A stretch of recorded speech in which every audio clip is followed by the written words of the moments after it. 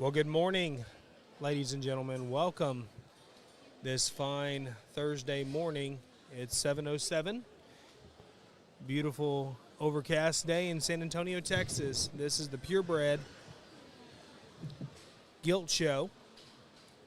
Happy to have you. It's 2024. My name is Landon Rohde, and I'm joined with my dad, Wayne Rohde. Good morning, everyone, and welcome to the 75th annual Junior Gilt Show here at San Antonio. Today we're going to be doing the Spots breed as well as the Chesters, Poland Chinas, Yorkshires, and we'll end up finishing out with the Herefords, which is a new breed here at San Antonio.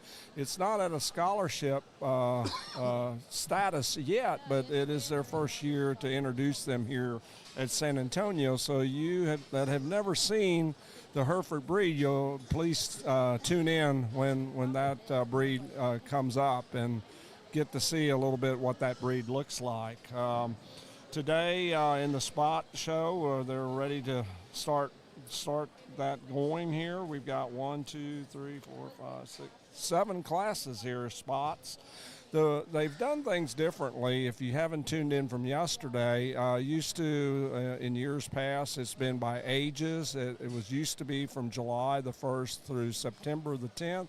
They changed the ages from June the 1st through September the 10th, but instead of showing them by their birth dates, they're actually weighing them. They had to turn in their weight cards. It's the 15-pound weigh back if they're pulled, and they're shown by weights. And so that's a little bit different for this year.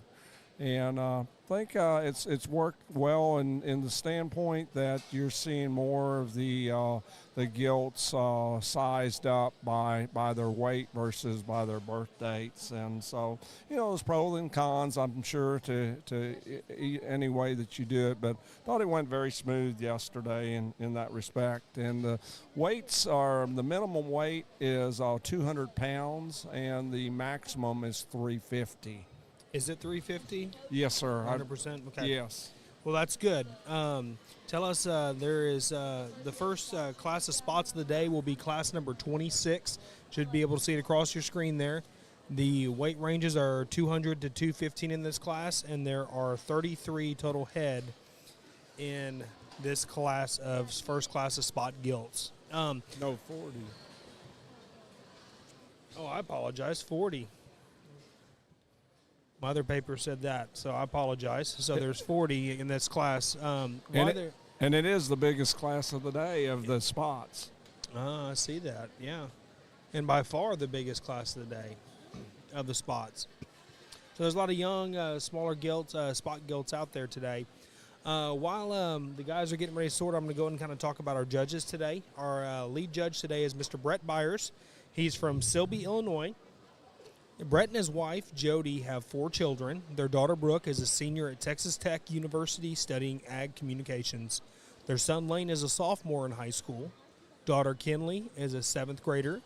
And son, Keaton, who is a 4th grader. Brett attended Lakeland Junior College in Mattoon, Illinois, and Western Illinois University in Macomb, Illinois. He majored in animal science and was on the judging team at both schools. Brett coaches youth basketball and youth soccer, and he also enjoys showing pigs with his children at jackpots, state, and national shows. Brett's favorite thing about livestock shows is the work ethic and responsibility that our youth learn. Also, the opportunity it gives them to network with other youth and adults with similar interests. Our secondary judge today is Mr. Jason Correa. Jason is from Noblesville, Indiana. Jason and his wife, Becca, have been married for 7 years. Together, they currently have 2 children, son Luke, who is 5, and daughter Jenna, who is 3, and will be expecting their 3rd child in April. Jason enjoys spending time with his family, watching Colts football, along with Purdue basketball and football. Jason received his bachelor's in animal science from Purdue University.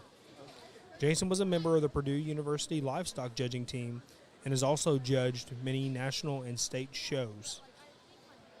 Jason's favorite thing about livestock shows is watching it build and grow young people. teaches them responsibility and life lessons, and shows them how to achieve success and handle defeat. It also builds friendships that last a lifetime. Want to welcome those two guys, both Brett and Jason. They did a wonderful job working together yesterday and giving each one of these kids the time to really show off their animal and each kid a fair shake at it. Spend a lot of time interacting with the kids, which is the most important thing of all, along with obviously sorting the livestock themselves. Kind of a touch on what they were looking for yesterday. They wanted some gilts that were very functional, mobile, very athletic out there in the ring, had some good squareness of hip and shoulders pulled apart in their blades, square on all fours, keep it inside the skeleton. Structure was heavily important on these guys, and clean frontedness was also very important. Talked about pointing the shoulder a lot on some of these gilts. I said they look really good. I wish they were a hair taller, ran uphill a little bit more. They don't have to run totally uphill like a low rider kind of thing, but at the same time, you wanted to make sure that they were definitely tall enough at the point of the shoulder. Mobility was super important to these guys, and they did a really good job keeping that pattern throughout the entire day yesterday. I think we finished up a little bit after 8 o'clock last night. I don't anticipate it going that long today because we have only 17 total classes today versus 25 total classes yesterday. And that does not include the Grand or Supreme Overall and Reserve Supreme Overall Junior Breeding Gilt. But at the same time, these classes are a little bit smaller today. So look forward to that. Like Dad said earlier, we're starting with the spots. This will be class number 26, and looks like we've already kind of got some moving along. For those who are following right now and didn't get a chance to watch yesterday, I'll kind of go over what they're doing. So the kids will go through Brett first, and Brett is in the first ring. If Brett points straight ahead, that means the pig's going to get pinned for a chance at a top 10 placing spot. Sometimes they'll pull 12 to 13. One class he pulled 17. Only 10 of them will get a ribbon, though. But if he points straight ahead, they have a chance to show for a top 10 placing.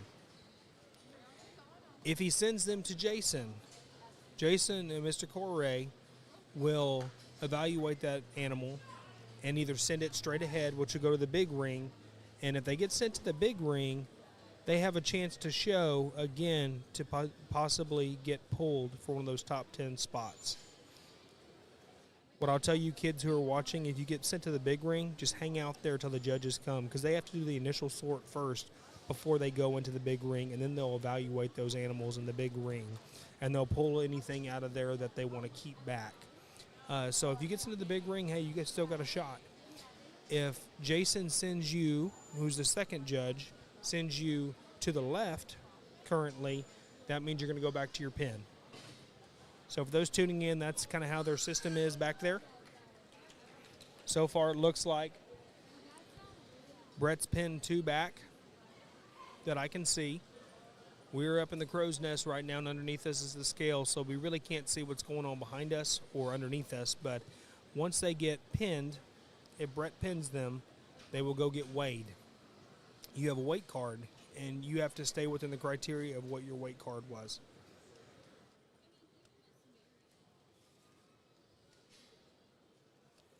And throughout the morning this morning, for those of you who didn't tune in yesterday or who are breeders, Dad is kind of putting it all together, a recap from yesterday's sires and everything from yesterday. So if you didn't get to hear it yesterday, we'll go ahead and recap our Duroc breed. I'm assuming we'll do champion and reserve champion of each breed from yesterday, so you guys can get a feel for who the sire was and who bred them for those 4 breeds yesterday. And those 4 breeds consisted of Durocs, Landrace, Hampshires, and Berkshires. Like Wayne said, we are judging spots, Chesters, Poland Chinas, Yorks, and Herefords today. Herefords being the new breed to the San Antonio Purebred Gilt Show. Have a good amount of spots here today. 239 head total. That is almost as big as the Berkshires. The biggest breed of the 2 days is the Durocs. There was 445 total Durocs yesterday. A lot of deep quality, and also within the breeds in general, the depth of quality, especially in those top 5 or 6, was just so good and so consistent. So all you breeders out there, keep in mind, y'all are doing a wonderful job of the consistency and just the quality of your animals that you're sending to these kids. It doesn't matter what state you're in. Sending them to these kids here in Texas, y'all are doing a phenomenal job. So whatever you're doing, keep doing it. What I love about our swine industry, too, we all work together. It doesn't matter who you are, what you do. We're all in this together as a team because it benefits us all, and we're all doing it for the kids. Brett looks like he has 6 or 7 pinned over here. Historically, from yesterday, he'll pin up to 10 or 12 for sure in the first initial sort if the class is really deep.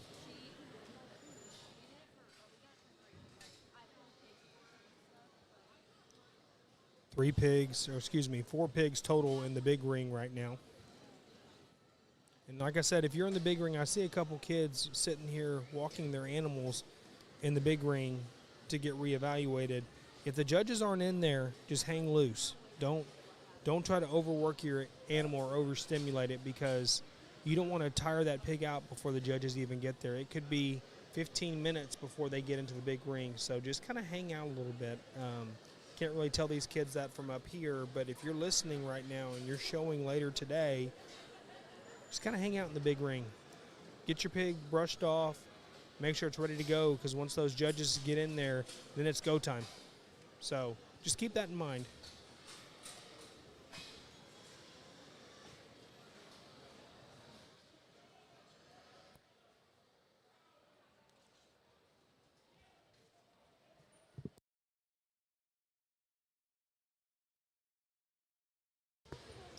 All right, looks like Brett and Jason have done their first initial sort. Now they're here in the big ring. And there's 5 total pigs out there. They're going to evaluate for a top 10 potential spot. Looks like we have 9 to 10 potentially pinned already for the top individuals in the class. This is the last sort they'll do. If they see anything they like, they'll point at the individual. They'll go back to get weighed, and they'll have a chance at the top 10 placing spots. If they don't see anything they want to bring back, they'll send these kids back to their pens, and we wish them all the best of luck down the road. Just got to go ahead. All these kids in here, they did a good job, but they're going back to their pens. Guys are going over there telling them what they need to do with their animals, or what they didn't like, or what they'd change, and that's much appreciated, I know, for these parents and kids.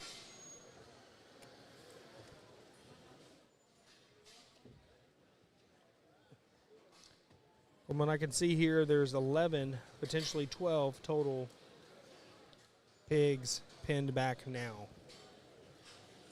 There's still several getting weighed below us, so it takes a little bit longer to get there. But let me give a shout out to all the volunteers who help with this show. They spend a lot of time and hours. They don't get paid to do this. They do it because they love what they do and love what these kids do. And there's been people here that have been here for 40 plus years, volunteering their time, their own time. The way I look at it in life, the most precious thing you can have in this world is your time, because it's yours and only yours to give, and you don't get it back. So the fact that these people spend their time and use their time to come out here and help these kids, that's what this is all about. Kind of going through here, Brett's going through the sort for the top individuals here in the class. They will come out of the gate individually. If he likes your animal a lot, he'll point back at you, then you go straight back to the pen. That means you will be in the top end of the class. Once he's got his top end sorted, he will then place from the bottom back up again. So perfect example, the young lady in the kind of bluish, whitish shirt just got pinned back. Really liked her animal. And those kids watching at home, whether you're showing today or down the road, when you come out of that pen, you want to make sure your pig's head's up and moving, ready to rock and roll right after that gate, right out of that gate, because first impressions are so huge when you have a show of this caliber and this magnitude, and also the amount of quality and numbers that we have there. So you get one really, really good look and make sure you make it count.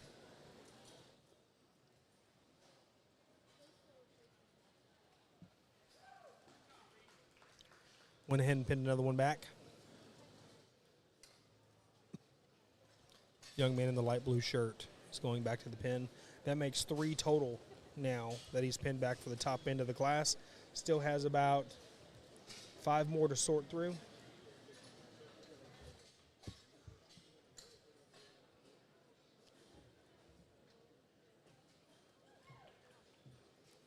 Went ahead and just pulled the young lady that just came out of the pen. Young man coming out now in the white shirt. Really doing a good job of getting that animal's head up, moving. He just pinned that one as well. Young lady in the blue coming out of the pen now. Doing a wonderful job getting that pig up and moving.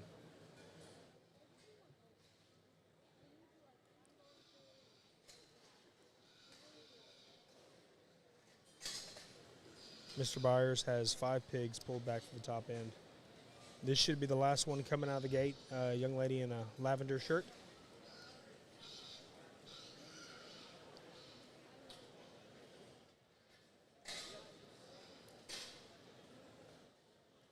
So now he's going to take another look through him and see if there's anything he wants to pin back for his top end of the class. If there really isn't, he'll get with our ringleader in there, and he'll get the buttons and start placing from the bottom up. Sometimes he'll get down to, placing 6 or 7 and decide to leave that animal out there and compare it with the stuff he peeled back for his top end of the class to see how it compares. Because sometimes you can work back up in this class. Just because you're on the bottom end here doesn't mean you can't show your way up to be in the top end of that class. So keep that in mind, whether it be this show or shows down the road. Showmanship is so important. Red signaling he's ready for the placings, so he will place from the bottom up here.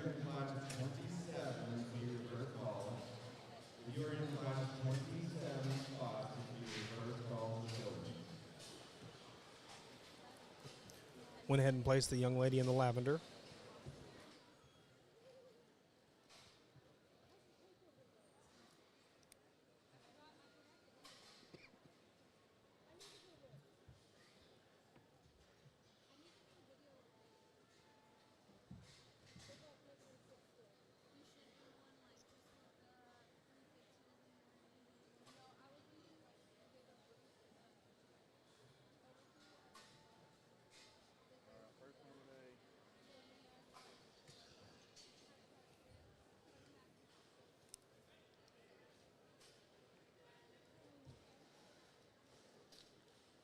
They placed the young man in the red while ago, and then now the young lady in the yellow shirt.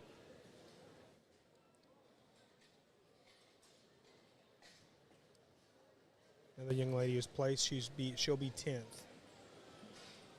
So 10th place will get you a ribbon, and all the way up to first place. Pretty deep set. There was 12 total head in here that he pulled back. 13, actually, I apologize. In a class of 40. To make the top 13 out of 40, that's pretty good, especially with this depth of quality. Just placed a young lady in a blue sweater. She'll be 9th.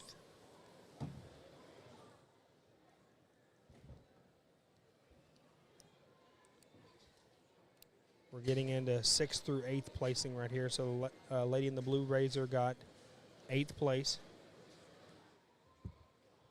Young lady in the light blue, 7th, and young man, 6th. So now that he's placed some of these, sometimes he'll leave that last one out there to compare to this top end, but he feels pretty confident in those top 5 he pulled back. So now we're going into the top 5 placings in the first class of spots here today at San Antonio Purebred Gilt Show. We've got 5 total left.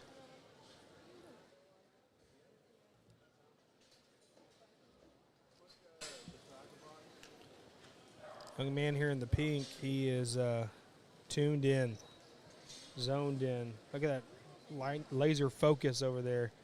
Young lady coming out of the pen right now does a really good job keeping that head up and keeping that thing moving.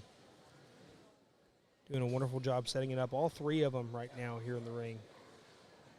Those of you watching at home, take notes. These kids are showing these animals good. Young man just coming out of the gate here in the blue had that pig's head up, set up, and rocking and rolling in the ring, keeping them moving.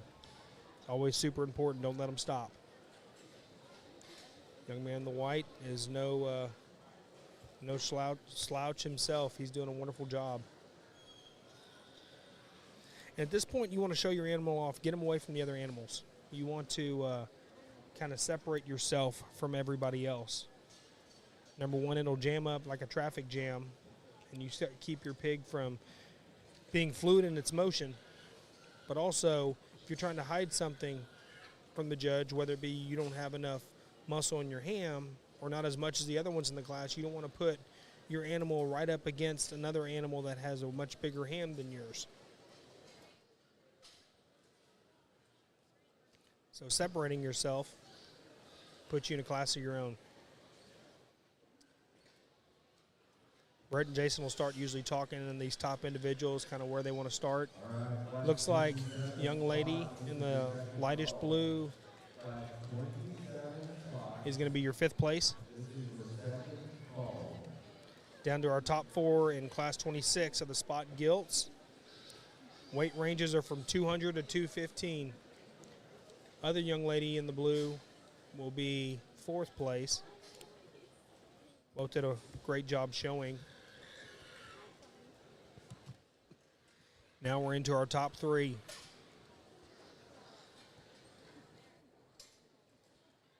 I'll tell you, the young man in the pink is probably the youngest one out here. And he is just doing a phenomenal job on that stick.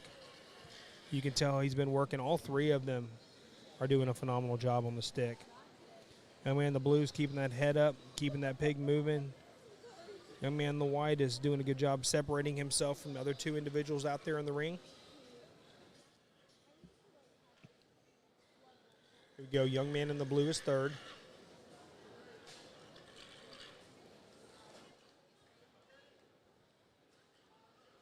This is where it gets tricky. They're right side by side. 1 and 2 are side by side, trying to figure out where he's going to go with these 2.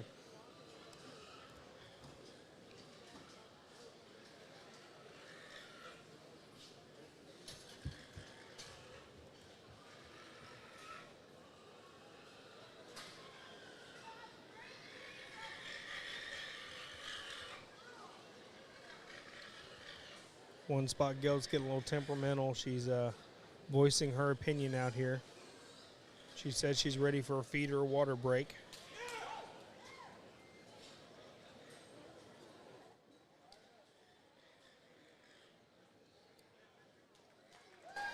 Young man in the white is 2nd, and the young man in the pink who was out there just showing his butt off is 1st. Congratulations. Let's hear from Mr. Byers.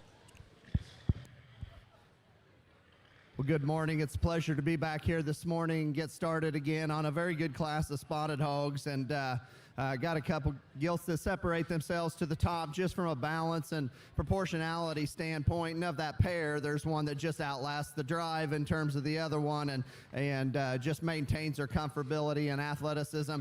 You know, probably not the gilt that I'm drawn to just from a look and neck perspective, but maybe the one that just sticks with the theme of what we've been doing here for the last day in terms of just comfort and flexibility. I think a gilt that her upper lines is very good, very impressive in the upper side of her skeleton, really square coming and going. Not the biggest footed one. The bigger footed one goes into the 2nd place gilt in terms of that advantage. 2nd place gilt's just giving up too much in terms of her structure.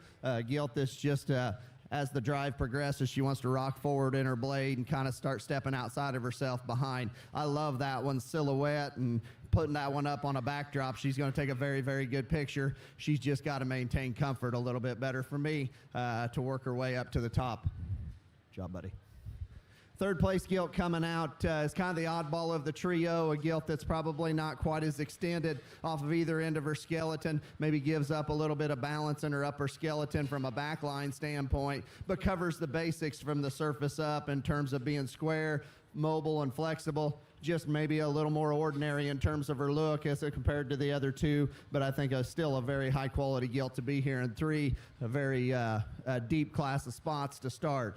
Same can be said for the fourth place gilt here. Kind of comes in a little more compact framework, but a gilt that maintains comfort, maybe gets a little soft on her front pastern there as well, but a high quality gilt in 4. Gilt coming in 5th is probably the outlier from a length of body standpoint, and that works to her disadvantage here today because she kind of gives up her balance when she does it. She's long on both ends of her skeleton, and I think she's comfortable, but maybe doesn't have the extra structure and extra feature that some of these up above her do. Got kind of a bigger, longer gilt here that gives you a real good look from the side in terms of some height at the point of her shoulder and some angulation to her shoulder. Maybe not quite as athletic and comfortable off of those rear 2 there. In terms of how she steps when you crawl in behind her. Another good class of spots. Let's give all these kids a round of applause.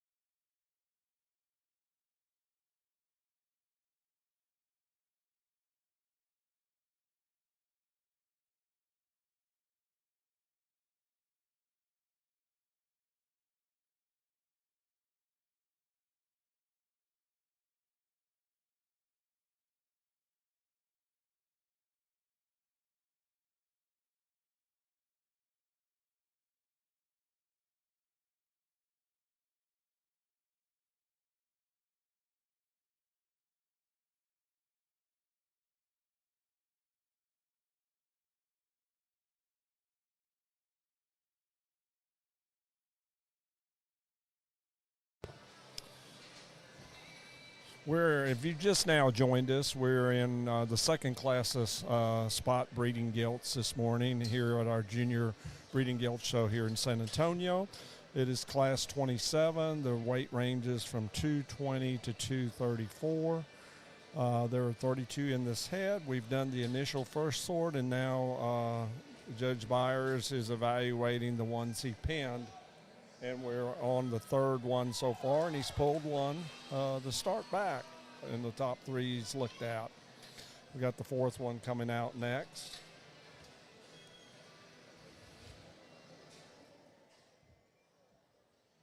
Looks like we've got 10 pinned, and he just now repinned for his second sort, the young man's pig there in the black shirt.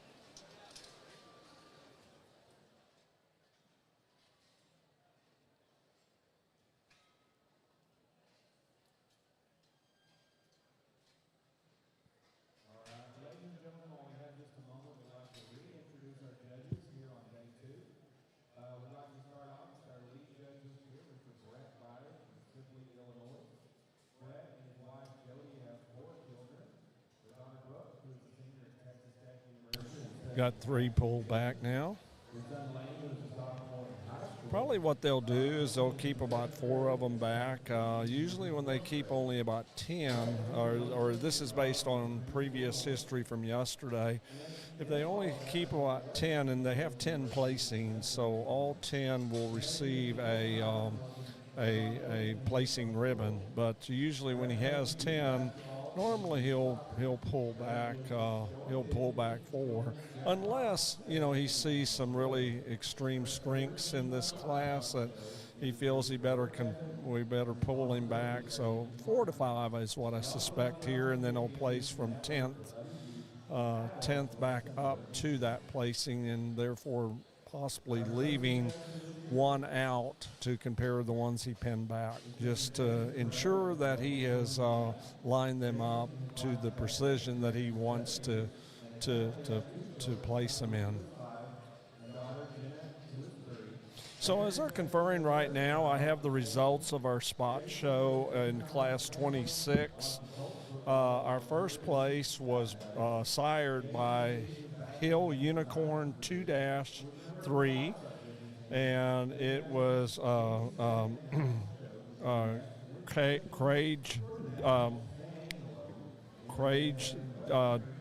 Tree Farm and Larry Hybrid here in Illinois. Congratulations to them. If I butchered that name, I apologize for that.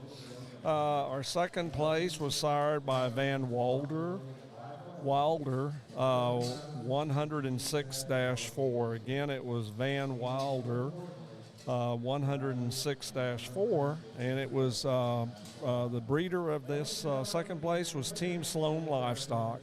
Congratulations to Troy and his family for raising that second place out of Missouri.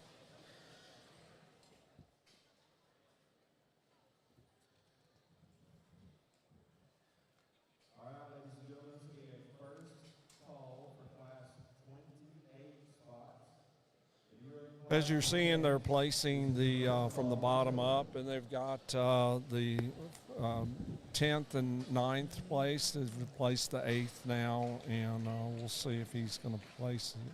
He's going to probably keep that last one out. No, I guess he's going to go ahead and just place the top. So that last boy was 7th. Young man was 7th, other young man was 6th, and the young lady was 5th. He only has 4 kept back here for his top end.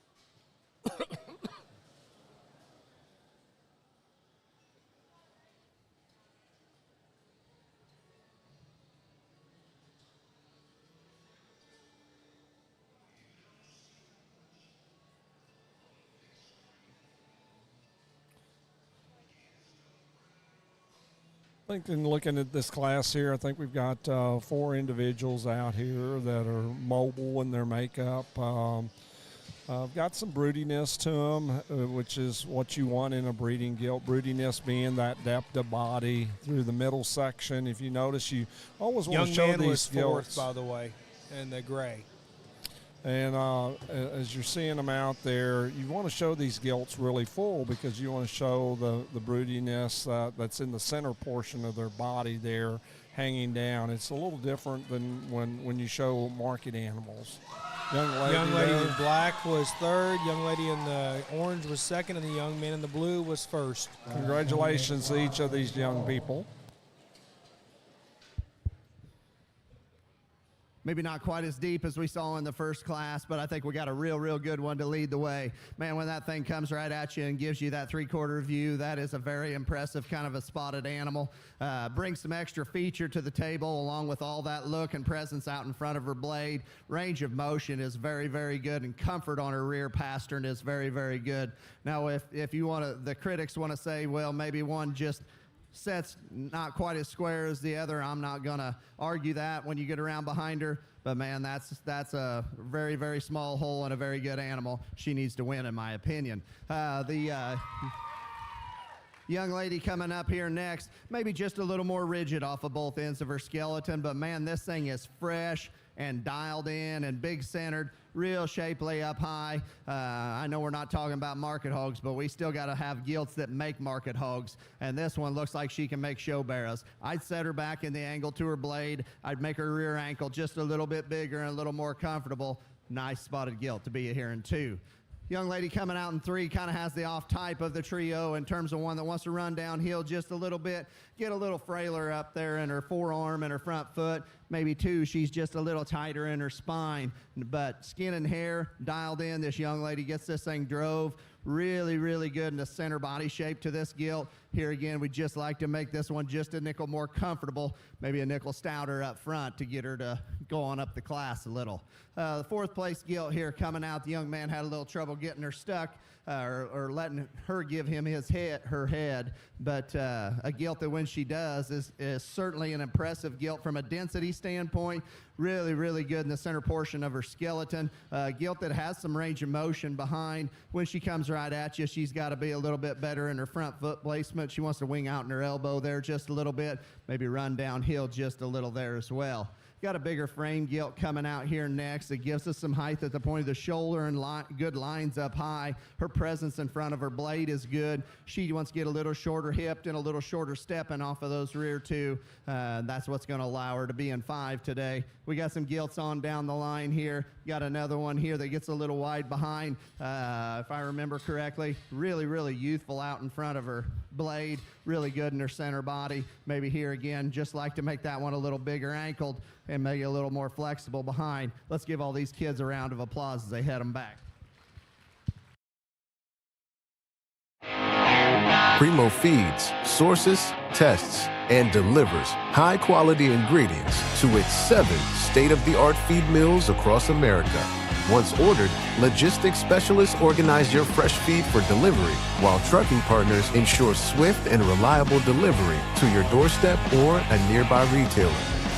Experience Primo Feeds at www.primofeeds.com or find it in a store near you.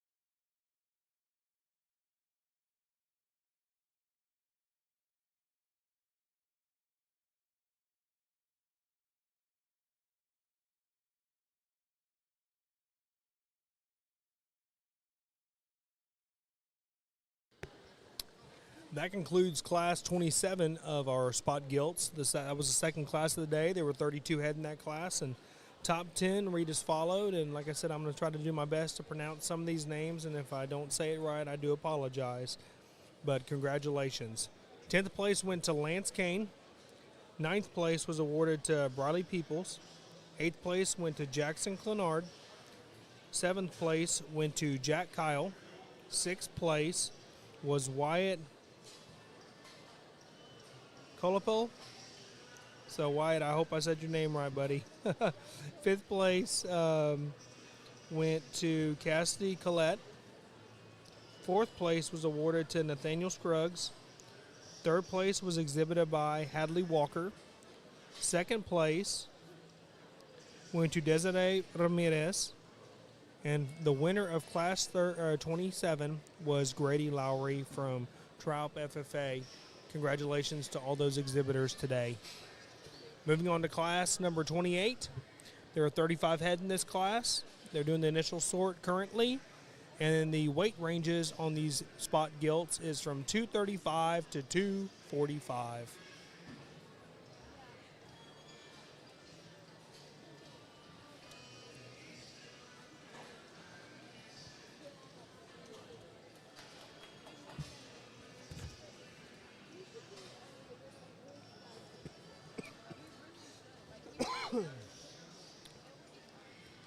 Give you people at home a little history on the Spot Gilt, and those of you who maybe didn't grow up showing animals or showing pigs in general don't know what a Spot Gilt is. Kind of give you a little breed history from Pork Checkoff. The spotted swine breed is characterized by large black and white spots.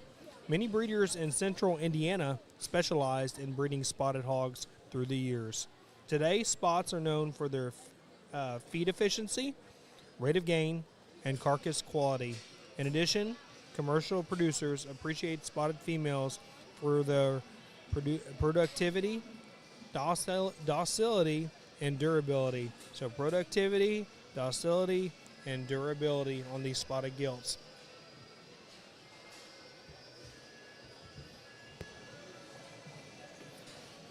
Okay, we're on class 28 of our spot breeding gilts. The weight ranges is from 235 to 245, and it is 35 in this class. If you've just now joined us, we're just giving you another preview of where we are in class.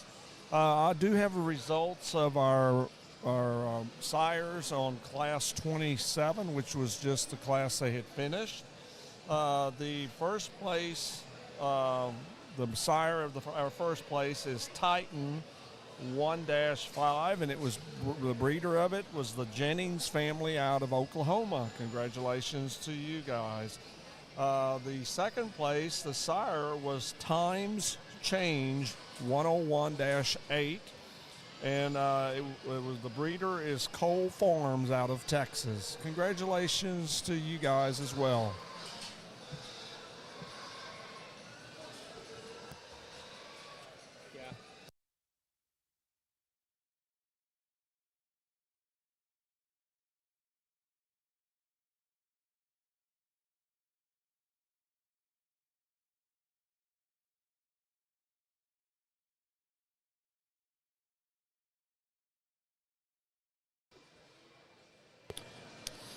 As our sorting class 28, we've got 3 in the pen so far and 1 out in the big arena. But as they're sorting these, our listeners, I thought it would be great to kind of give a recap of our champion and reserves of the other breeds that were judged yesterday.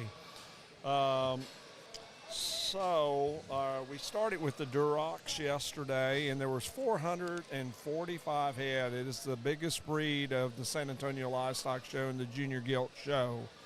There were 13 classes, and our champion was sired by Work of Art 13-2. The breeder was Travis Platt and Austin Thompson out of Indiana. Congratulations to you guys. The reserve champion was bred also by Work of Art 13-2, and the breeder was Olson Farms out of Illinois. Congratulations to you guys. In our landrace show, we had a total of 40 head, and the champion was sired by Sneak Peek 6-7. The breeder was McGrew Show Pigs out of Illinois. Congratulations to you guys. And then our reserve champion was sired by Happy Hour 7-10, and that was the breeder was Blazing Sevens Farms in Texas. Then the next breed we showed was our Hampshires, and our champion we had basically in the Hampshires we had 80 head in 2 classes. And our champion and reserve both were exhibited by the same person, McKinley Tucker. And the sire of her Gilts, they were actually littermate Gilts.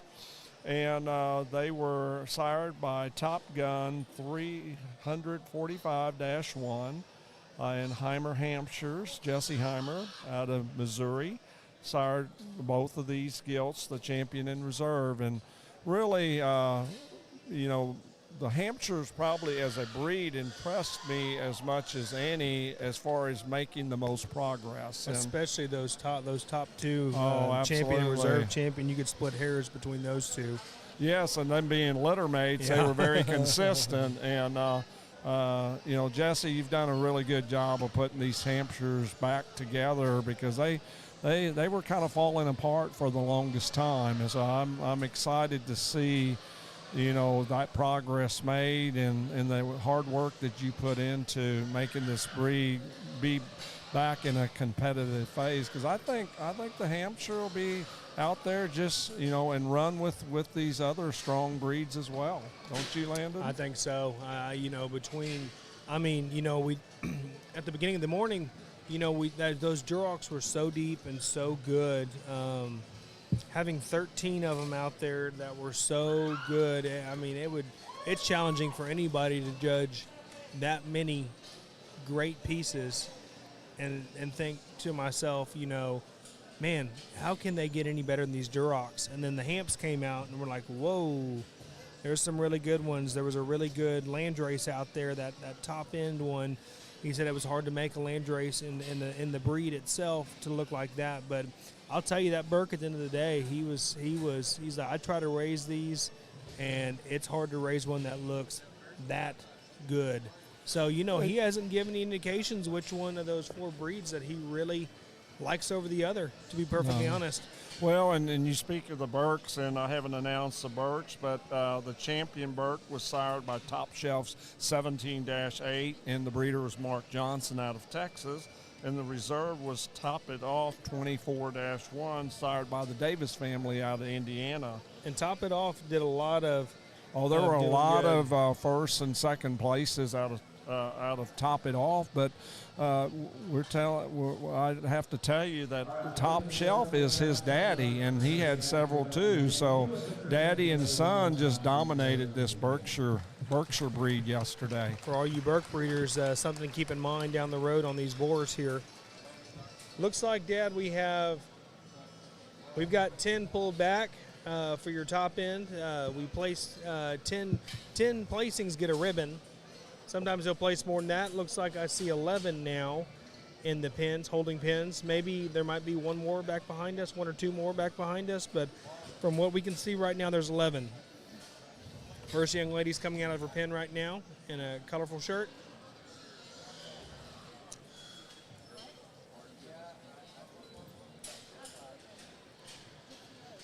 Young man's coming out right now, trying to get the head up on his gilt and doing a really good job setting her up for the judge.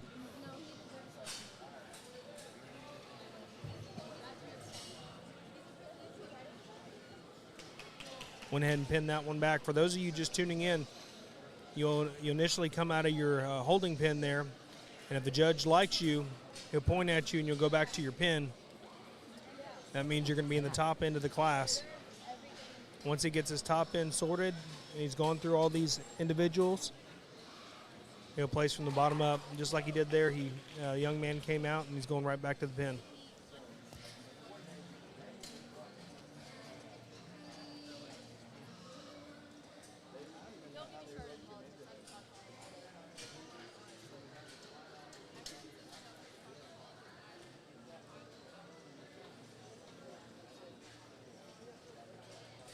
Just pin the young lady. Doing a good job keeping her pig moving. Young lady in the red coming out now.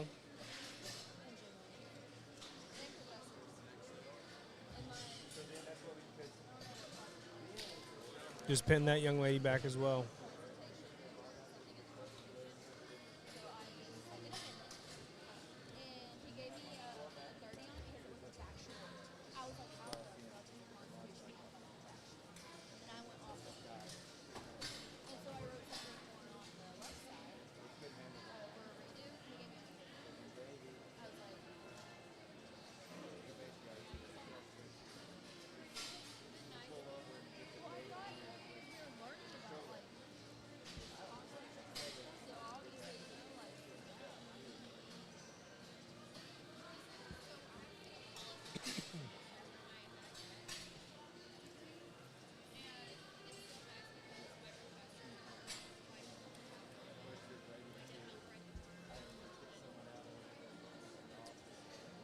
You know, we said we had 11 pin back, but Wayne, it looks like we had.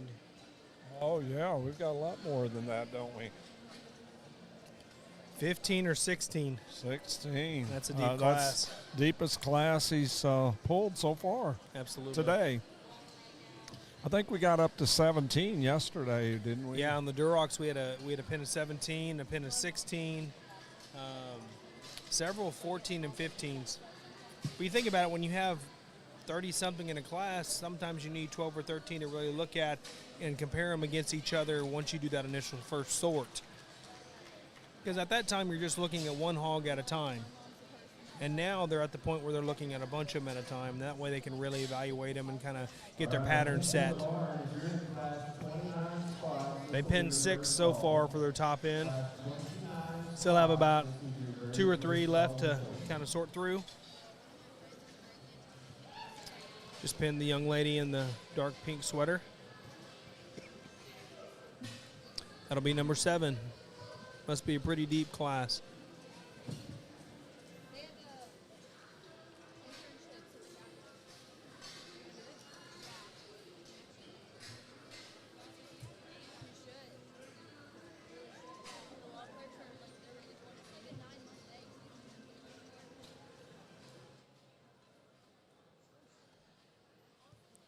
Went ahead and pinned the young lady in the multicolored shirt.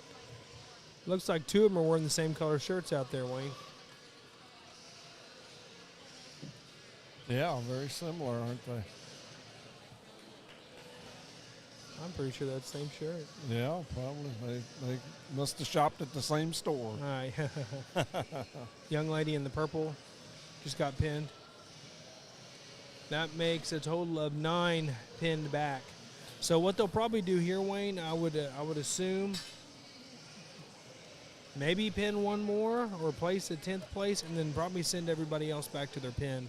With this many pigs out here, you're not going to sit here and place every single one of these, I wouldn't think. Oh, no. No, I think what they'll end up doing is maybe picking their 10th on up and then excuse what's left in the ring, but I'm not sure. So I bet, yeah, he got the buttons. So he's probably going to place one and then send everybody else back. Obviously, with this many pigs out here, tells you how deep that class was as a whole. To pin 9 back, you usually consistently pin 6 to 7, but to pin 9, that just says a lot about this class. Oh, yeah, so these kids have worked really hard. We'll give them a round of applause here because they've worked hard. To even make it this far is quite an accomplishment here at this show. Young lady in the blue, light blue, it looks like, was 10th place. And everybody else is going back to their respected pins.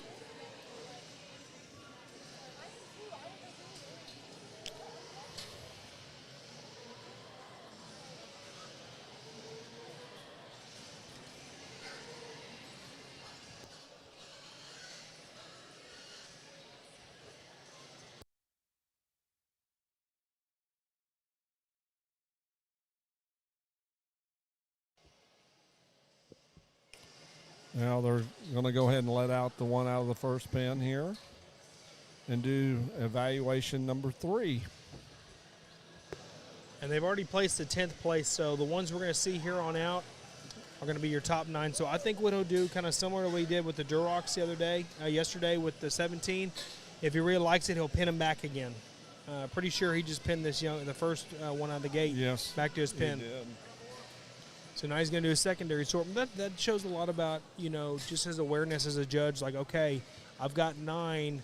I don't need my 9 in my top end, and I'm not going to try to sort 9 going from 9th to 1st all at the same time. So I'm going to pull the ones that really, really hit me hard out of these 9 for the top end here.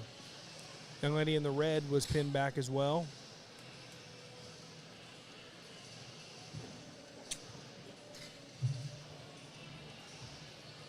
Really studying that young lady in the green right now. He's thought about doing it, but he said, okay, I'm going to wait a minute.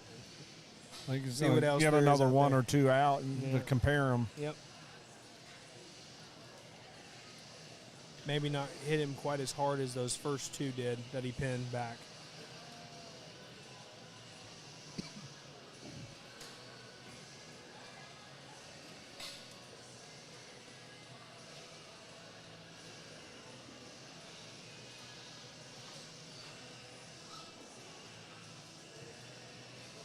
Went in and pinned that young man that just came out of the gate.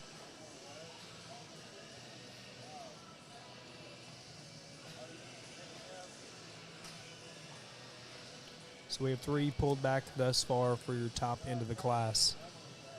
Went in and pinned her back as well.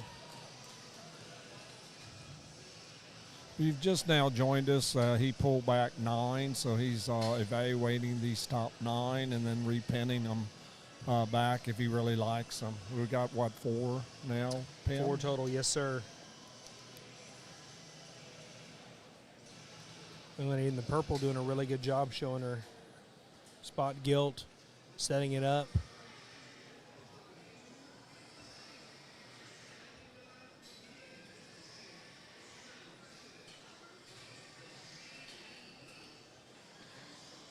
Went in and pinned her back too. That was a good That job. hard work paid off. Yeah, She it did. really was working that animal well. Yeah, setting up and presentation and first impressions are so important when you have a class this deep. And as you're at home, you wanna get your either your ag agent or ag teacher or your parent to tell you what position of that head makes that animal look the best. So you practice it at home. Looks like he just placed one. That would be your 9th place. Young man in the gray was 9th. I would assume he's going to place these 4 because he did a secondary sort of these top 9. And he might even leave one out here You again. know, maybe. I don't know. I don't think so just because of what he pulled back again. He pulled 5 back. Sure. So he got to see them all for a second time. Young man in the, I guess, I don't know, got a grayish shirt is 8th. Young lady in the green is 7th. And young lady Yep. in the red was 6th. So he'll He'll just evaluate keep the these top 5. 5. Mhm. Yep. Yes, sir.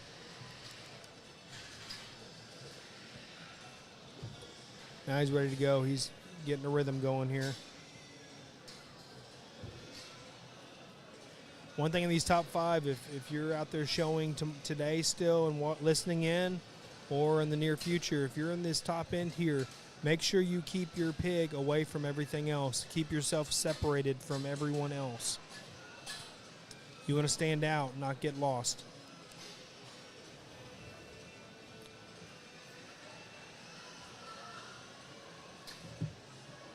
And when you get in these top 5, you want to spread yourself apart and where you get your own look. You notice that these kids are doing a good job at doing that. They're utilizing the entire ring, and it just gives the judge a good evaluation of your animal so that they can really see the features. And you try to show the features of your animal that has the most strengths. Absolutely. At all times. It's not that you want to hide the things that aren't as good. You just want to show all the good things more often than not. Usually what Mr. Bowers will do, he'll go to Mr. Corey and they'll kind of evaluate them together. That's where he gets Jason involved, and Jason's looking at all of them just like Brett is. Kind of get together and say, okay, here's what I see, what do you see? And they make a uniform decision together.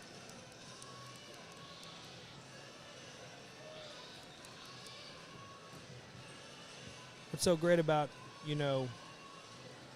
having a two-judge system is, they always say having a second set of eyes will go a long way. Two pairs of eyes is better than one.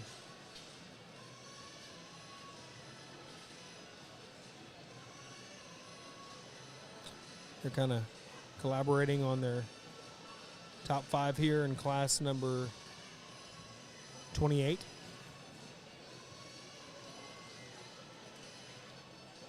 Talking about each one of these kiddos out here. So they're conferring at this time, kind of discussing what each one has seen as they both evaluated these top 5 and kind of outweighing the strengths and the weaknesses of each and coming up with the combination one that they feel checks the most good boxes, checks the boxes the best. Absolutely.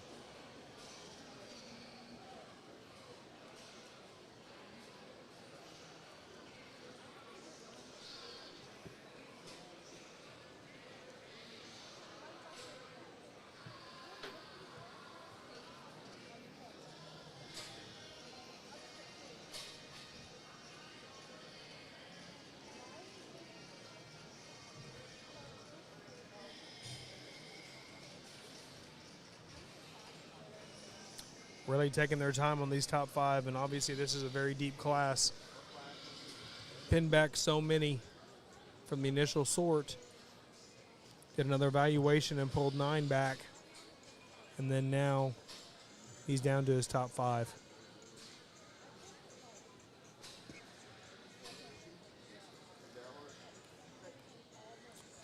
Young lady in the purple was 5th.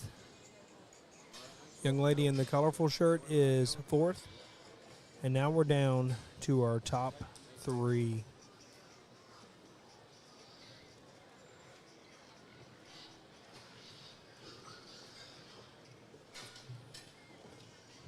All 3 of these pigs, tallest young man is 3rd, 2nd to the other young man, and the young lady wins her class.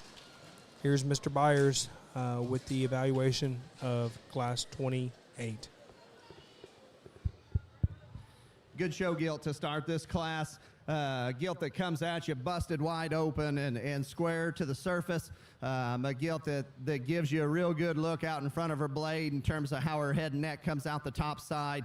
Every once in a while she wants to bring her spine up just a little. When that girl kind of gets her stuck and gets her going, it all comes into balance. That's a big back, big ended, big pin gilt that gets away real wide and square on a comfortable chassis. That's a nice gilt to start the class. The second place gilt's probably from a range of motion the next most comfortable in this particular class. Maybe not as bold up high, particularly at the top side of her blade and out the back side of her blade, even from a shape or mass standpoint, but a gilt that's opened up and square underneath, and like I said, very, very athletic. Probably has the advantage in terms of just some extra length of body in this particular class, but she holds it all together in her top line. The better days are ahead for that one when she just kind of goes home and matures and comes up to a little more up high. Another gilt here that patterns up good from the side, wants to get a little chuffy at the top and the bottom side of her neck, and maybe get just a little questionable at the surface in terms of her front pastern. She's wanting to roll some pressure to that outside hoof wall and dig that dew claw into the ground a little bit more. Hip and hind leg, I think it's very, very good. Center body shape and freshness, and that boy's ability to get her stuck is very good. My compliments to him. Young lady comes out next, probably with the off-type gilt from a shoulder set standpoint in terms of being just a little lower at the point of her shoulder, and a gilt that probably gets a little more jammed up from her blade forward. Hip and hind leg, I think, is very, very good. She probably balances and blends better back there than our 5th place gilt in terms of hooking up in her hip loin and being a little more comfortable on every step there behind. The young lady's gilt here gives you some interesting looks every once in a while, and if you want to say, man, this one might might be the barrel maker of this 5, and I'm not going to argue that. I mean, I like her proportions from a length of side standpoint. She got a big old square hip and a tail head that's sitting up on top of it. She's square as she comes and goes. A gilt that probably gets a little piecier up there in how her head and neck tie into her blade. She wants to give up in her hip loin there just a little bit. Every once in a while, she'll take an odd step off of those rear two. But I think once a gilt, when she goes home and just balances a little bit better, I think has some better days in front of her. Man, I would like to see this one full. When I put the girl 6th, I said, hey, this is a good gilt. She's just not full enough. I said, has she not been eaten? She said, no. And I said, well, don't give up on this one, because you bring this one to me full, and this is a whole different ball of wax right here. This is my kind. She just got to have more in the center portion of her body to get along better today. Let's give all these kids a round of applause on a very nice class of spot gilts.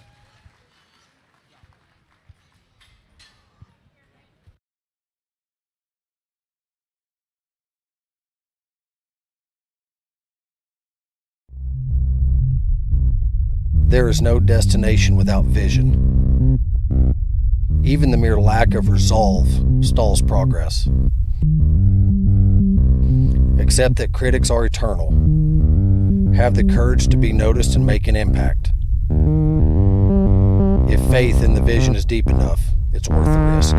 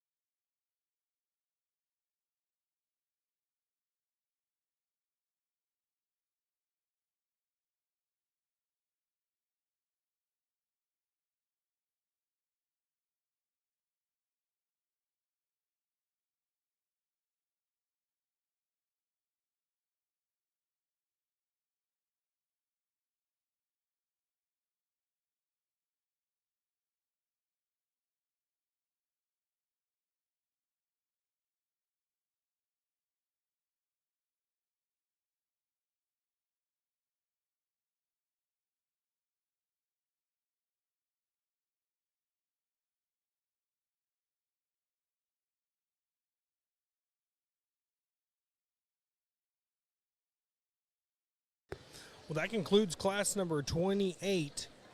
Moving on now to class number 29 of the spot gilts. The weight ranges on these gilts is from 246 to 258, and there's 32 head in this class.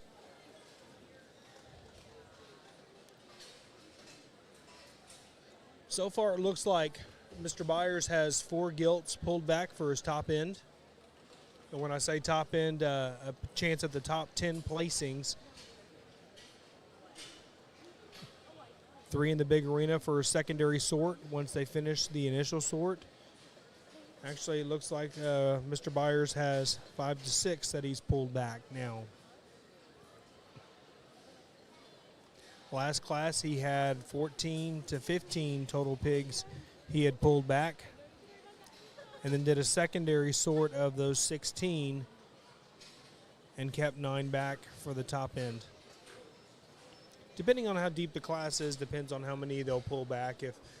If the class maybe isn't quite as deep as what the top end is, he'll only pull a handful back and then place his bottom set. Have 7 in the holding ring now. As they're sorting class 29, I have the results of the sires and the breeders for class 28. Our first place was sired by Ragweed 1-2, and the breeder is Foot Farms. That's Jason Foot out of Texas. Congratulations, Jason. You always do a good job with the breeding the hogs.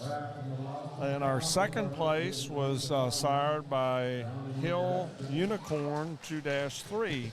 If you remember in class 1, the first place was also a Hill Unicorn 2-3. Did Heath Link raise that one? Yeah, and breeder is Heath Link. Shout out to Heath. Man. Yeah, I hope your family's doing well. Heath has showed hogs ever since he was in probably 3rd grade, and always showed some of our hogs as well, and just works really hard at all the different aspects of the breeding pig industry. So congratulations to you as well, Heath.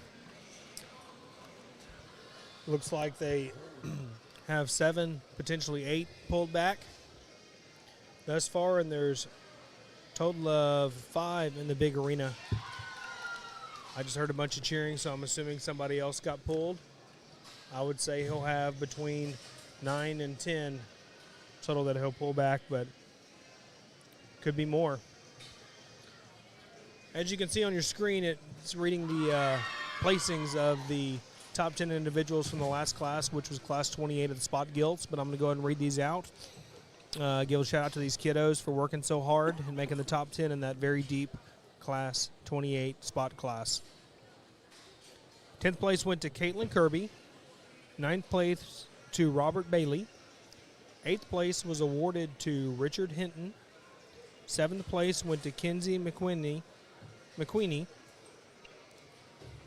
6th place went to Kaylee Hatcher. 5th place to Isabel Lopez.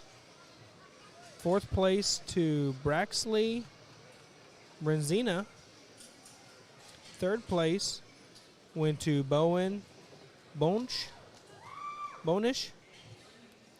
I hope I said that right, Bowen, but congratulations on your 3rd place in a deep class. 2nd place went to Brody Hurley. And our class 28 winner was Cameron Marcio. I had a showmanship clinic that I helped put on at the Germantown Throwdown in New Braunfels, a jackpot show, and she was one of our top showmen in that show. She was a heck of a shower. Did a wonderful job. Looks like the judges are excusing these individuals here on the big ring. They had a look at them to see if they wanted any of them, and looks like they have their set. Looks like seeing 11. There might be some at the scale. Yeah, there might be 1 or 2, because we thought we had 11 in the last class, and all of a sudden 4 more showed up. Absolutely. Get a little jammed on those WW scales. Wonderful scales. Hell, I think we've had those WW scales since you were showing, and oh yeah, they're just good. They're very well built scales. They are. You know, you retain their value too. Shout out to Bo Sanders here. He with WW, and he is bouncing around between the buildings, making sure all the scales are clean and working good, and making sure these scales are top notch for these individuals. I mean, these scales are so, these people get these animals sometimes right on the border of where they need to be, and they want to make sure they have an accurate weight, and he's making sure that happens for these individuals so they know where they're at. And also a shout to all our volunteers on the swine committee. Absolutely. And volunteers that in general. they donate all their time. A lot of them use all their vacation time just to come help and support these kids and support this show here in San Antonio. And they're just doing an outstanding job. Yes, they are. And some of them have been doing it for a very, very long time. So they care about these kids. Currently, we have 2 pulled back, actually 3 pulled back for the top end of the class.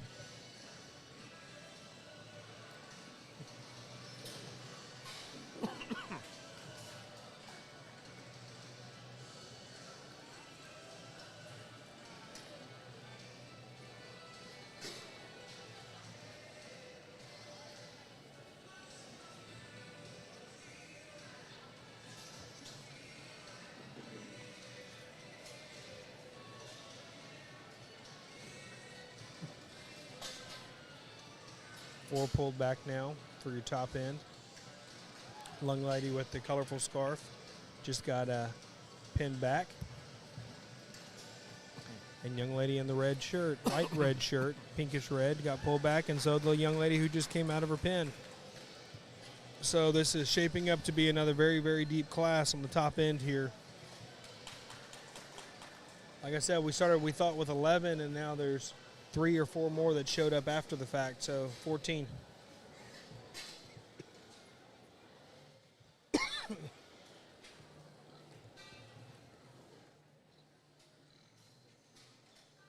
So far, he's got 7 pulled back for his top end, so I do believe it'll be similar to how they did the last class, where they'll pull about 9 or 10 back now, and then excuse the rest of the individuals back to their pins, and then place from there and probably have another sort back for his top 4 or 5.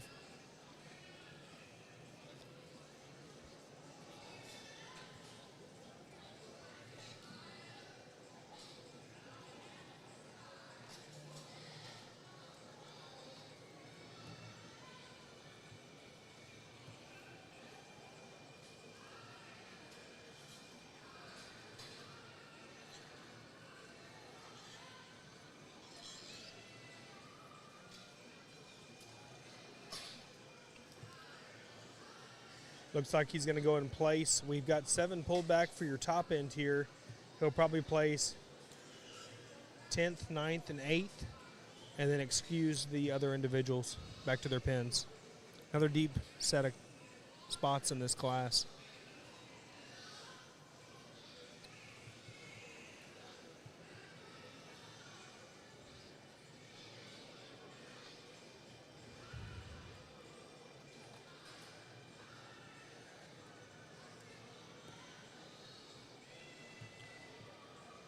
Young lady in the multicolor striped shirt was 10th. Young man in the green shirt is 9th. And young man in the light blue is 8th. And they're going to send everybody else back to their pins. Another nice set of spot gilts here. Congratulate those that worked hard to get this far, because it was a very deep and tough class again. And with this being kind of the Super Bowl of the gilt shows and the purebred deal, you could take any of these spots to any county show and have a lot of success there. This is just the cream of the crop is what I would call this. And then when it comes to the purebred gilt show. Absolutely. Yeah, they're going to start, this is their top 7 coming out here now. Once they did the sort and placed the 10th, 9th, and 8th place and excused everybody else to the pins. Now we're getting into the top 7 of class, and class number 29.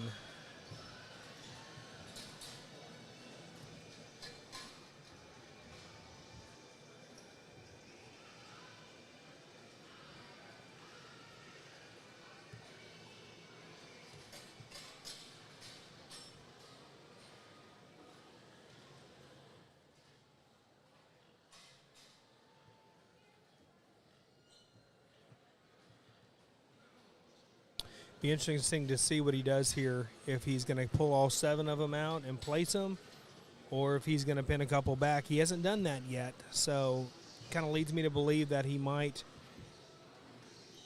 pull all 7 out and place them.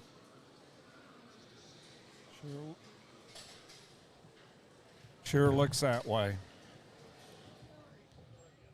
Very deep set of spot gilts here. I think Very mobile. Yes, they are. And, usually you look at a spot, they're a little bit longer bodied, kind of like a landrace in a sense, a rib longer.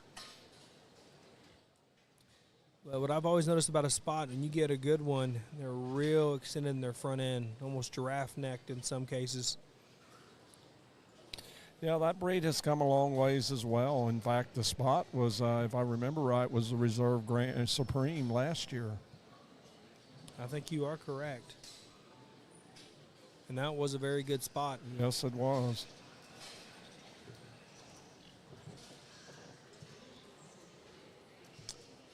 The spot's turning up the heat. I can't wait to see what these last three classes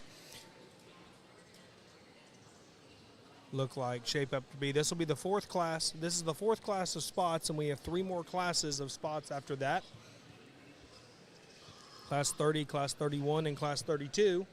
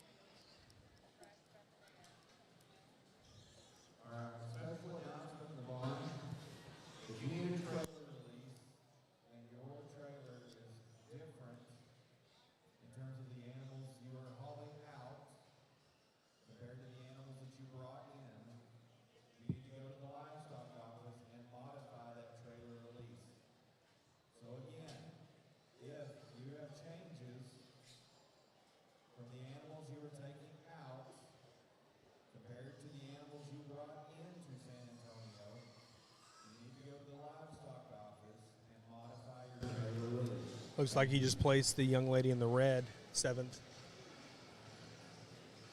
So they're placing from the bottom up.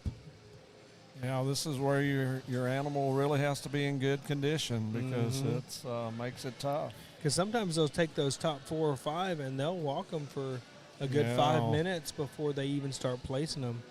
And, sometimes this is really good place. I told you want to stand out. But sometimes if they're looking the other way, kind of hide your animal a little bit. Try to Don't make it obvious. Don't make it obvious, But just play a little defense and just... When he's talking about defense, that doesn't mean tackle the other exhibitor. Oh, no. This is not football. No, I'm thinking Super. Even though we have the Super Bowl coming up, right? Absolutely. All you Swiftie fans out there listening right now. She's not here at the pig show. Unfortunately, young lady in the colorful scarf was 5th. I missed the young man a while ago. Sorry, he was 6th. Young lady in the multicolored blue shirt is 4th. Now we're getting into our top 3 individuals here in class. Now we're turning up the heat here. Watch out, Miss Donna, one of our volunteers. She had a train wreck with a pig over here. That pig wants to go back to its pen. She did a good job sorting them. Yep, it's not her first rodeo. No, this ain't her second either. She's been here since I was showing. Yeah, she's been with the swine committee a long time. She's still very young in my eyes, and she is.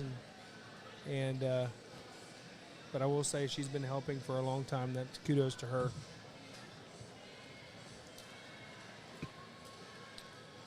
Looks like he's going to place the young man 3rd with a white and blue shirt, striped shirt.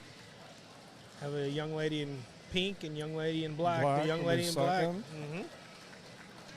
Making the young lady in pink your class winner in class 29. Let's hear Mr. Byers. In keeping with the theme of the spots, got a very good deep class here, and I think we've got one that sorts herself to the top on a total standpoint.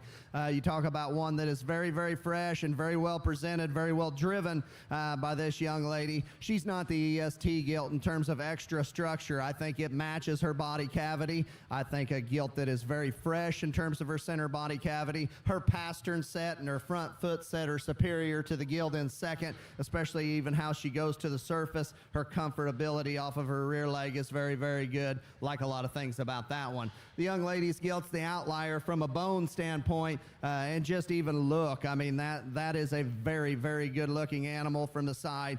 Young lady does an outstanding job of getting her presented and driven. We just got to fix this one's front feet. She's really turning her front feet in and digging that dew claw into the surface. I don't know how long from a longevity point she can take that, but man, if you can fix that about her, it's a whole different ball game. Young man coming out in thirds, having a little trouble getting this one off the fence, and her attitude's probably not helping her shoulder set. This is one that I was originally drawn to back in the SIF pen because there's a lot of neat stuff about this one in terms of length off both ends of her skeleton.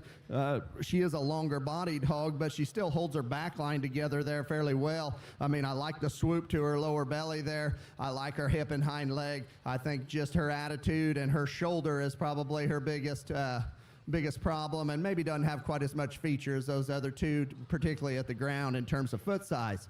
The young lady coming out here next has certainly got one that is tall at the point of her shoulder. This one is dense and stout. She's very fresh. She wants to get to be too much up there through her front end. It hurts the angulation to her shoulder. She carries a little more crest at the top of her neck, which doesn't really bother me or Jason. It's just her shoulders kind of giving out on her, but a very good gilt here to be in 5 in this good class of spots.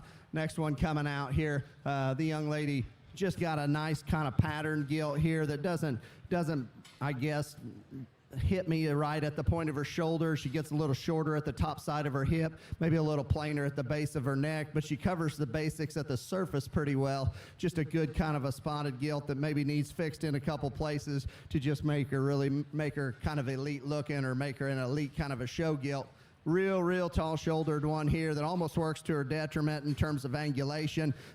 Real fresh, real good in the center portion of her body. She's just got to be more athletic off both ends. Let's give these kids a round of applause as they go back to the barn.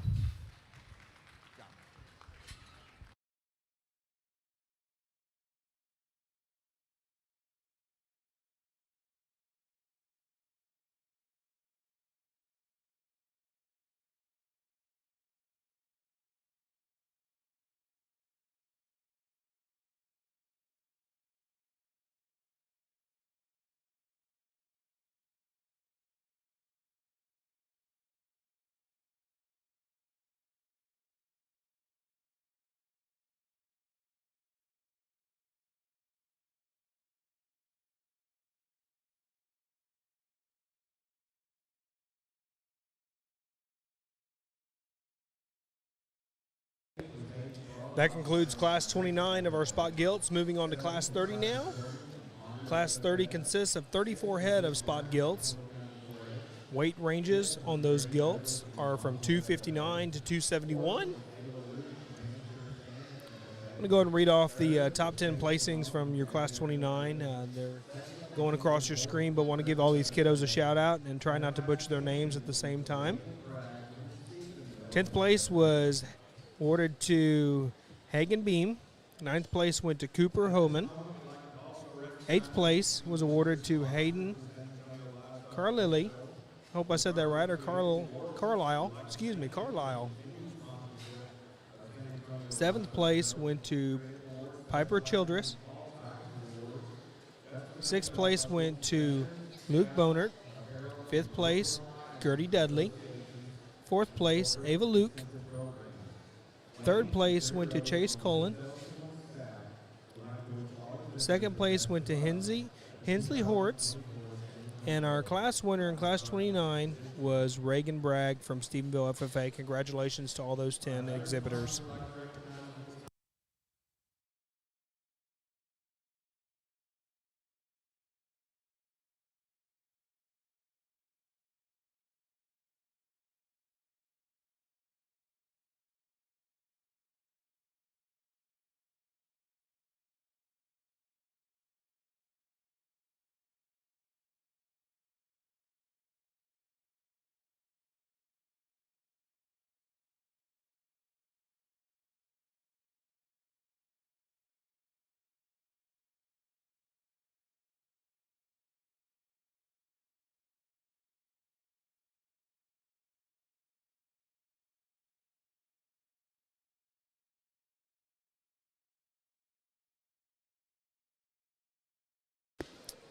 I think Wayne's got the sires for the last class.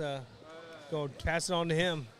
Yes, in this most recent class that they completed, in Class 29, our first place was sired by Black Pearl 5-3, and it's our good friend Russell Canese, Fredericksburg boy, Texas, and did an outstanding job there. Congratulations, Russell. And then in our second place, it was sired by Ragweed 1-2, and that's the Foote Farms, Jason Foote. Again, we've mentioned him earlier. Yeah, he won the Class 28. Yes, sired Class 28. Class 28. So Ragweed has been doing a good job here in this spot show, and Jason, you're doing a great job of putting good genetics together as well. Congratulations to both breeders. Those of you tuning in, they're doing the initial sort on class number 30 back behind us here. As you can see on their screen, the individual exhibitor, will go and show to Mr. Byers first. And if he likes it, he'll pin it pointing straight ahead. If not, he'll send it over to Jason Correa. And Jason will evaluate that animal to see if they want to get a second look at it and point straight ahead to put them in the big pen. After their initial sort, they'll both go out there and evaluate those animals to see if there's anything they want to keep back for their top placing spots. Or he'll send the young individual back to their pen.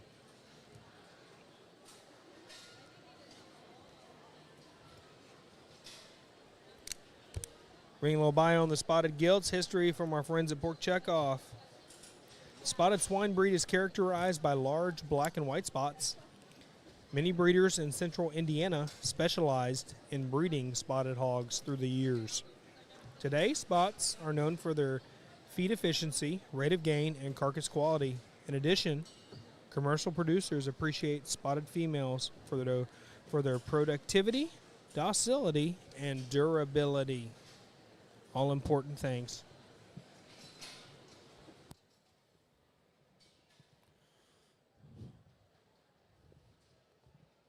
So while we're talking about trivia, the first scholarship given, of course, in today's time, the champion spot or any breed here at San Antonio will receive a $10,000 scholarship for winning the breed champion. If they win the Supreme, they get an additional $5,000. They top out at 20. So, if you win a breed this year and you've never won one before, or have won any scholarship money here at San Antonio, then you can come back again and win it again and get another 10. And like I said, we top out at 20 here at San Antonio in competing through the show. It originated back, the spots, as far as the first scholarship given here at San Antonio, was in 1999. And at that time, it was a $6,000 scholarship. The first recipient of this was Courtney Abel. That's Todd Abel's daughter. Congratulations to her back at that particular time.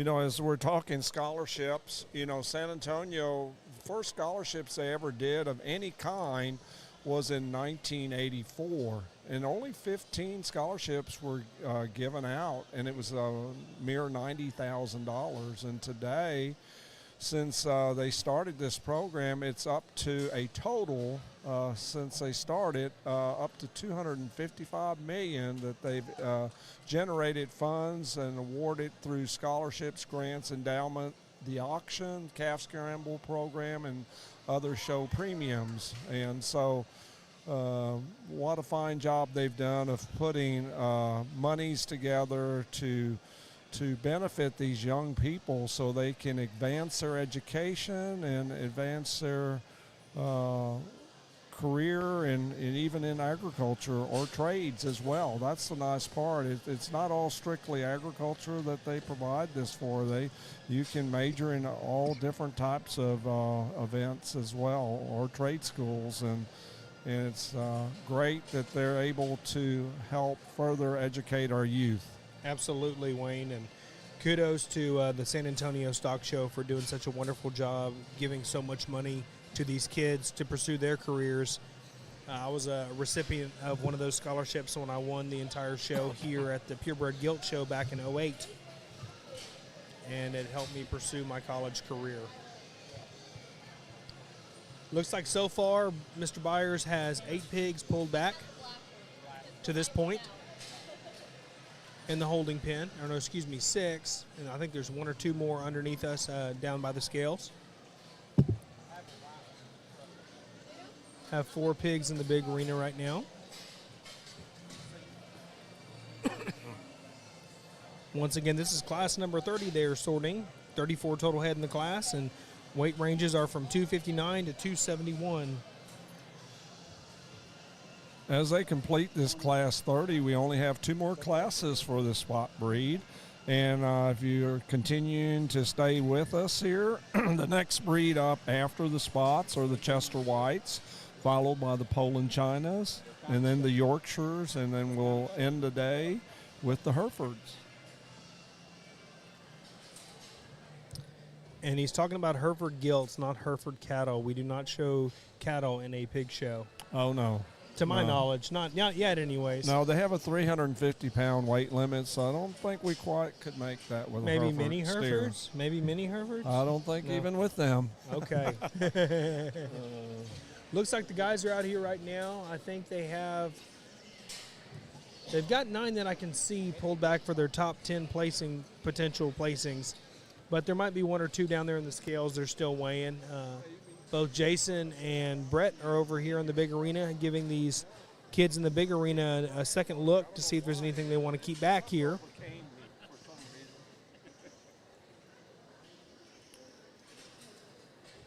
Okay, Brett gave the signal. He's going to send all these back to their pen.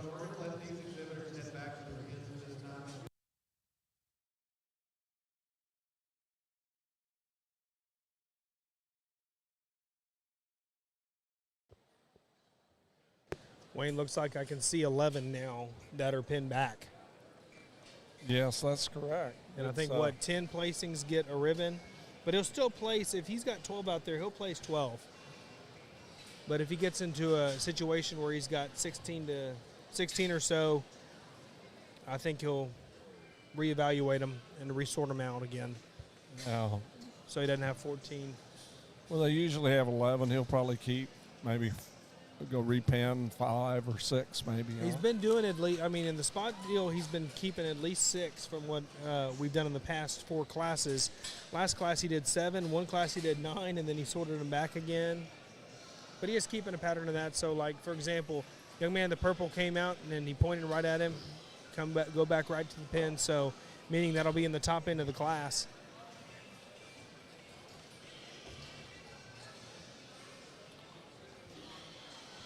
And there's no total rhyme or reason as far as, that he sets in his mind. It's basically the depth of the class.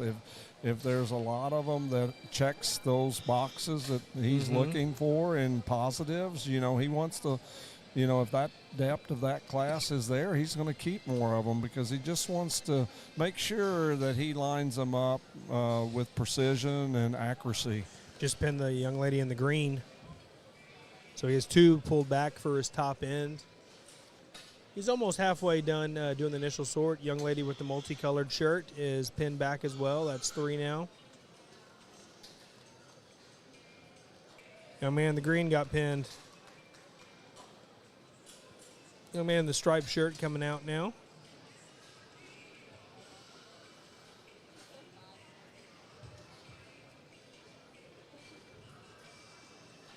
Went in and pinned him.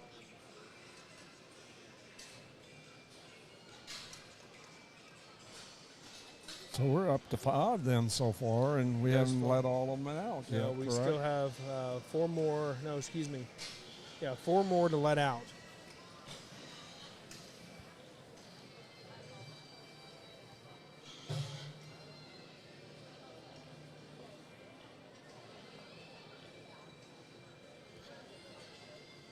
That means he pinned 13 total back then, Wayne. in this class. Means it's also another deep class. Mm-hmm. Went ahead and pinned that one back. That'll make 6 total now.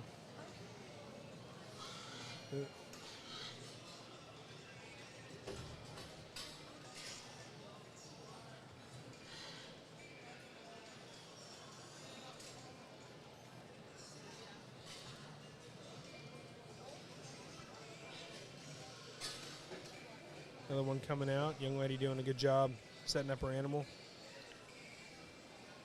Got jammed up there a little bit. A little traffic jam. This is the last one coming out of the holding pen. Went ahead and pinned him back. That'll be 7 total pulled in his top end here. So what I see them doing, or what he did in the last class and another previous class, he'll place 8th, 9th, and 10th, starting with 10th, 8th, or 10th, 9th, and 8th. 8th. Yeah, thank you. Mm-hmm.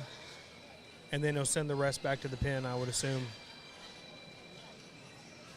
And then reevaluate these top 7 and more than likely just place them instead of doing another sort.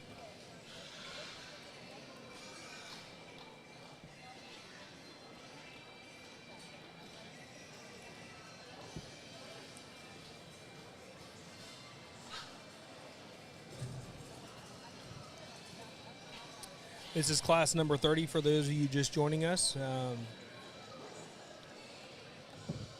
He's got 7 pulled back for his top end. He'll place 10. All right, attention to barn, class 31 spots. This is your first call. If you are in class 31 spots. Young lady in the pink vest was 10th. Young lady in the lavender, I believe, is 9th. Kind of seeing how they're sorting them here.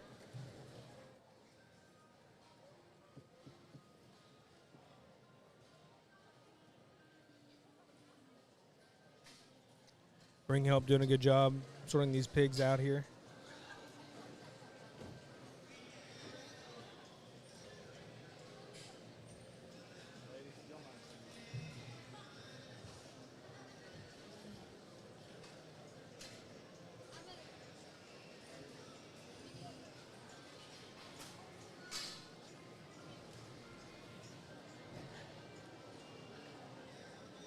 There we go.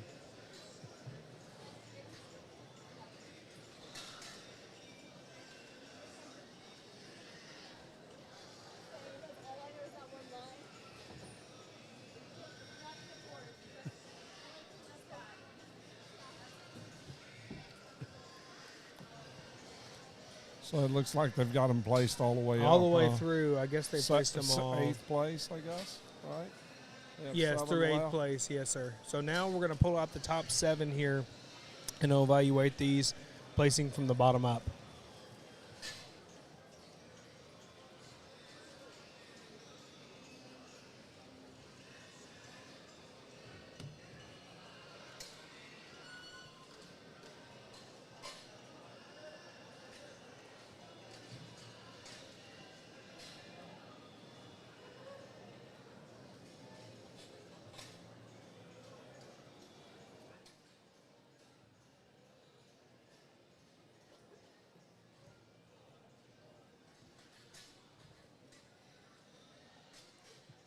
I think you'll go ahead and pull all seven of them out and not do another sort back.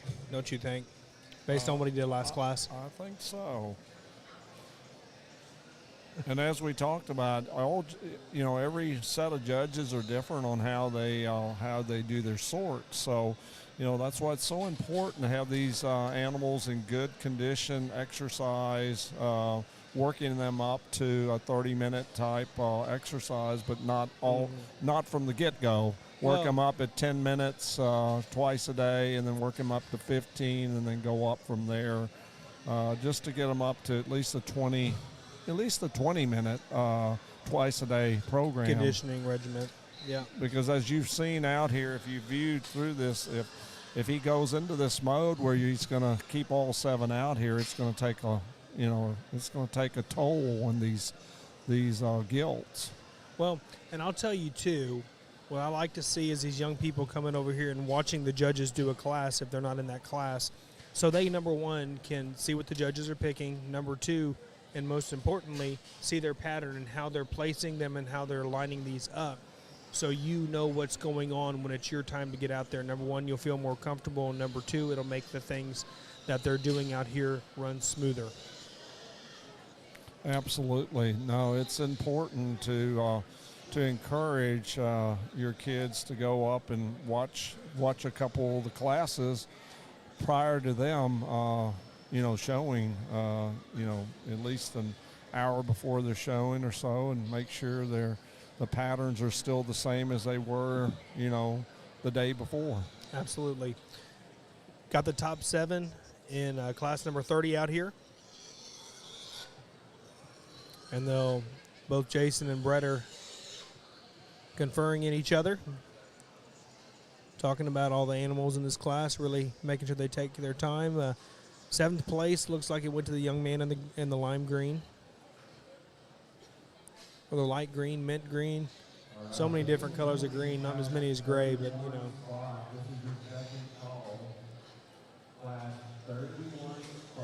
Down to our top 6 here in class number 30.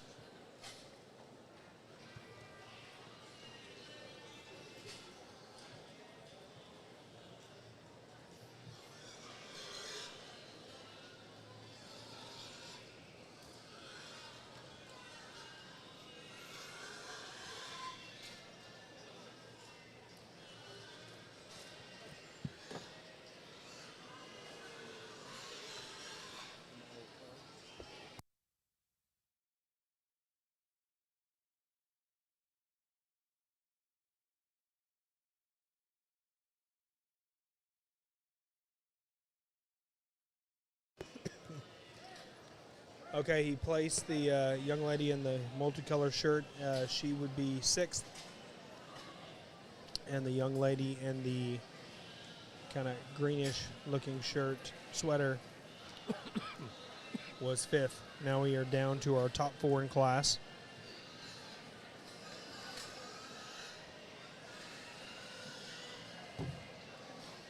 Some of these girls are getting a little agitated out here. Want to go back and eat and sleep. But kids are doing a really good job making sure they keep going. Looks like he's going to go and place the young man in the pink shirt 4th. Pig just didn't want to cooperate with him. They did a really good job showing it.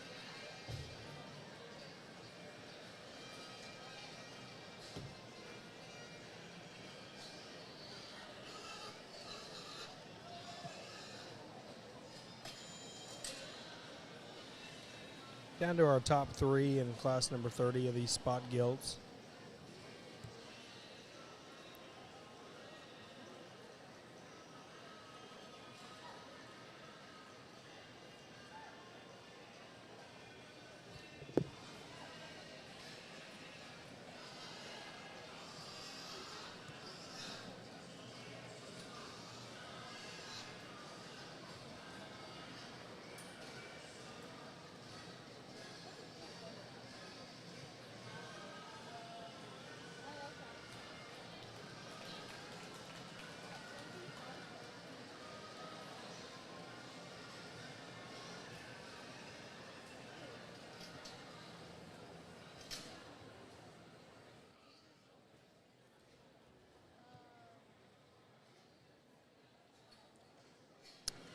Young man in the purple was 3rd. And we're down to our top 2 in class. Really making these animals drive. And like Dad said a while ago, conditioning is so important with your animals, whether it be a gilt or a barrow. Because these judges sometimes make you drive. Or if it's a deep class, evaluating them takes a little bit longer when you have a really deep class and they're so similar in kind. So having your animal well conditioned will help you get to the finish line. Young lady's going to be 2nd, and young man is going to win class 30. Mr. Byers on the mic.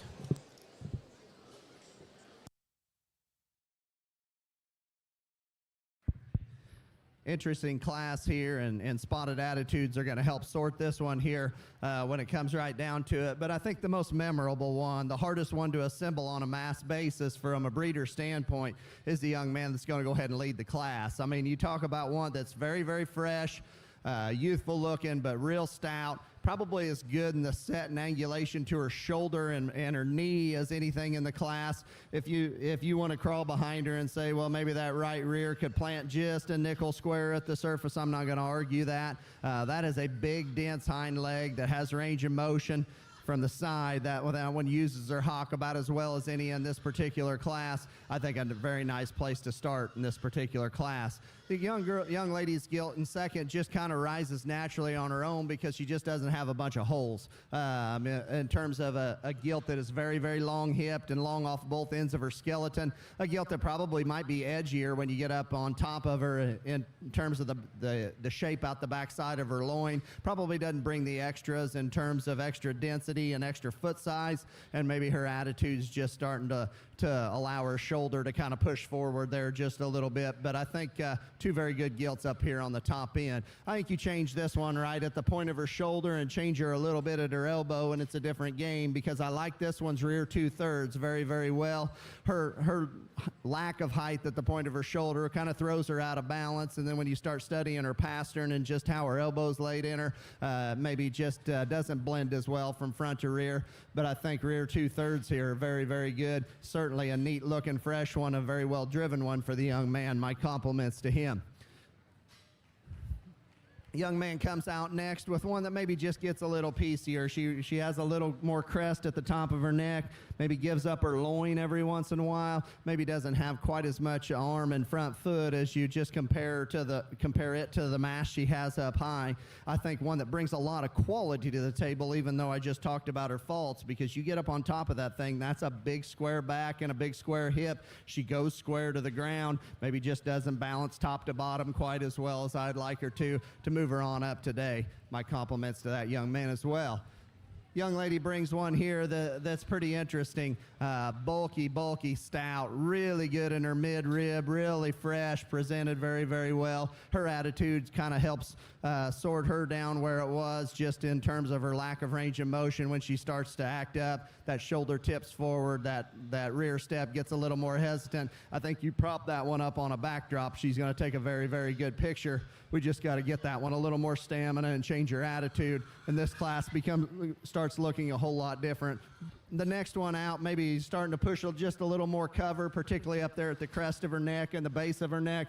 Loose jointed, loose moving, maybe as compact in terms of her skeletal framework as anything in this particular class. Just got to make her a little slicker looking out in front of her blade, raise her at her shoulder, and make her a little more edgy up high to get her worked up today. Very nice class of spots again. Let's give a round of applause to these exhibitors.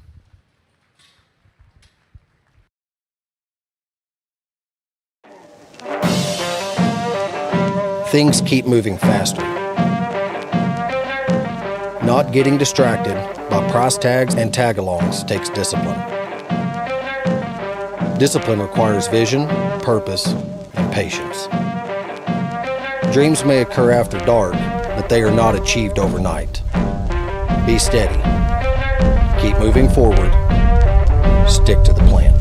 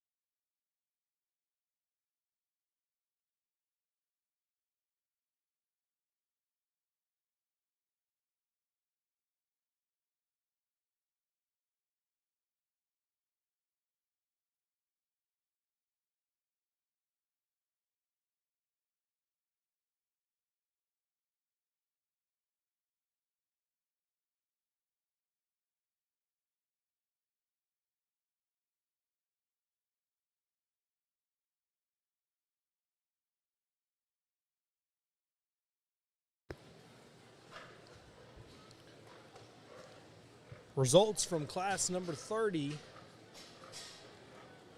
In 10th place, we had Ransom Jones. 9th place, Kendall Russer. 8th place went to Katie Klein. 7th place was shown by Briar Parson. 6th place went to JC Lane. 5th place awarded to Kenley Gardner. 4th place was awarded to Maddox Tedford. 3rd place was exhibited by Walker Cozart. 2nd place went to Braylon Walgren. And our class winner in Class 30 of the Spot Gilts went to Luke Bonert. Moving on now to Class 31. This is the second to last spot class of the day. Class 31 has 33 head of Spot Gilts in it, and the weight ranges are from 272 to 289. We have one more class after this one, and then we will go into the selection of the champion and reserve champion overall Spot Gilt, followed by the 3rd, 4th, and 5th overall Spot Gilt. And after the conclusion of the spots, we will then move on to the Chesters. There are 4 classes of Chesters and 135 total head in that class, or in that breed, excuse me. Spots, there is 239 total head in these in this breed.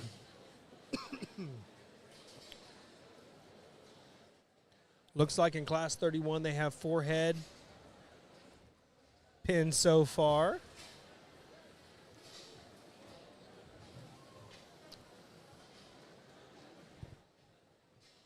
Based on what Brett and Jason have done this morning so far, they've pinned between 9 and 13 head total for their top end of the class. Once again, top 10 get a placing ribbon, but for instance, in last class, they had 13 total head that they pulled back. They went ahead and placed all 13 because it was such just a deep set of spots. One pig in the big arena right now for a chance to show for a placing ribbon. They get a second evaluation, and depending on how many they have pulled back or depth of quality, will determine if they have a chance at it or not, or if they'll send them back to their pens. The last class, they had 5 in the big arena. They had 13 pigs already pulled back, and so they just took a look, one final look to see if there's anything that really stood out, and decided they wanted to send them back to the pens. They had what they needed. Give a shout out to Paul W.W. Scales, Paul Scales. They've been around since 1952. I found out that is a very long time, and very reliable scales, and been friends of ours, and they're very big on family values and morals, and helping these kids and wanting to make sure their scales are spot on. So important to have good scales, and we appreciate all they do for the San Antonio Livestock Show. 6 total pigs pinned back in the holding arena. And in the big pen, they have 2 now. A little over halfway done sorting, I think, back behind us here.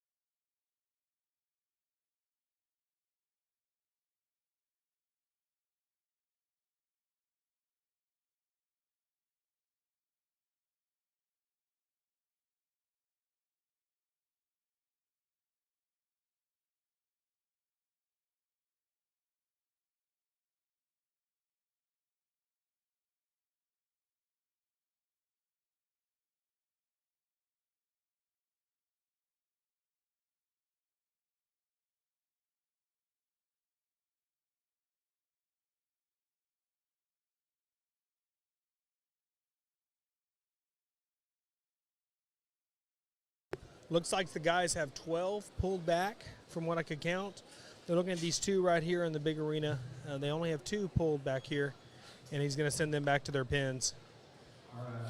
Got more than enough to place 10 in class number 31 here.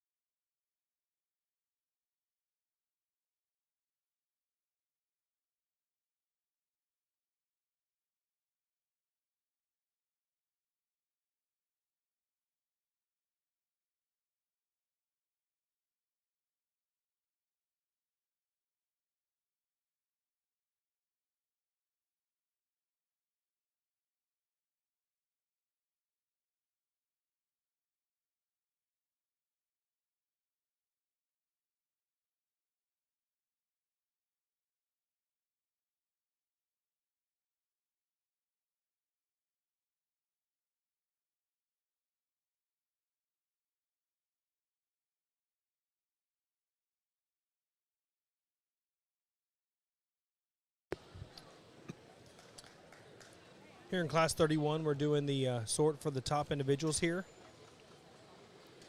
I think we have 12 total pulled back. The guys pulled back, and they are evaluating each one now, and if they really like it, they'll put it in the top end.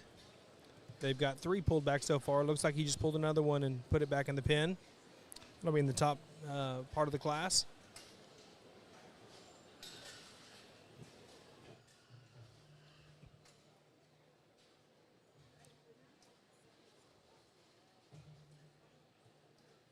Got 4 pulled back now. A little over halfway done sorting here.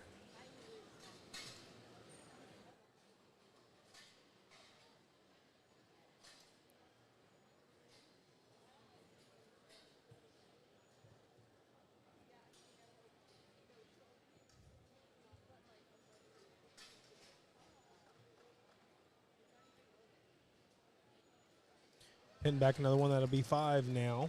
The lady in the white sweater.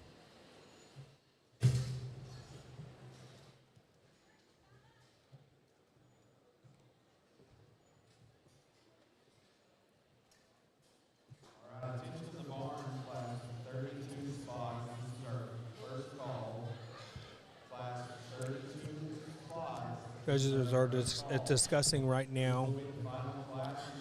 Looks like he's got 5 pulled back for the top end of the class to be evaluated after he does the bottom up. Bridges signaled he wants the buttons, so he's going to place from the bottom down. So, young lady in the striped shirt, I believe, is 11th. Or no, excuse me, young lady in the striped gray and black shirt was 11th.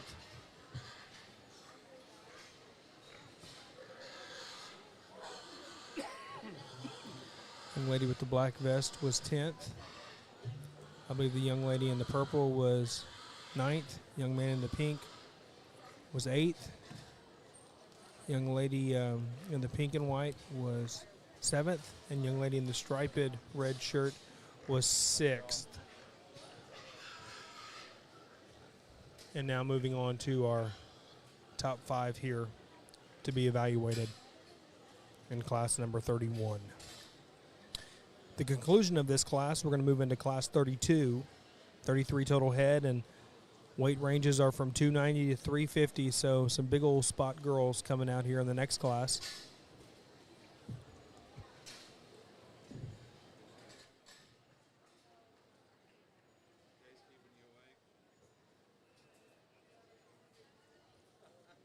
Five total left to place. Got 3 of them out here right now, 2 more to still evaluate. And then the guys will start talking and place from 5th up to our class winner.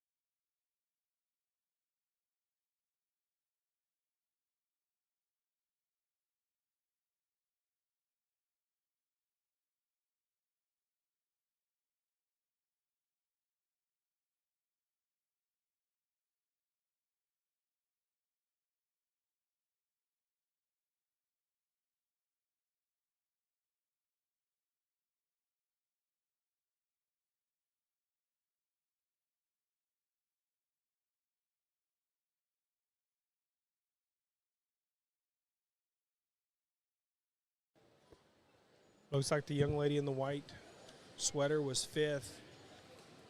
And now we have our top 4 in Class 31 here. All 4 exhibitors out here doing a phenomenal job driving their spots.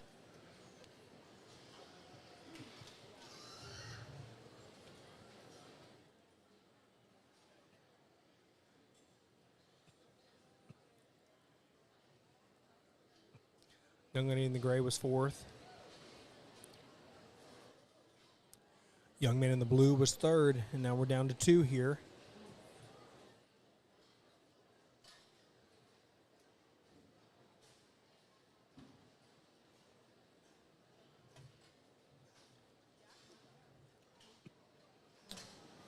And it's down to the young lady in the black and white sweater and the young lady in the flowery shirt. Both doing a great job with their gilts. Lenny in the flower shirt, her spots not liking the head whipping a little bit. Got to be a little temperamental, but she's doing a good job getting that pig honed in with her. Good showmanship skills. The young lady in the black and white is doing a great job staying calm and collected. This goes back to the driving force about conditioning your animal and getting it going. The young lady in the black and white will be 2nd, and the young lady in the flower shirt is going to be your class winner for class number 31 of the Spot Gilts. Here's Brett. Good pair as we get up in here to the heavier classes of spots, and I think this pair pairs up very well in terms of phenotype and just general build and balance. I think quite simply there's just more of one than there is the other. That's particularly when you start studying her at the ground and at the base of her chest and the base of her rib cage. She opens up wider there through the lower portion of her body, maybe has just a little bit more punchiness as she goes directly away from you. She's getting just a little bit tired, but so is the other one from that standpoint, I think. But both gilts pattern very, very, very well from the side, and they look very similar. You know, when the second place gilt come through the sift pin, I thought, well, if that thing's got enough when you crawl behind her, she wanted to roach in her spine there a little bit. Now, the longer she's out here, she relaxes that, and I think I can get comfortable with that. Maybe just not quite as much of this gilt just from a feature and just dimension standpoint. I think the class leader is the more three-dimensional gilt of the pair. The gilt comes out in thirds, kind of the off-type gilt in terms of one that's head and neck doesn't rise quite as high out of the top side of her blade, maybe not quite as sure and secure off of those rear two in terms of how her rear pastern sets in her, but I think a gilt that brings some density, brings some boldness, brings some stoutness. I mean, that's a stout mug and a big chest. Just like to tie it into the top side of her neck a little bit better for me, or the top side of her blade a little bit better for me today. Pattern, balance, build is all in this one's favor right here coming out next. She just needs some of the extra stacked on top of her to get up on into the class a little bit higher. She wants to get a little chunky there at the base of her neck, maybe just not quite as edgy up high in terms of some extra loin shape. Just covers the basics here again very, very well. Just need put a few more bells and whistles on the top side of her skeleton. This one does have that in terms of that's real good up high. She's a short-sided gilt that's pretty long on both ends of her skeleton. She's just too rigid in her movement, especially off of that right rear. It kind of looks like an injury to me today. She too needs to be a little bit bigger armed and bigger front-footed as she comes directly at you to match that mash she has up high. Good pattern one going next. It gets a little deeper in her jaw and deeper in her throat. Maybe just doesn't balance as well from the side. Here again, stick with us today. Let's give all these kids a round of applause on a very nice class.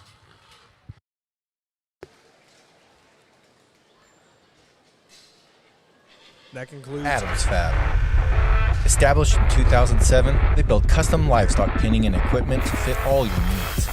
Hanger feeder rods, adjustable slam gate latches, and skirted panels. It all comes standard. Custom pins made by hand and hot dipped galvanized so that you know that they're going to last. Adams Fab is a certified TIPS vendor and can design, fabricate, and install equipment to fit all your needs. Visit adamsfablivestock.com to get started today. That concludes class number 31 of our Spot Gilts. Moving on to our final class of Spot Gilts, class number 32. 33 head in this class. Weight ranges on these gilts is 290 to 350, 350 being the top part of the class. That's as heavy as you can get at the show. Minimum weight is 200. Total of 7 classes of spots today.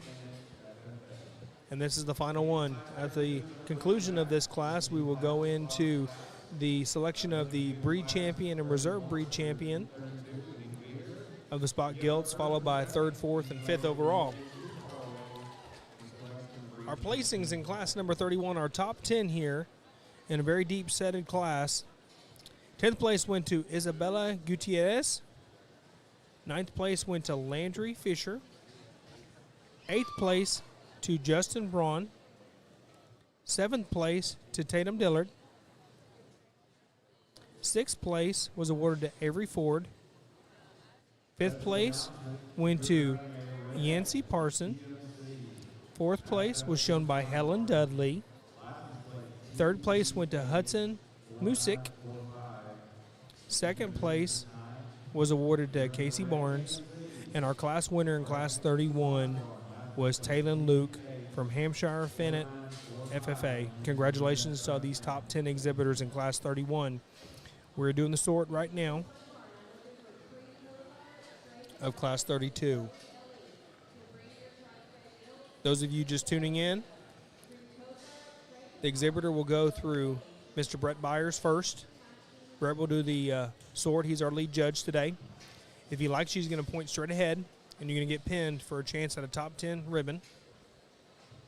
If he points to the left, it'll go to Mr. Jason Correa, and he is our secondary judge, helping Brett out. They confer at each other.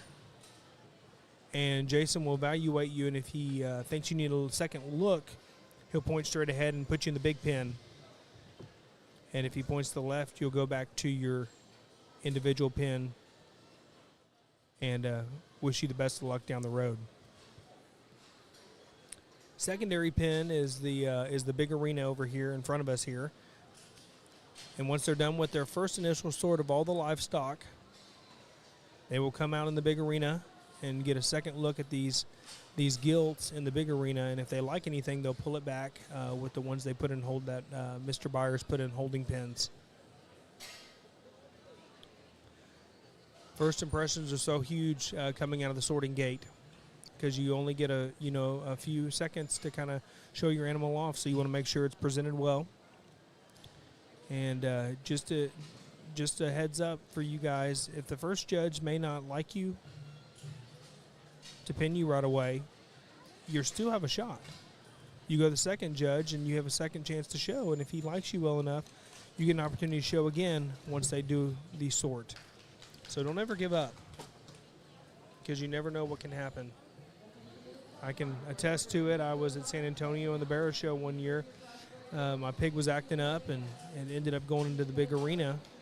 Didn't get pinned, and I showed my way up and ended up winning the class. And it taught me a lot in the sorting pins. When you get through them, make sure that you are set up, that pig is moving, and the judge is able to see all profiles. Kind of give him a taste, whet his appetite a little bit on your animal if he really likes it. So far, Mr. Byers has 4 pinned back, potentially 5 or 6 down below me. So we have 4 total in the holding pins right now and 2 in the big arena. Seeing some kids going back to their pins.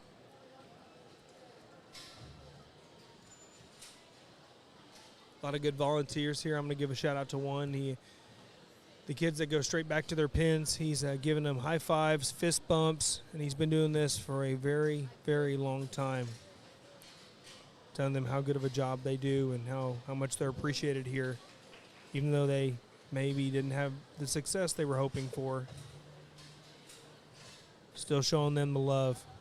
I wish y'all could see it, clapping, cheering, just super excited, and it's a really cool thing to see. Got 5 pinned back now for a chance at a top 10 ribbon. Once again, this is class number 32. This is our final spot class of the day. Pass it over to Wayne to talk about a little bit about the scholarship stuff. What do you think, Wayne? Yes, on the scholarship, and the reason we haven't been able to give you any breeds and breeders on the last few spot classes is because their computer has gone down, so they're not able to access us the registration papers so we can take a look at them. So hopefully that'll get back up and running. In regards to the scholarship, of course, the recipient of the champion spot here today will receive a $10,000 scholarship. The first scholarship given in the spot breed here at San Antonio was in 1999. It came 3 years later than the first ones that they did in 1996. But it was a $6,000 scholarship at that point, and the first recipient of that scholarship was Courtney Ebel. That is Todd Ebel's daughter, and that was a great milestone in her life, I know, and congratulations to her. How that works in their scholarship program, they can earn up to $20,000 in competing here in total scholarships, which will top them off. So they can come back and win the breed twice here, or participate in another event like Junior Skillathon or something else, swine skillathon. Beef skillathon, some of these other contests, but it is a total of 20 that they accumulate to. What's neat about San Antonio, giving you a little background about them, the first rodeo that was ever held here in San Antonio was in 1950, and now we are on our 75th celebration and anniversary of this show. Their mission statement has been such that a volunteer organization that emphasizes agriculture and education to develop the youth of Texas. They put together a large amount of volunteers here at San Antonio. It is in excess of 6,000 volunteers, fans, corporate partners, and sponsors that are put together. And they have over 30 staff members here as well.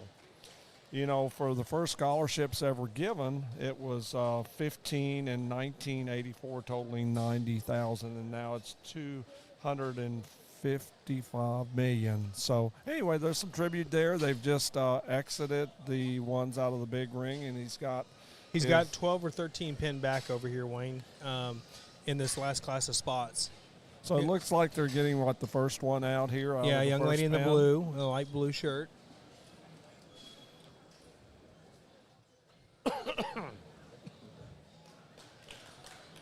She got pinned back. For those of you just tuning in, if you realize your animal, he'll point back at you, and that means you're going back to the holding pen for a chance at the top part of the class.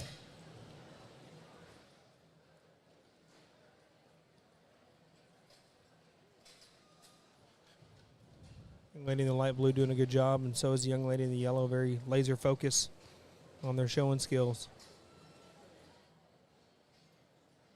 Brett's really taking a look at her. Yep, I figured he pinned her back just based on his eye contact, wouldn't look away from her. Really wanted to get a good study. So 2 young ladies in blue shirts that are pinned back right now. Young man just came out, and he's going right back. So he's already got 3. He's had 4 out, and 3 have been pinned back for a chance at the top spots in the class.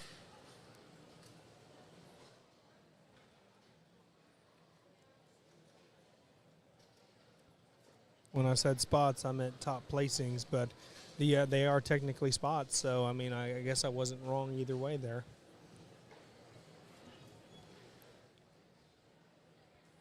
And the pink really getting after it this morning, right out of the pen, getting set up right. Go ahead and pin this one back. The young lady in the black, she did a good job making sure the pig was between her and the judge and not she was between the pig and the judge.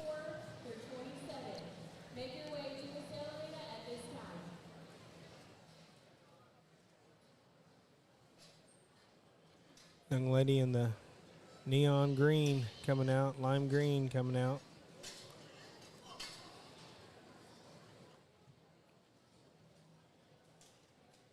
You got pinned back.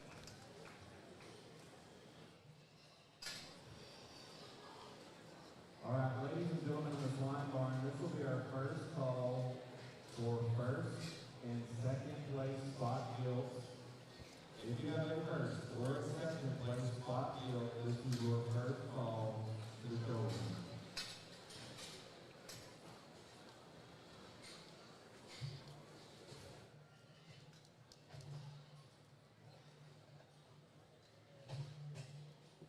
Have about 3 more to go through over here. They've got 4 pinned back thus far for the top end of the class.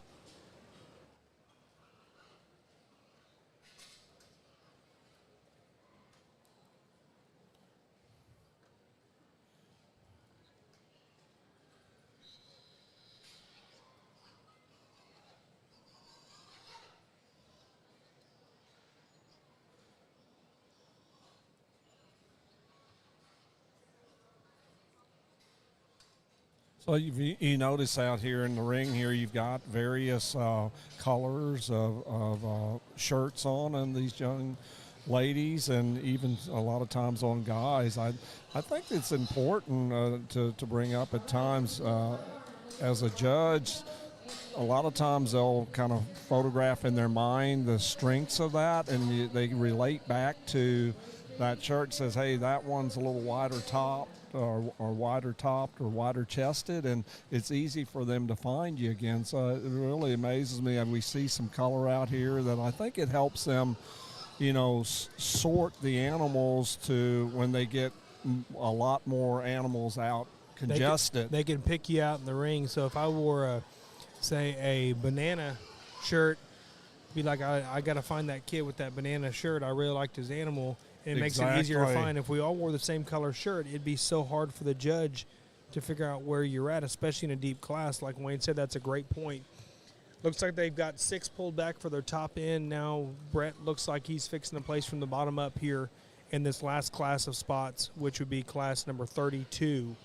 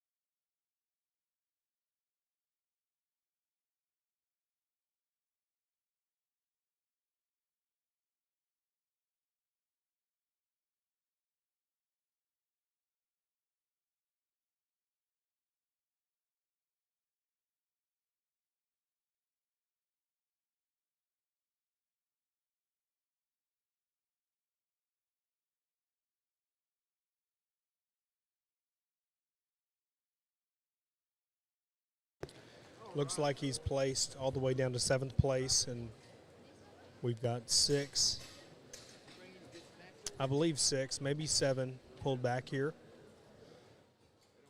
for the top end of the class. And what he'll do is he'll pull them all out, evaluate them, and then start placing from the bottom up at this top end of the class. Very deep, another deep set of spots here. Spot breed here today has not disappointed. Every breed has been very solid, so shout out to all you breeders and sires out there for creating some really, really good stock for these kids to show.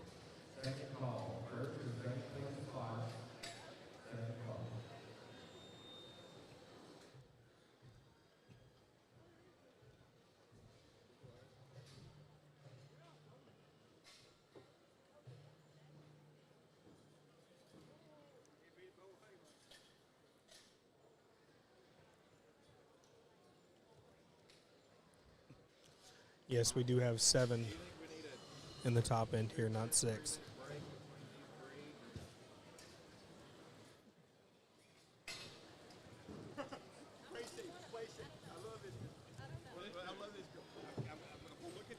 This is the last one coming out here, and then now, once they kind of both have an opportunity to study him a little bit,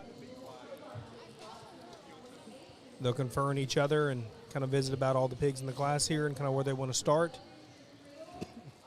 What they like, what they change. Very like-minded guys in a lot of ways.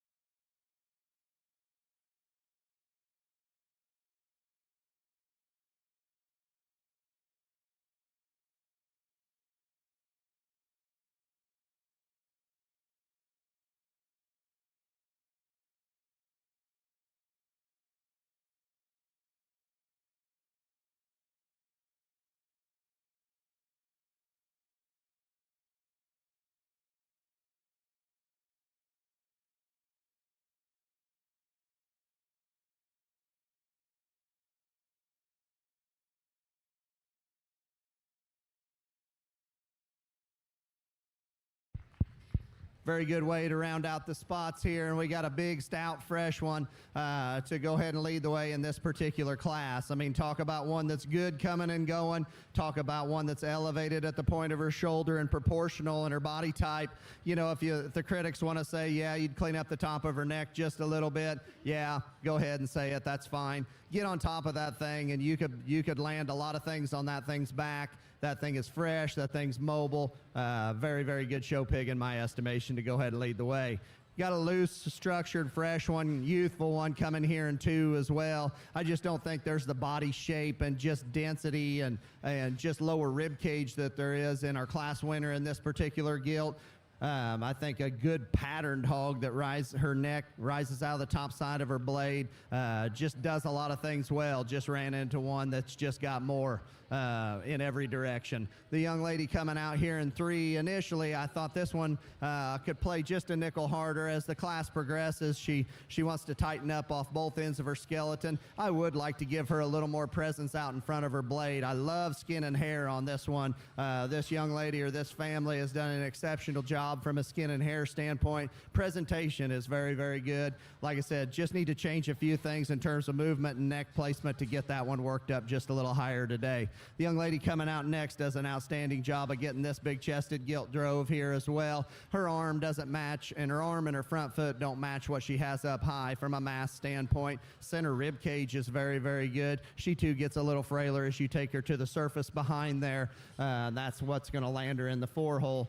Gilt coming here in 5, gets plenty wide as she comes right at you and gets a little coarser in her shoulder blade and a little coarser at her pole. Rear 2/3 of that one are very, very good from a hip and high leg, a density standpoint. We get some gilts here coming on down the line. Got one here that's maybe just carrying a little bit too much at the base of her neck. She is an athlete. I mean, we put her back there late there. I think there's a lot of good in this one. Just need a little more density, maybe just a little more raw shape, and peel a little bit out of the lower portion of her body to get her worked up today. Good class. Let's give them a round of applause.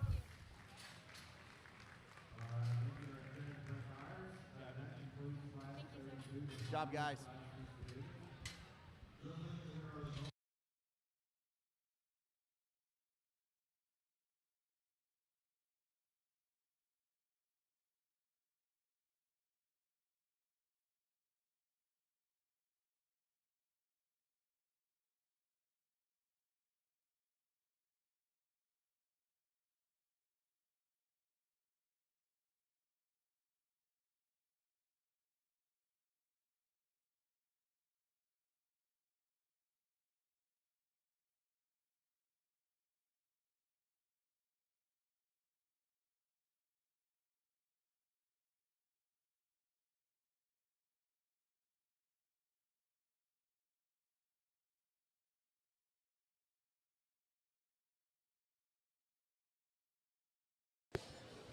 All right, everybody.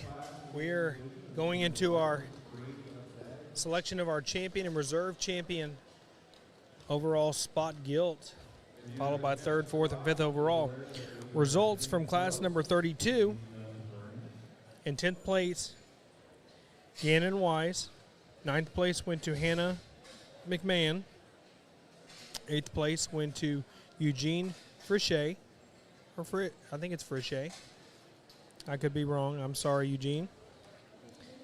7th place was awarded to Dakota Follis. 6th place went to Maggie Rempe. 5th place went to Peyton Valiski. 4th place, Carissa Cider, or Cedar or Cider. 3rd place went to Kenley Kurtzinger. 2nd place went to Dawson Schraus. And our winner in class number 32 was Matley Fischerbacher from Potter County 4-H. Congratulations to those top 10. Moving on to our selection of our champion and reserve breed champion spot, followed by 3rd, 4th, and 5th overall spot. 7 total classes here. Top end was phenomenally good. Can't wait to see what happens from here.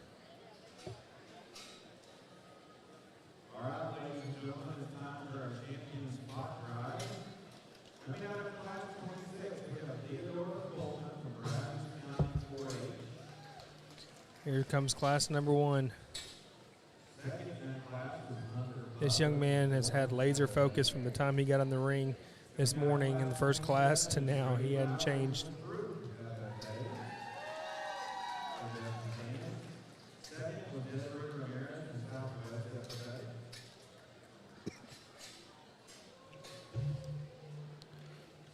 Class number 2, young man in the blue shirt. Class number 3, young lady in the light, kind of, I don't know what you call that color, kind of a brownish, reddish. Does a phenomenal job showing. I'm just going to go ahead and say this out loud here for everybody to hear. It's, you know, these pigs are so good, but I think I'm more proud of how these kids are showing them. Really take their time with these animals, and you can tell the conditioning that they put into it and the work they put into it. Work ethic goes a long way, doesn't matter what you're doing in life. And I know this will carry over with these kids to the next part of their future ventures.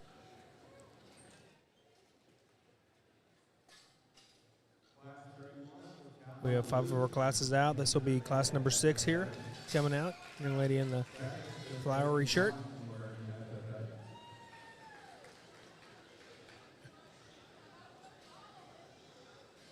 And the winner of our last class is Fisher-Bacher here. And a real good job.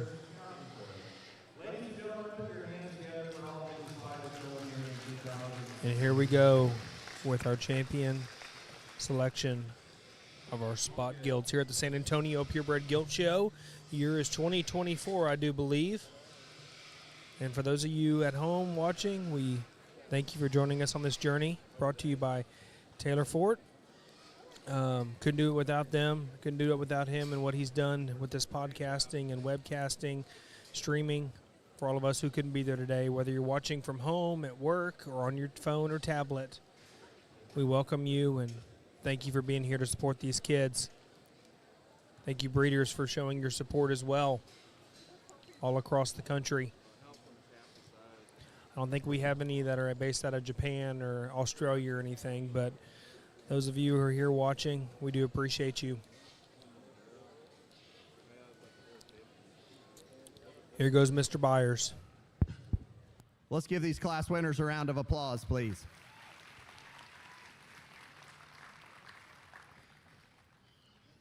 Not to be repetitive, but it's been a very good show. Been a very good show on the top end, and even as you get down into 6, 7, 8, 9, 10, and some of these classes, there's a lot of quality. So my hats and Jason's hats are off to everybody who's got anything to do with these. And there's 7 class winners out here that are very, very good. And there's one that takes it to another level, in our opinion. One that is so youthful, so neat looking, has such a big, dense hind leg, and patterns up very, very well. Help me congratulate this young man right here.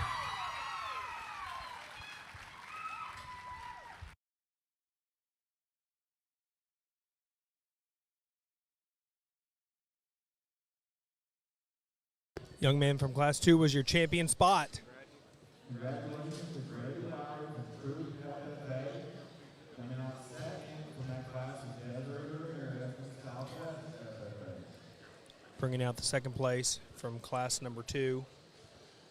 Show with all other first places from the other classes.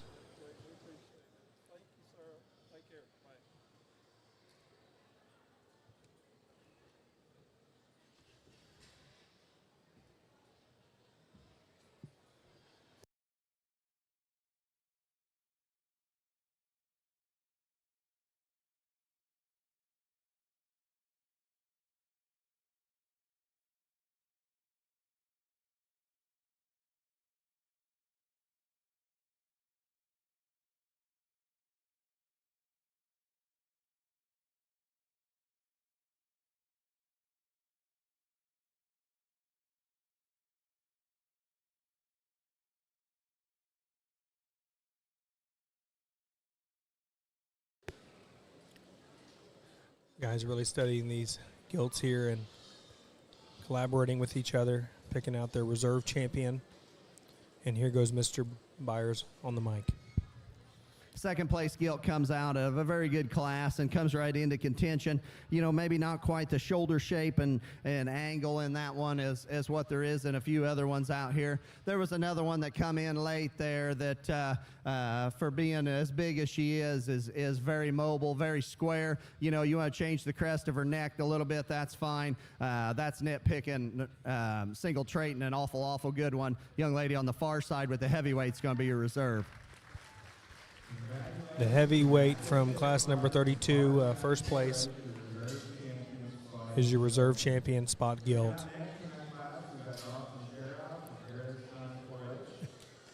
Now we're going in to select our third overall, Spot Gilt.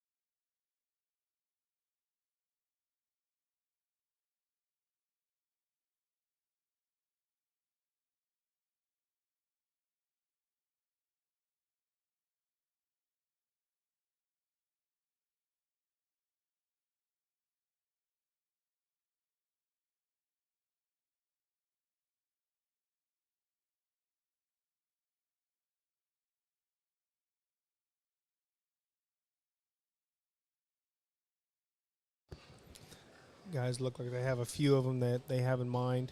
Talking about all of them here at this point. Little things they change or ones that maybe rise to the top for the third overall. And I think they've made the decision on the third overall here.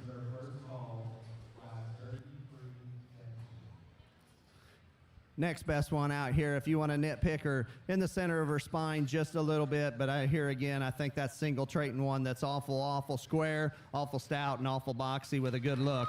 She's third overall.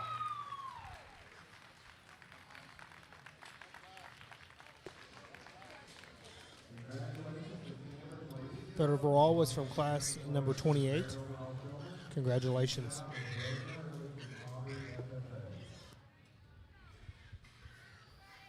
For fourth overall, there's another one out here that maybe don't have the extras in terms of stoutness, but covers it all very well everywhere else. Young lady right here is going to be your fourth overall. Young lady in the red was your fourth overall in the class. Now moving to the fifth overall.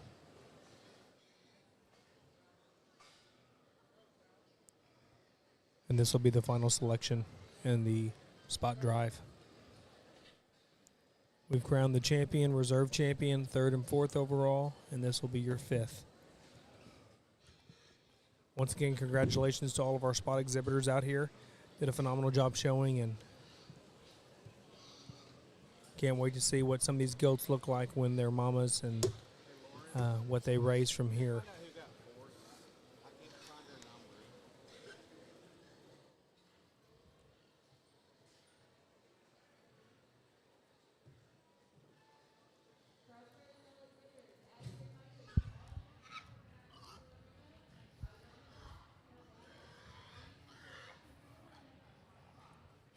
For fifth overall out here, there's several that come into contention. Just to name a few, there's another class winner over here that's starting to give out a little bit in terms of her hind leg, but come out of a good class. This young lady's gilt right here come out of a good class. She's starting to get kind of worked up and wore out here. The little gilt comes out of class 1. I mean, this one's got a lot of good days in front of her. You know, when the big ones are good, you know, it gets hard to use a real small one for me when the bigger ones have proven they can get there. And I'd like to change the crest of that gilt's neck just ever so slightly. I think there's another one, second place gilt out here that is a front foot away from being something really special in this particular breed. Not trying to single trader, but I think this one right here is awful neat. The young lady in the black is going to have your fifth overall. Lady with the black shirt was your fifth overall. Once again, congratulations to all of our spot exhibitors. Now we're moving on to the Chester breed. starting with class number 33, and there's 34 in that class. We'll be back shortly to give you the details. Thank you.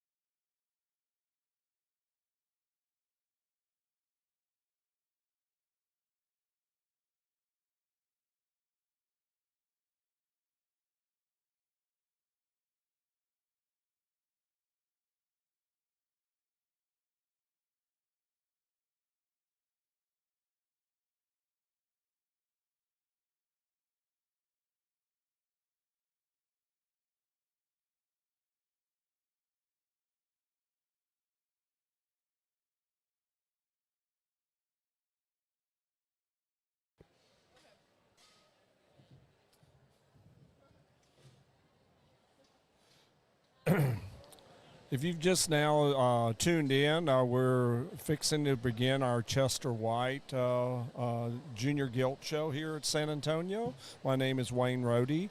I'm glad to be here commentating for you along with my co-host Landon Rohde, who's my oldest son.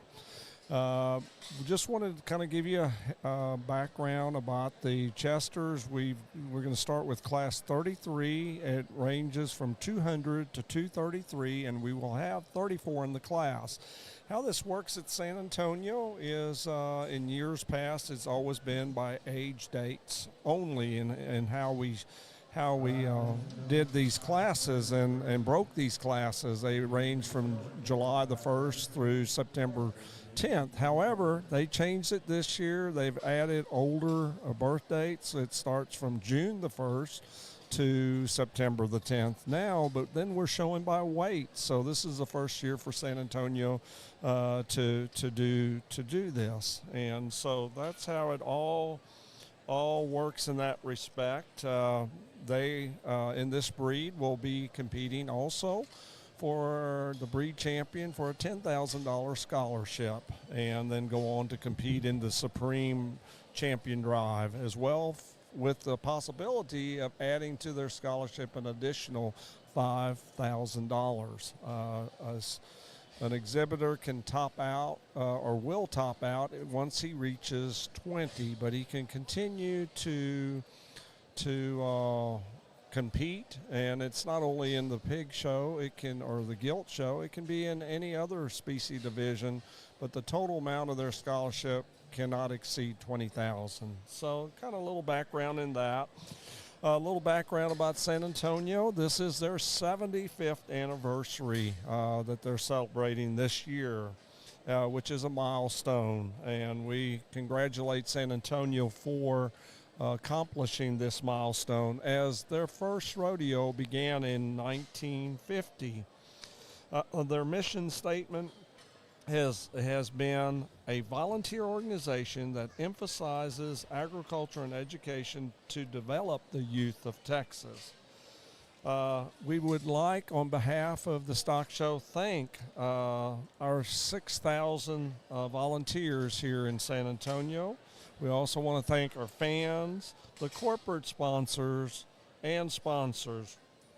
We appreciate all the generous support of that mission that San Antonio provides, and also a big thank you to the 30 staff members here, our paid staff members that work day in, day out here trying to put this show all together throughout the year.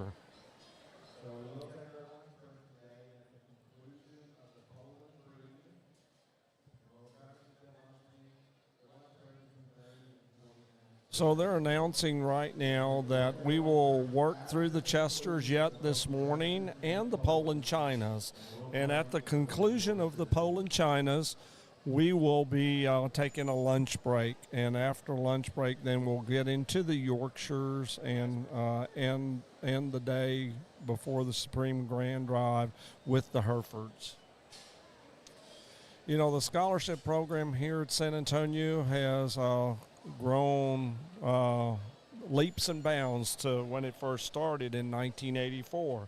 At that particular time, there were only 15 scholarships, and they were just general scholarship, totaling a mere $90,000. But today, we're actually up to $255 million since that milestone in 1984. And they've been given in all types. They have been awarded, the premium or the monies have been awarded through scholarships, grants, endowment, through the auction program, the calf scramble program, and through show premiums. So thank you so much, San Antonio, for that. They try to reach out to 254 counties in this state of Texas. And they, at any one time, they have about approximately 1,500 active scholarships working each year. So a little bit of background behind San Antonio. And like I said, we've now started the Chester Whites. We're starting with the weight 200 to 233. There are 34 in the class, and so far we have 2 in the class, none in the big ring at this point. As I mentioned earlier, we have now they have now breaking their classes by turning in the weight cards when they arrive, and they have to weigh within 15 pounds of what they have turned in. And the weight ranges are from 200 to a max. That's the minimum weight, and the max weight will be or is 350 pounds.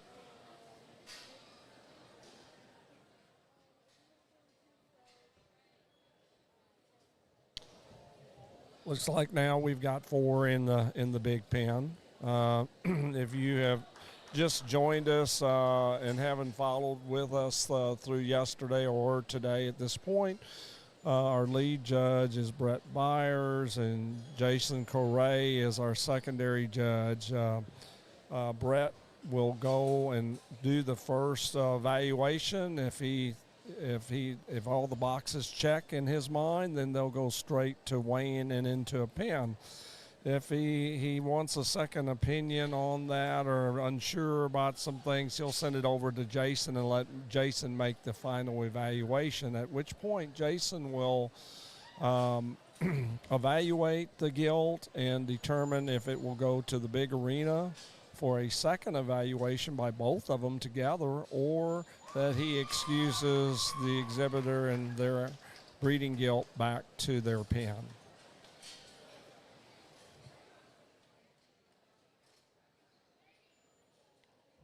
We're up to 5 in the pen so far.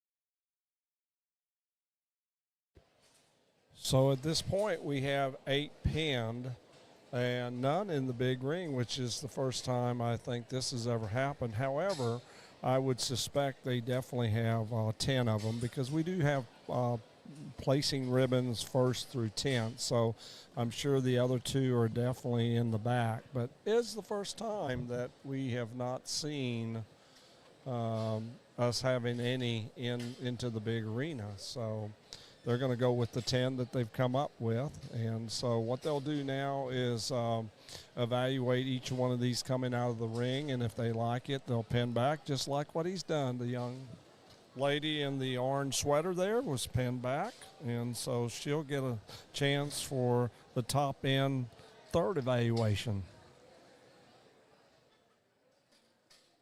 And usually where they have like 10, if things continue the way we've seen it happen throughout yesterday and today, he'll pin back probably 4, and then he'll place from 10th back up to 5th place. Sometimes he'll go from 10th through 6th and keep the 5th one out there. But that's kind of giving you kind of a preview of how, or an overview of how they have been operating.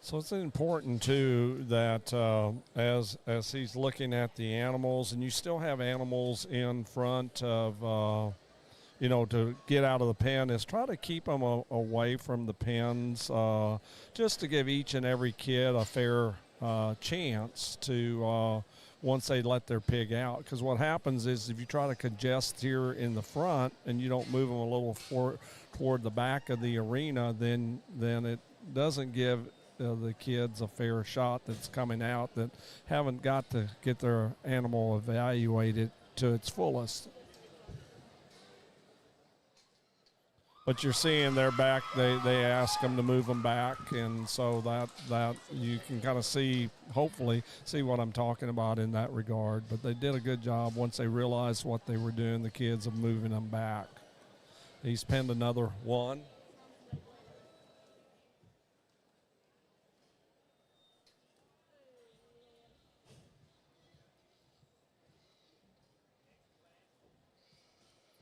Looks like the young lady in the black sweater there.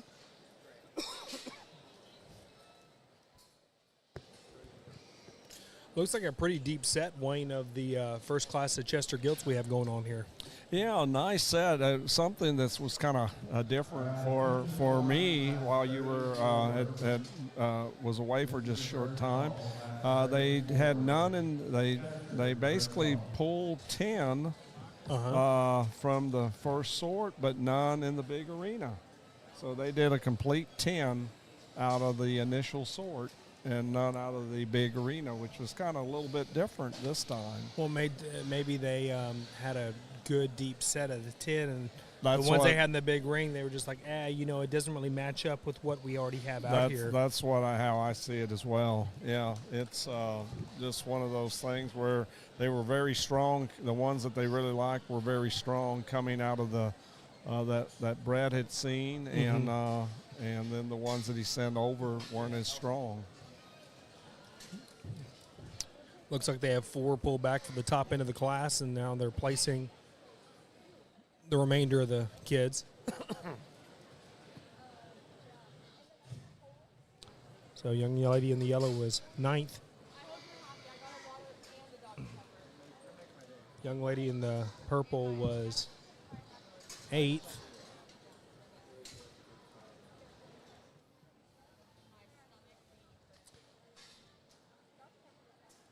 Young man in the red was 7th. Young man in the green was 6th, and the young lady in the pink was the scarf was 5th. So yeah, he felt pretty strongly. Sometimes he'll leave 2 of them out there to kind of compare with his top end, but in this case, he felt pretty confident with those top 4. That's where they needed to be at. So now we're going to evaluate the top 4 in the class here.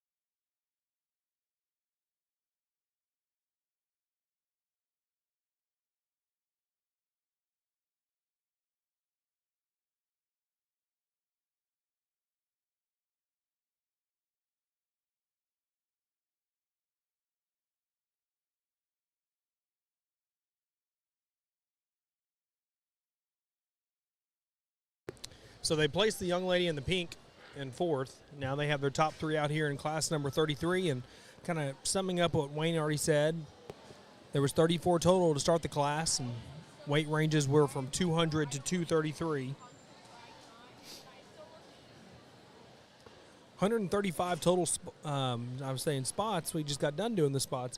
135 total Chesters that we have here today at San Antonio in the Purebred Gilt Show. And all 4 of the classes look pretty evenly split, 34, 33, 35, and 34. Looks like he placed... Oh, wow, a lot of cheers here. And the orange was 2nd. Well, we get us a very unique creature to lead off the Chesters here, and if...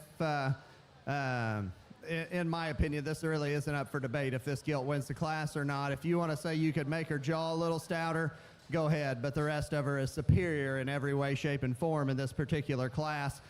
Gilt that's busted open, a gilt that's square, a gilt that's got a very, very good kind of set and hip in her hind leg. She plants and drives with authority. Very fresh, very youthful looking, very good kind of a Chester gilt. The Gilton 2 carries a little extra in the base of her throat, maybe gets just a nickel easier in her top line. Her hip and hind leg is very, very good. She's not the bigger chested one of the two, between 2 and 3, but she's square chested. I think just looks like a good kind of a Chester brood sow. You know, you maybe like to fix her in an area or two, but she's the one that keeps you out of the ditch from a breeding standpoint. The gilt coming out next is probably as busted open in her chest as any. A gilt that's got a bunch of shape down her back, got a big old square hip in her. That head and neck needs to rise out of her blade a little bit more to be a show gilt. She can give up her back line there a little bit too and just get a little lower set at the point of her shoulder when that girl lays off the stick. Gilton 4, if we could put some better tires on this one, would maybe creep up just a little bit and clean up her neck there a little. Good hip and hind leg, good body shape in the center portion of her skeleton. Certainly youthful enough looking, just got to be better on those front feet to get her worked up today. Same can be said for this one. This one with a better set of tires up front is very, very unique in a lot of regards. She's just planting her dew claws too far in and putting too much pressure on the backside of her heel and just getting uncomfortable here as a lightweight. That's what's going to get her into the 5-hole. Good patterned one right here that just don't have enough bulk and dimension from end to end and just shape, but patterns up, like I said, very, very well from the side. Let's give all these kids a round of applause as they go back to the barn.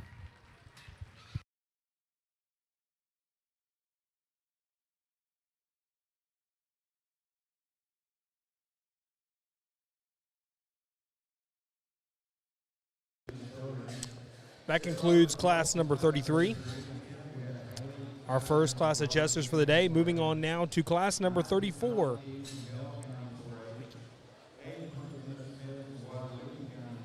Class 34 has 33 total head of Chester Gilts in that class.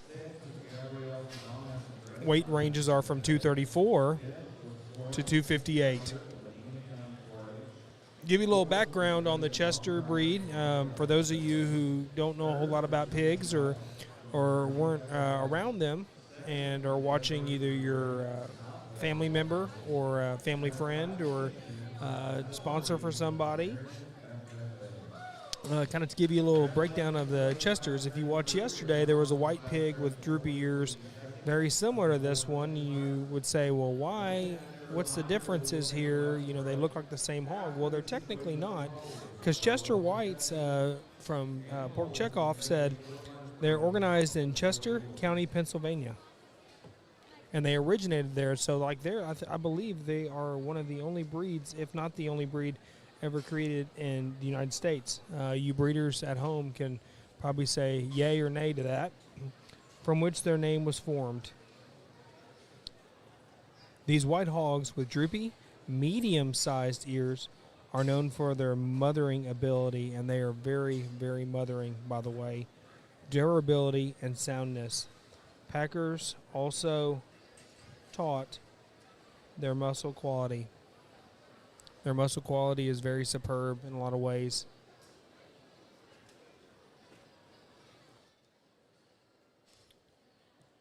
Going to go ahead and give a shout out to the kids in the last class, class number 33, the top 10 placings, which was a deep class.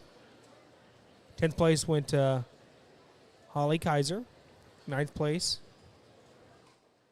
to Kaylee Keys, or Clea Keys? 7th place went to Robert Fegan. 6th place was awarded to Gabriel Sadana. 5th place was shown by Florence Hitzfelder. 4th place was awarded to Olivia Longcrier. 3rd place was handed out to Lindley West. 2nd place to Desiree Ramirez. And our class winner in class 33 was Addison Reed from Parent FFA. Congratulations to all of our top 10 exhibitors in that first class of Chesters. Like I said, we're moving on to the initial sort in class number 34. For those of you just now tuning in, the exhibitors will first show to Mr. Brett Byers, and he will point straight ahead if he wants to keep it for a chance at the top 10 placings, or send it over to Mr. Jason Correa, and Jason will evaluate that animal and point straight ahead and put it in the big arena for a secondary evaluation, or send it back to its pen. If you're in the big arena, don't be discouraged because you have a chance to make your way up in the class, though once they finish the conclusion of the initial sort of the entire class, they'll come out in the big arena and see if there's anything in that big arena that they want to keep back for the top end of the class. They've been picking up about 8 to 10, sometimes more, depending on the depth of the class, to be competing for your top 10 ribbon placings. Looks like Mr. Byers has 1 to 2 pulled back thus far. And we'll keep you posted as kids come in.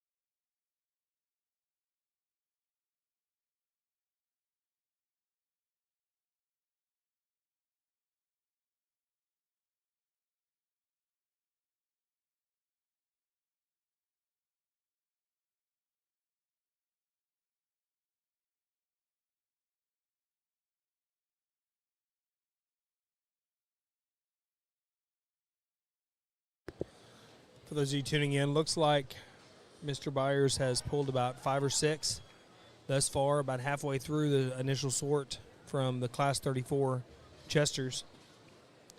Has 3 in the big arena right now for a secondary look at the conclusion of the initial sort. 4 total classes of Chesters again today. Once again, there are 135 total Chester Gilts here at the San Antonio Purebred Gilt Show today.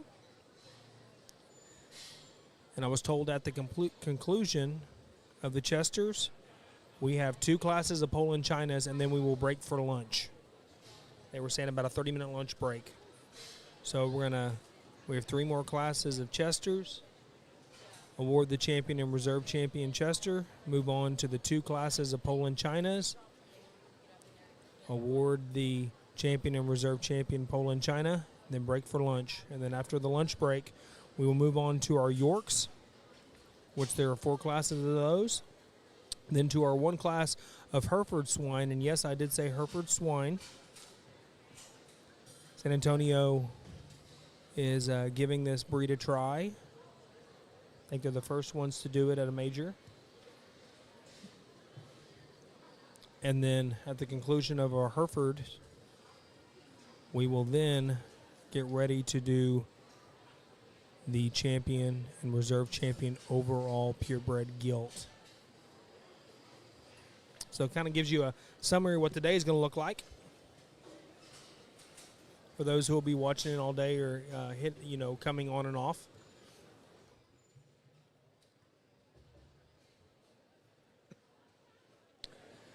I know there's only 2 in the holding pen right now, but I do believe there's 3 or 4 back behind me. They're weighing on the scales. They've got to check the papers and make sure papers match the hog, and then weigh the animal and make sure all their checks and balances are done. And these volunteers here today, I'm going to give them a shout out. They do such a phenomenal job. This is not a paying job. They take off of work, off of their busy schedules to be here with these kids for free. Some of them use their entire vacation up just to be here and be a part of this wonderful event here at the San Antonio Stock Show and Rodeo. And we can't thank them enough for all they do, because they are the driving force of what makes this show so great.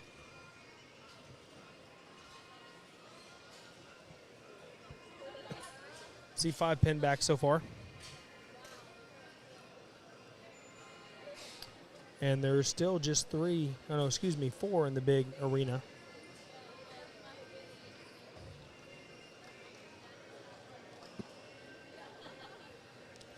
Potentially 6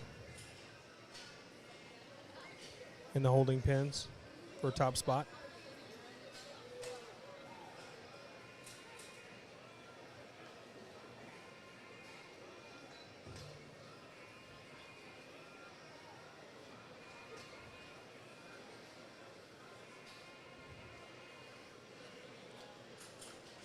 Seven now pinning the holding pins. Actually 8, pardon me. 10 of the placing individuals get ribbons, and like I said, sometimes he'll pin up to, like yesterday in one of the Duroc classes, he had 17 pulled back.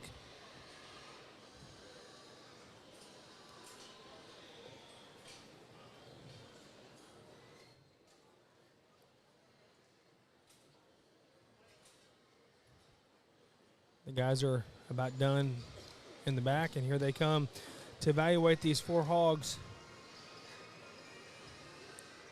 in the ring. See if there's anything they like.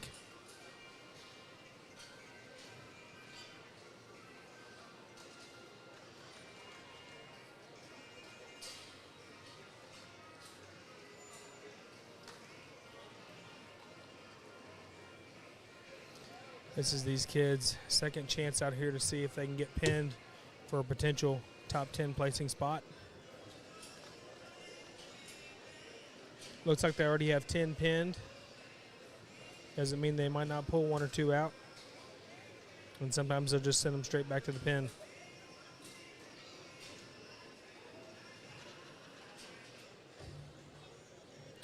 But it looks like they're sending them back to the pins. Good job for these kids for showing their tails off out here as they make their way back to the pin. Deep set. I can see now he has 12 pulled back already. Tells me how deep of a class this second class of Chester's is. Moving on here. First one in the holding pin is coming out. Young lady in a white shirt. Poofy looking shirt.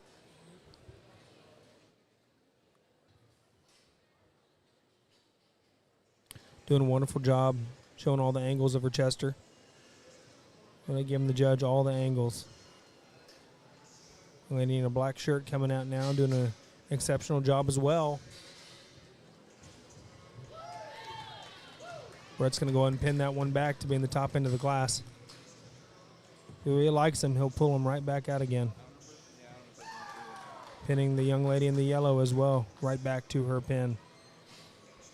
Good job presenting it, even though she got jammed up there a minute. She corrected it and made it right, and a phenomenal job she did at it.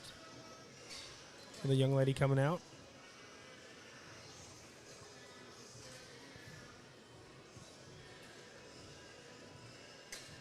Almost halfway through the initial sort of the pigs in the holding arena. She's going to go and pin that young lady back in the first one that came out. Young man coming out now here in the blue. Doing a good job keeping his pig's head up. His pig's head up.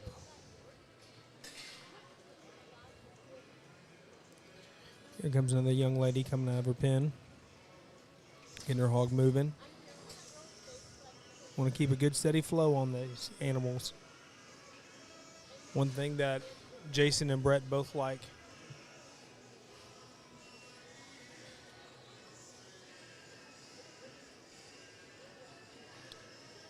is mobility. This young lady's going back to her pen. She did a good job showing this one, and it'll go back into holding pen for a chance at the top spots.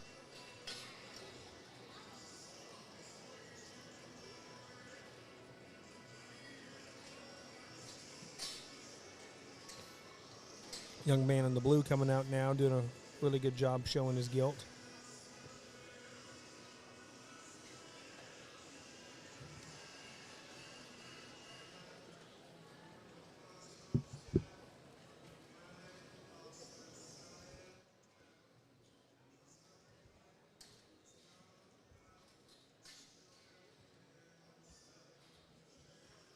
I have 2 more to evaluate after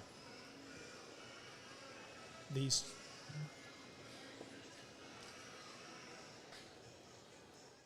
Total of 12 pigs pulled back for this class, and like I said, 10 of them will get placing ribbons. Went ahead and pinning back this young man who just came out with a total of 5 in the top end here, and then Brett and Jason will kind of get together and talk about if there's any more they want to pull back for the top end of the class. If not, they will start placing from the bottom up.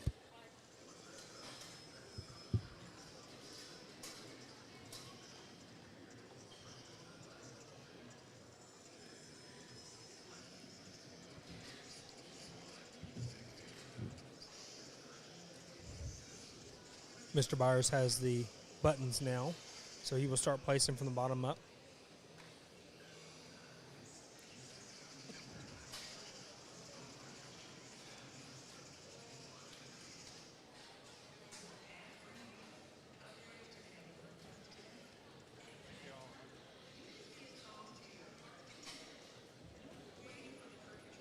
Six total pigs are pulled back to the top end here.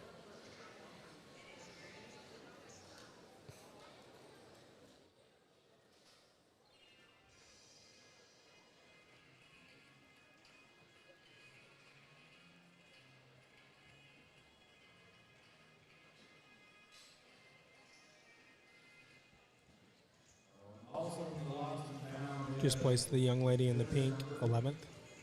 So now we're going to start getting into top 10.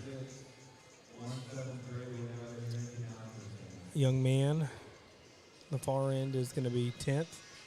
We have 2 young ladies, another young man left in the ring. And what he'll probably do, he probably has his 6 that he's comfortable with. He'll probably place all 4 of these. Sometimes he will leave one standing to compete against the ones he's already pulled back. But he studied this class very hard, so I don't anticipate him leaving any back. I think he will place all of these here. Young lady in the brown will be 9th. Young man is 8th, and young lady is 7th. So he did end up placing all these, and now he's going into his 6 that he pinned back for the top end of the class. Let's see what he does. Young lady in the yellow is coming up first. Doing a phenomenal job keeping that pig's head up and moving. Mobility, like I said, is so important to these guys. Don't want to tuck her mouth, though, because they don't like when, once they start getting choppy-footed or tight made, he kind of takes away from what he's looking at and what he's wanting to use.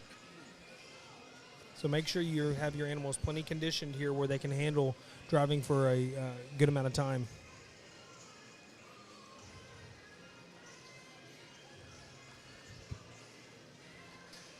And the young lady coming out here, she's the 3rd one out of the gate. Really doing a good job showing the angles of this hog.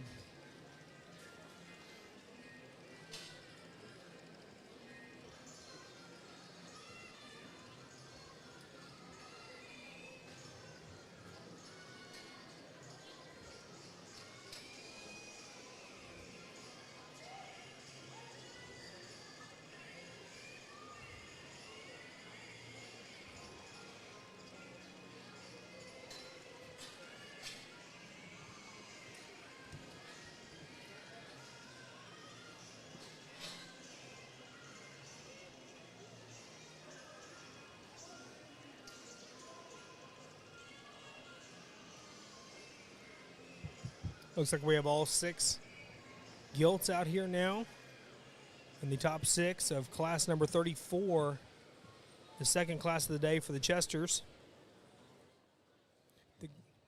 Looks like the boy in the all-blue shirt is going to be 6th.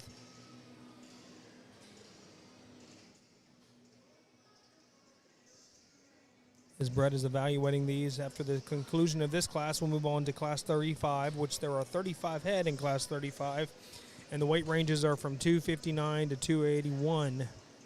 This class we're currently judging, Class 34, there ranges from 234 to 258. And like Dad had said, we used to do it by age, but now we've kind of changed it up here at San Antonio. We are judging by weights, and instead of them being born July 1st, they can be born at the oldest age you can have is June 1st. So they moved it up a month.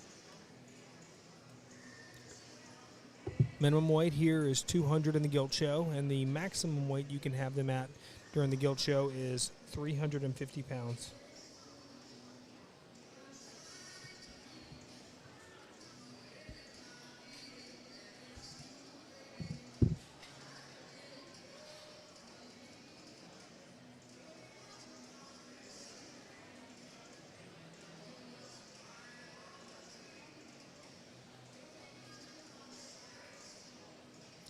Down to our final four here, or five, excuse me. Both Jason and Brett are evaluating him. Looks like he's fixing to place one. The young lady in the yellow will be 5th place. Other young lady in the red and white will be 4th. 3rd will go to the young lady in the white. And now we're down to our top two here in Class 34. Young lady in the black and young man in the striped blue shirt. This will be our top two in the class.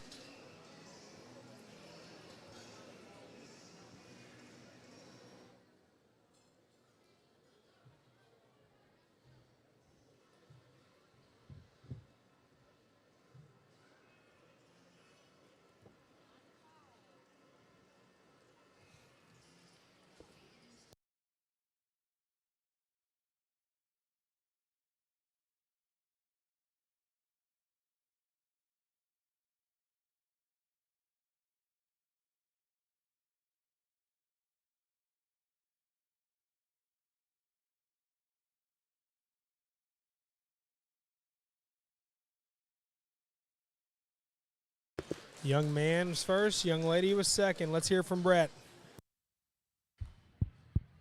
Lots of parts and pieces here in this particular class, and maybe if we could take the build out of one and put it in the power of the other in this particular class, we could make a real good one. But that's what judging livestock is. It's totals, and they're not all perfect. In fact, not very many of them, as you'll see in a lifetime, are perfect. So it's our responsibility when they ask us to grab the microphone to come out here and place them and justify how we do it. And there might be some people in this barn that say, well, this one don't move good enough, or that one ain't got enough to it, or there's some down on the line. You can do a lot of different things. You can justify a lot of different things, I think. But at the end of the day, there's one here that's ready. There's one here that the other one could fit inside of. I will be the first to say I'd like to coordinate her hind leg just a nickel better, but this thing right here is fresh. She's big ribbed, she's big backed, she's wide chested. I mean, literally that other one can fit inside of her from a width standpoint. Is her hind leg ideal? No, but I think it's good enough in this situation. If we can take this one and just make her more mature through the center portion of her body, particularly right down here in the base of her cavity, and take that advantage back through her flank line. You crawl in behind her and she still wants to deviate to the surface just a little bit. She just looks like she's not there. I mean, she looks like she's going to go home and get on feed and blow up and probably be a better hog in the weeks to come, or a more impressive hog in the weeks to come in terms of just her dimension. I love her pattern from the side. That's why I initially gravitate towards her, but there's just got to be more there. Practical built one comes here next that wants to get a little lower at the set at the point of her shoulder. She carries a little more at the top and the base of her neck there, and just becomes a little more ordinary in terms of her look out here. Shoulder blade back, you can make a case that she's probably the best built one in the whole class. like I said, it's a game of totals, and we thought that the other gilt there that wins the class brings the most totals in this particular deal.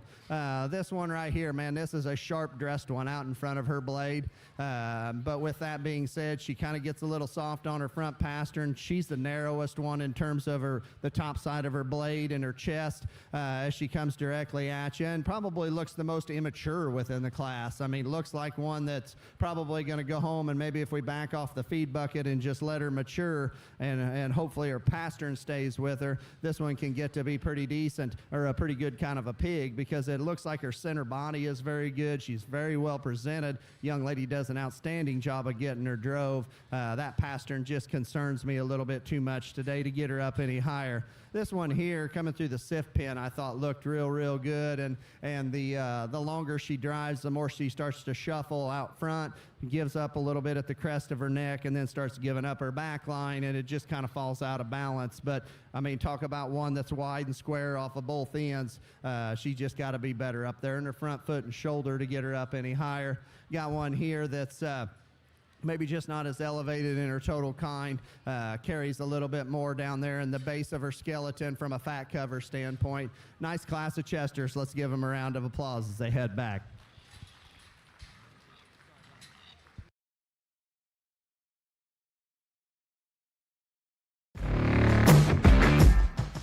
The only thing that comes out of nowhere is nothing.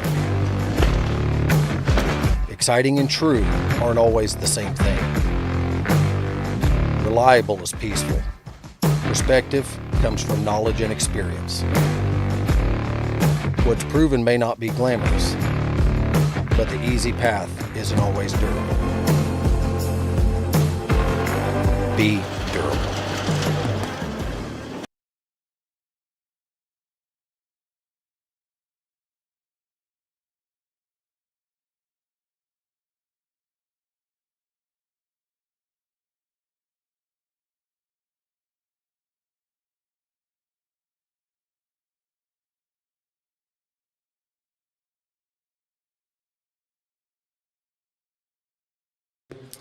That concludes class number 34 of the Chester Gilts. Moving on now to class number 35, with 35 head of Chester Gilts in that class. The weight ranges on those is from 259 to 281. So 21 pounds difference between the lightest and the heaviest.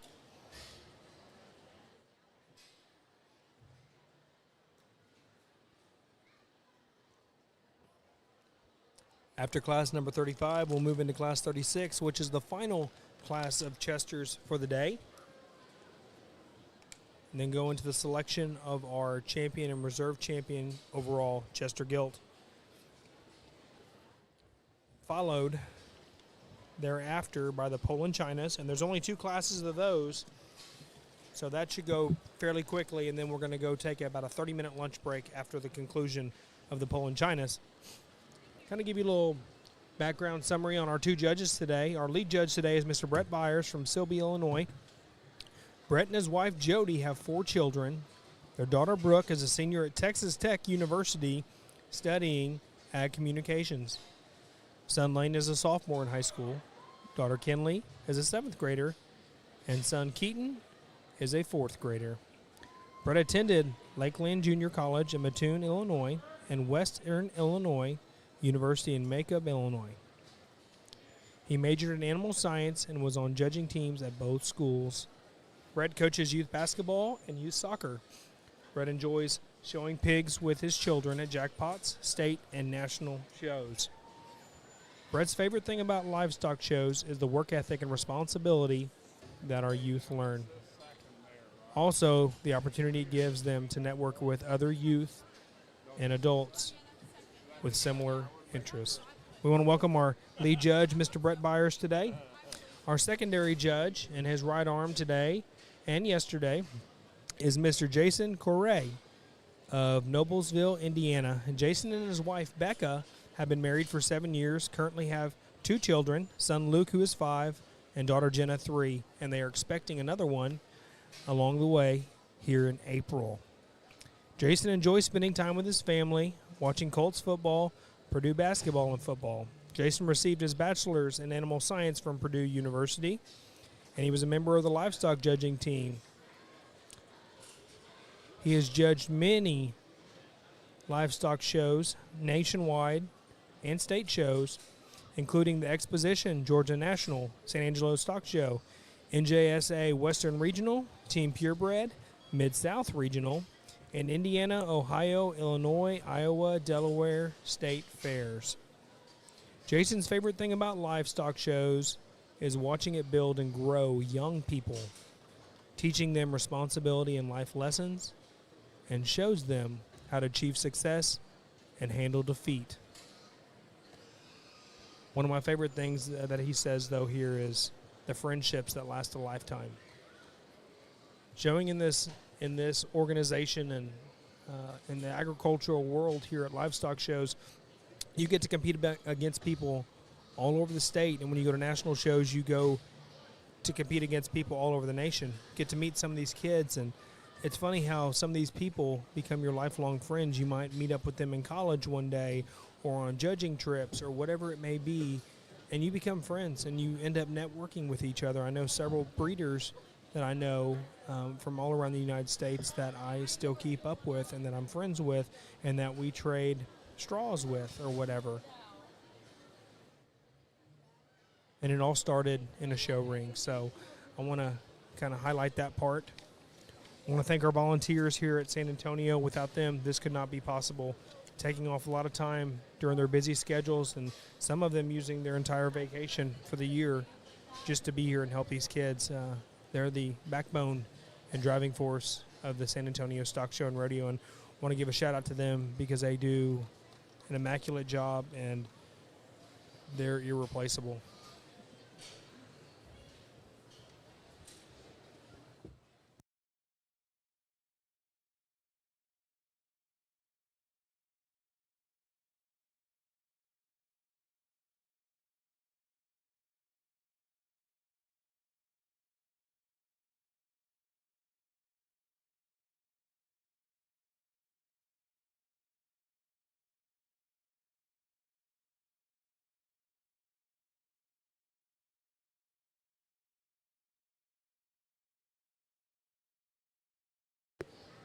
Currently here in class number 35, it looks like have about 3 or 4 held back in these holding pins here for a chance at the top 10. Make that 5 or 6 now. I heard some cheers back behind me. And one in the big arena right now for a second chance after the initial sort.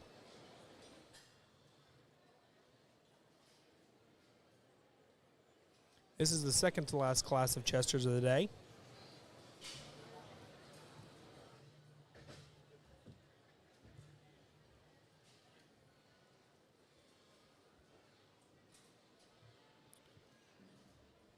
And I've been told Wayne's kind of getting the sires put together from the last 2 classes for all you breeders out there listening. So we can kind of give you the sires and the breeders of the first and second place from each of these classes to kind of highlight them and their breeding side, what's the makeup of these gilts.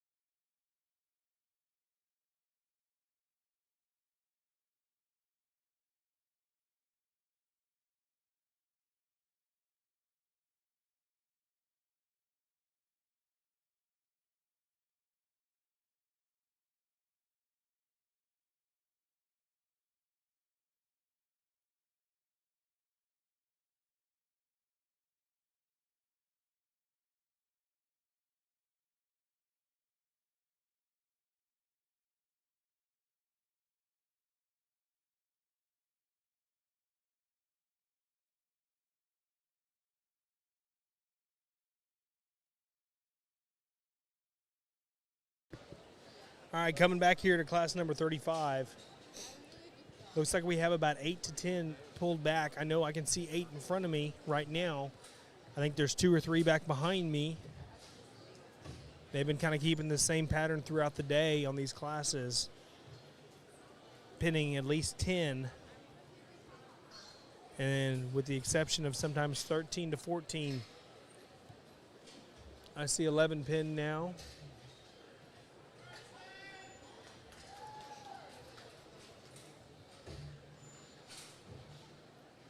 And the guys are making their way out to the big ring, and there's only one pig out here in the big ring right now.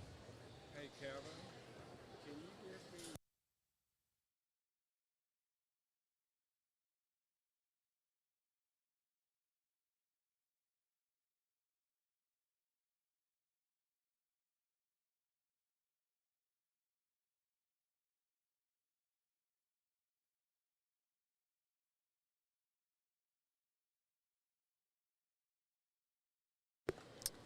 They've got one pig left in there. Oh, yeah, look, he's sending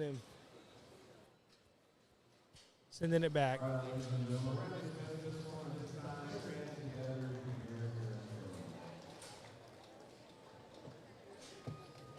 I see 11, potentially 12 that they pulled back. 10 of them will get a placing ribbon. So here we go, starting with the young lady in the gray striped shirt here.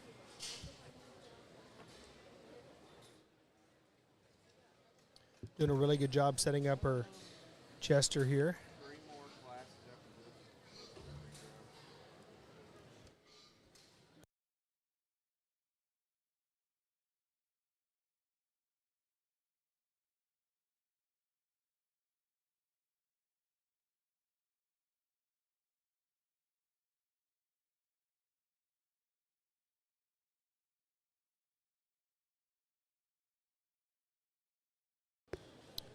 Got 3 of them out here now. One just got pinned back. All 3 young ladies are doing a great job showing their animals, and that's the most important part. Do what you can control.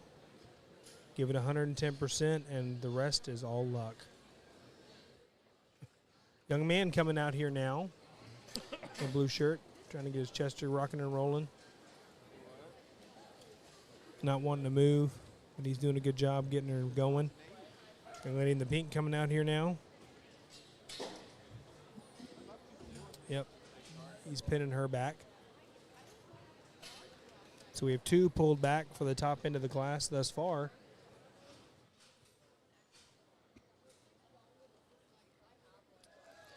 And the young lady in the white vest who just came out, going right back to the pen.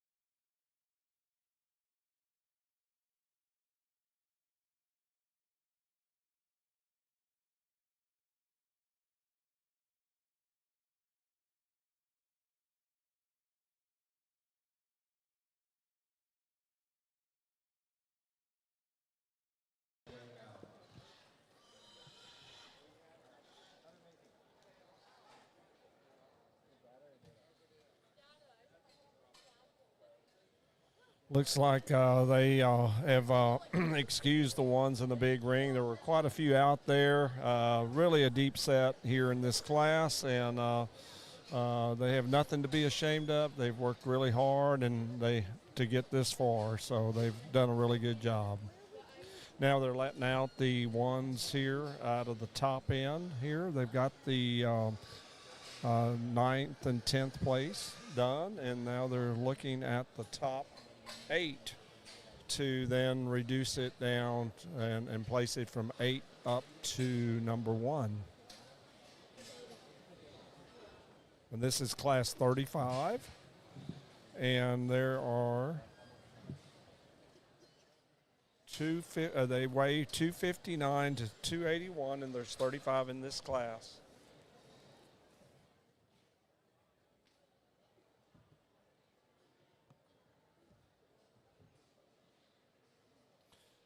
And as you're seeing, they're pinning them back again. And probably what they'll do is they'll keep probably the top 4 back and give them a chance to really evaluate them to make sure they get the one they want up into the top position. And they've got 2 pulled back at this time. And they've just got 2 remaining in the pen to be able to evaluate. They're letting number 7 out right now.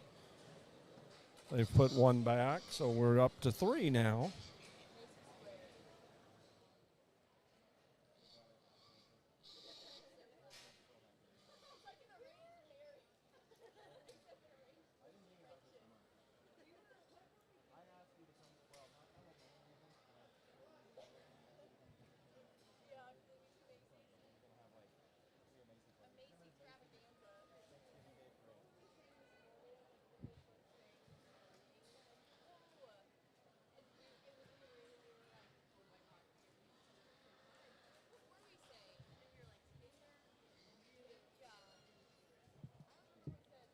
Put a 4th one back at this time.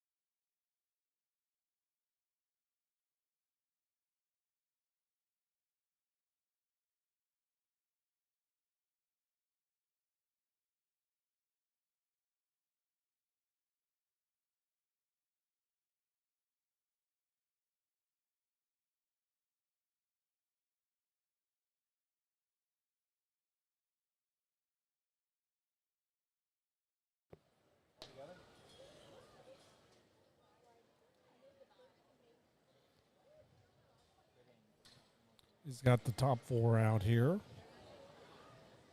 Appears to be very similar in kind. You can kind of see them putting it together here.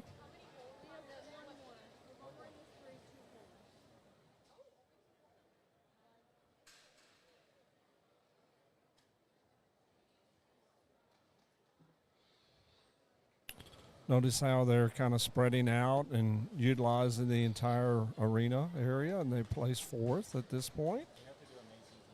All 4 are really very flexible in their makeup.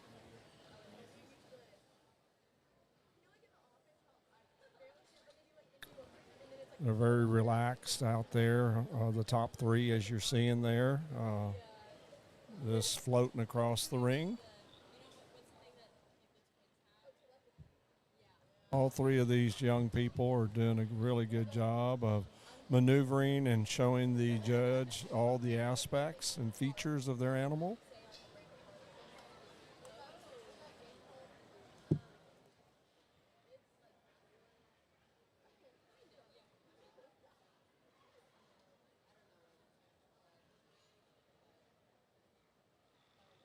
Now they're going to confer a little bit here, and they'll discuss what Brett's discussing with Jason, what he's seen, and see how Jason views it as well, and they'll come up with their decision to place this first, second, and third placings in this Class 35. While they're discussing, Class 33 was such that the breeders and the sires of Class 33, first place was Enterprise 3-4, and the breeder was Michael DeBoers out of Texas. The second place was Bender 19-2. It was Gigi Staling in Texas. That was the breeder. Oh, here we go. Young lady was third. Young man was second, and the young man was first, I believe. We'll see here. It went pretty quick. Yep, young man was actually second, and the young lady was first. Well, the Chester show changed immensely in one class, and lots and lots of depth in this particular class, and I think we've got a very, very, very good one to lead the way. And this young lady right here in the pink sweater, talk about one that combines the other two and does it in a little more proportional kind of a package from her blade to her hip in terms of length of body. I mean, that thing is busted open square, very, very fresh, very well driven, very well presented. Congratulations to that young lady. Young man right here rocking the mullet here is got a gilt that is maybe a little lower set at the point of her shoulder. She's got some extra length of body, but she still holds her back line together. A gilt that has the advantage over our third place gilt just in terms of chest and knee and maybe some density even as you take her to the surface behind. Congratulations to you, buddy. Third one comes out. I like this gilt silhouette from the side. I mean, I like her I like her at the point of her shoulder. I mean, that's a long gilt off of both ends of her skeleton. Looks like she could be a really kind of a front pasture brood sow here for somebody someday. She does get a little frailer in comparison to that other one as you take her to the surface behind. Maybe just not quite as like spread open at the base of her chest and her knee. But man, if we can make a lot of hogs look like that from a pattern standpoint, they're easy to build. Maybe just shorten her up just a little bit for today's standards. The flighty-eared gilt comes in 4 here, and she's the off-type gilt, just in terms of she does have some extra density. I'd like to give her a little more breed character. I'd like to elevate her a little bit at the point of her shoulder, and I'd just like to free her up just a nickel off of both ends of her skeleton and just make her a little more athletic as she handles the ring, maybe particularly out of her shoulder more so than her hip. The young lady coming here next got a slick-looking, sharp-dressed one here that's very, very well presented. This view right here gets her to where she goes today, and the view going away for that matter. There's just not enough spread and bulk and mass and dimension to get into that one up any higher. Sixth place gilt comes out here, just a little piece here, got a little bit more here at the top of her neck, maybe just not quite as good in her spine and just the way she blends. Good class of Chester gilts, a real good top one. Let's give all these kids a round of applause.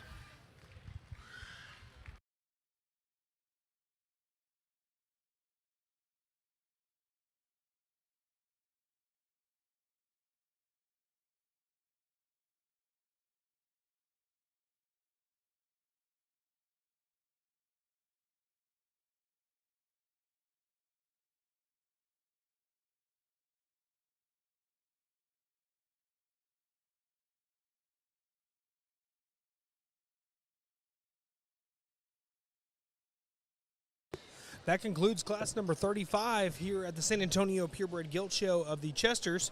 Now we're going to move on into the last class of Chesters for the day, class number 36. There are 34 head in this class, and the weight ranges are from 283 to 330. Most every breed we've had so far has had a 350 pounder. The biggest one in this class is only 330, so, 330 is still a large female. But not 350 like some of the other breeds.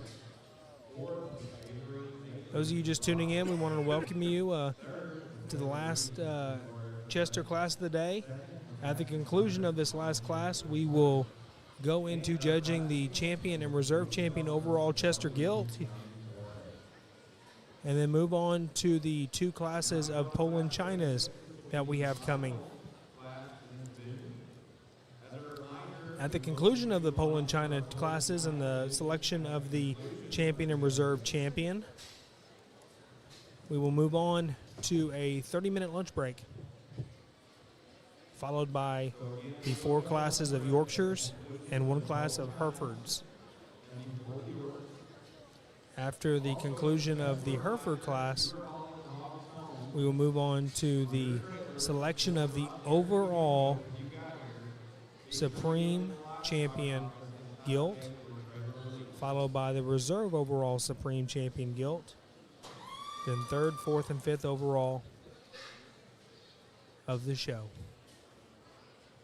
Lots of scholarship money being given out to these kids, thanks to all the people who are sponsors and volunteers and donors to the show for the scholarships and endowments, you name it. They want to give these kids money for their hard work, and we appreciate everything San Antonio does to make that happen. From the people who work here, from the people who volunteer their time and hours, we can't thank them enough, because the most valuable thing we have in our life is our time. And it's only something that we can give that we never get back. So every little moment is valuable, and they choose to spend their time helping these kids. Going to go ahead and read the winners from class number 35, the top 10. So if I don't say your name correctly, I do apologize, but I will do my best. 10th place went to Edwin Jones. 9th place from class 35 went to Haley Kaiser. 8th place was awarded to Florence Hitzfelder. 7th place went to Addison Adams. 6th place was shown by Ellen Rivera. 5th place went to Yancey Parson. 4th place to Avery Mabry. 3rd place to Taylor Reed. 2nd place in this class was Haston Hunter. And the class winner of class 35 of the Chester Whites was Cody Kelso from Guadalupe County 4-H. Congratulations to all those top 10 exhibitors in that class.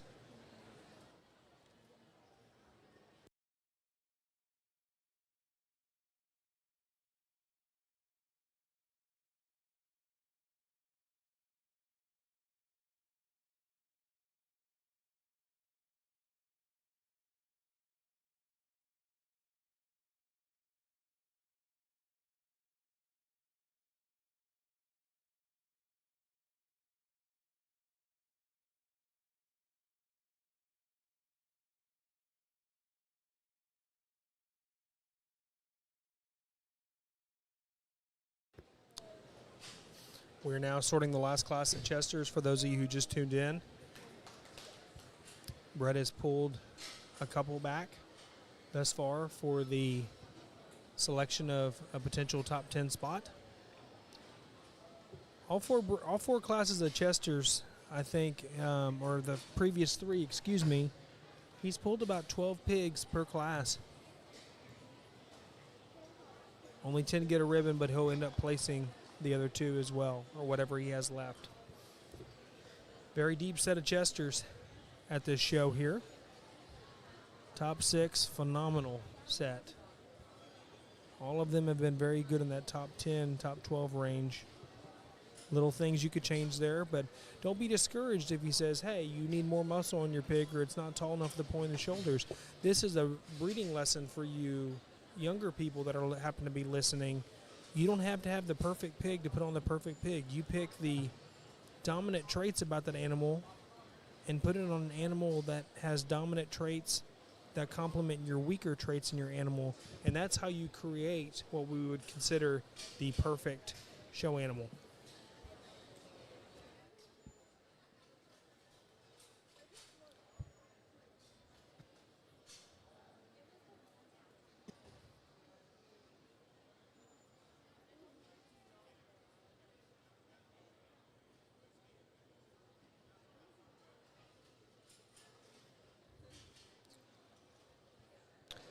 He's got 4 pinned back so far. About halfway through the sort here. Those of you tuning in, the first thing those exhibitors will do will be show to Mr. Byers in ring number 1, and if he likes you, he'll point straight ahead. You'll get into holding pin.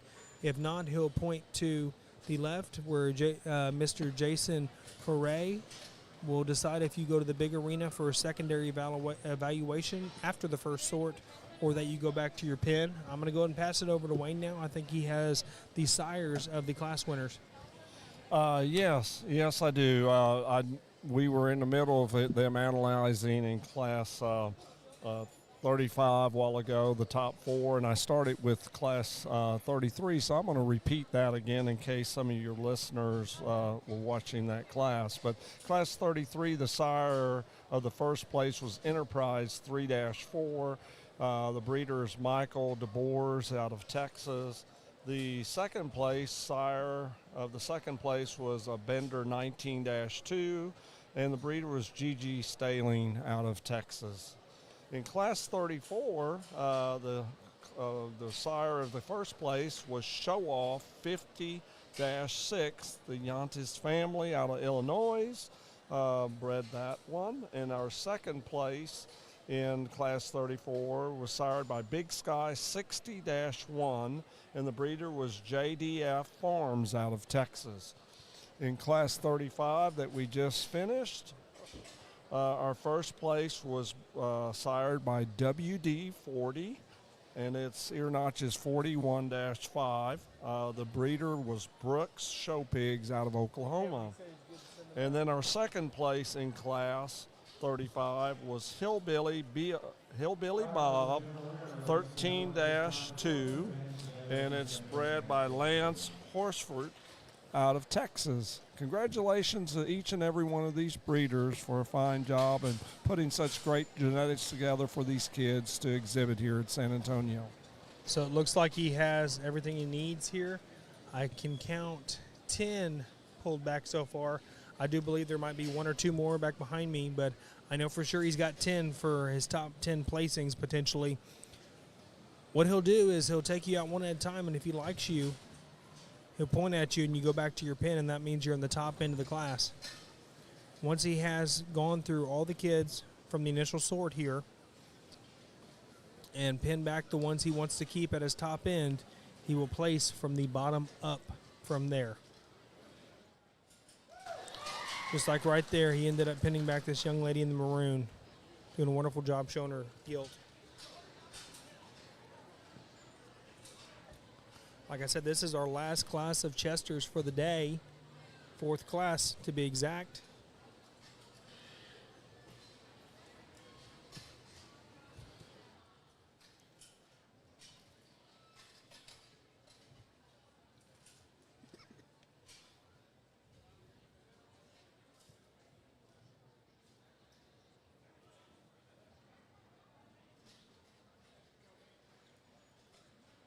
So far in this class, he's only pinned 1 back.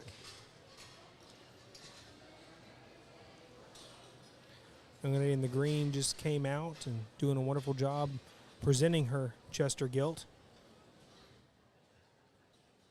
Studying her pretty hard. That goes. He's pinning her back. That goes to show her showmanship skills there. Young lady in the lavenders coming out now.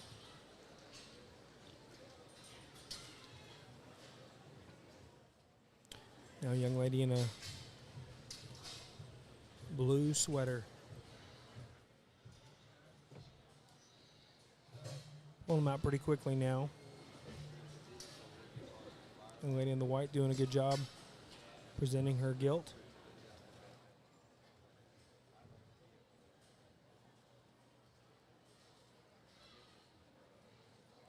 Hitting her back.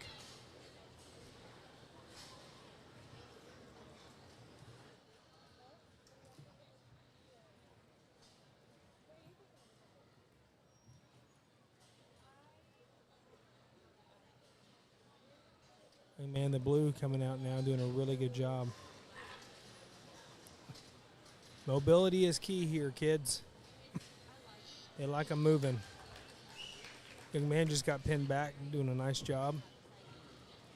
Young lady in the black shirt coming out now. Another very good showman. I have yet to count on one finger somebody who hasn't been showing their animal good out here in the ring. That's been over the past 2 days. All of them have their own particular style, but all of them do a wonderful job presenting their animals to these judges. The lady in the black just got pinned back. Have about 3 or 4 more to sort here before they start evaluating them for placings. So far, he's got 5 pulled back for his top end.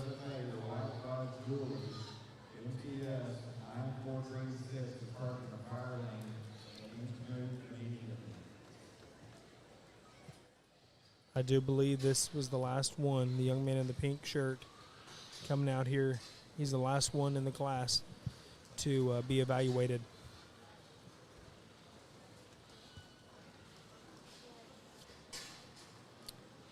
They have 5 pulled back. Now they're going to look at them, see if there's anything else they want to pull back. All right, attention in the barn. If you have a first or second place Chester, this is your first call. If you have a first or a second place Chester, this is your first call to come back to the showroom.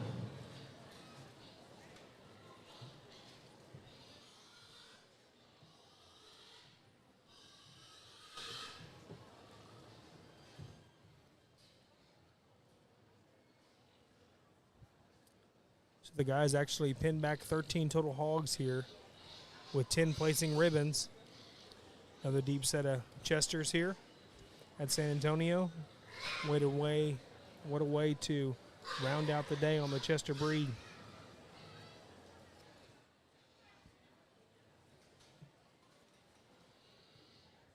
Looks like the guys are going to start placing them. Brett has the buttons. I think what he'll do, he's happy with the top 5 he has over here, so he's now going to place from the bottom up.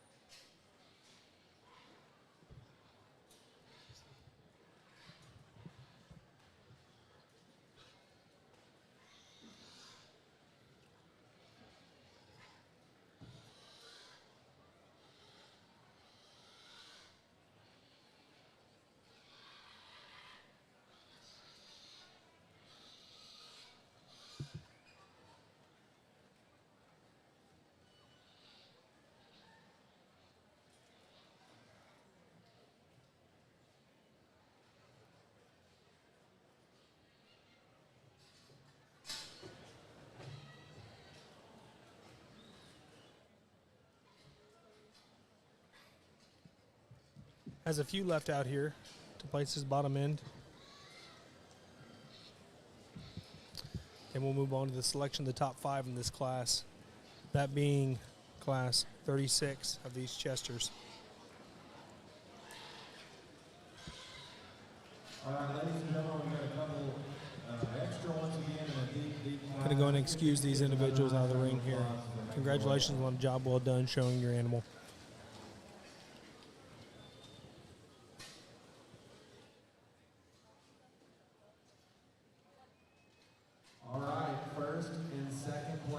Kudos to these guys for taking the time to talk to these kids, even if they didn't place or placed, giving them an evaluation of their animal and talking to them and telling them what they see, what they change, what they need to work on, presenting that animal, whether it be you need to put a little more body in your animal, it needs a little bit more muscle, go ahead and clean up its front end a little bit, things that I call constructive criticism.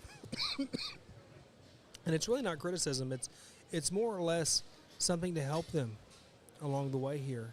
I mean, which that's what that is, but I don't like that word criticism because we're not really criticizing these kids or their animals.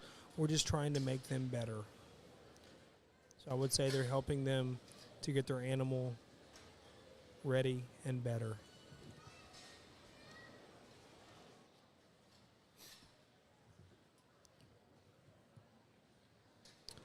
Here's the third one coming out right now. Have 2 more to pull out of the pens, and then they'll evaluate all 5 of them out there together and then select your class winner, working their way from 5th down to 1st. For those of you tuning in, we want to say thank you for joining us today from home, from work, from your tablet or phone. Thank you for watching and supporting these kids from wherever you are around the United States. Breeders, thank you for tuning in as well and for helping create these creatures for these kiddos to show and what uniformed ones they are. I want to give a shout out to Taylor Fort and his team for doing the live stream and podcasting for us to watch and get a front row seat to this show here at San Antonio, this Purebred Gilt show.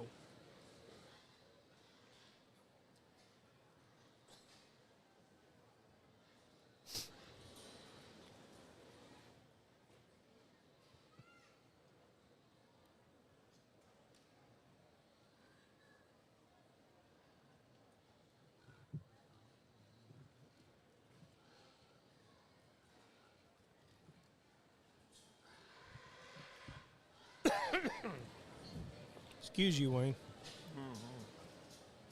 Listeners don't want to hear you coughing over here. We got 5 out here right now. Both Mr. Byers, Mr. Correa are looking at them pretty hard, trying to determine where they're going to go.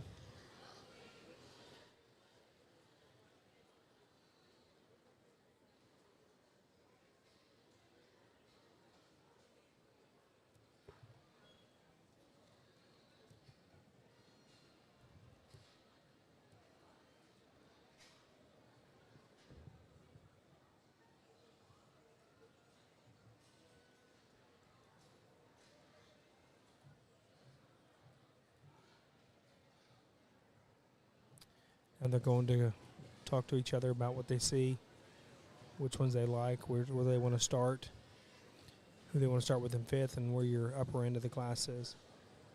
Which I appreciate them doing that and conversing with each other. 2 sets of eyes is always better than 1, so it looks like young man in the teal shirt will be 5th.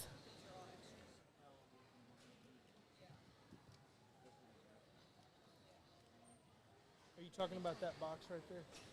I'm taking that to Morgan here after a while. Those are extra ribbons and rosettes she ordered.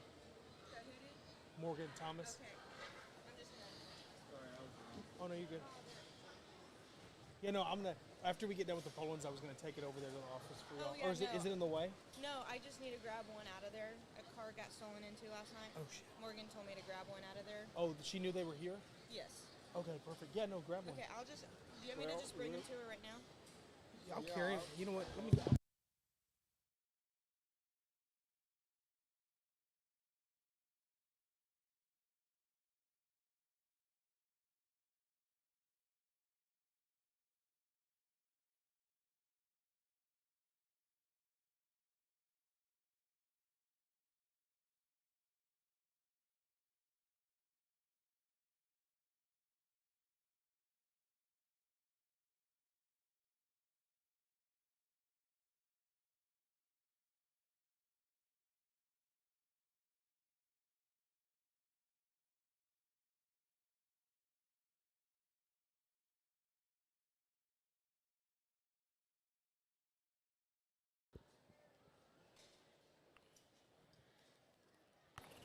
We're down to the final 2 here in this class, and they're conferring right now and discussing the strengths of each one of these top 2 to decide how they want to align this these final 2.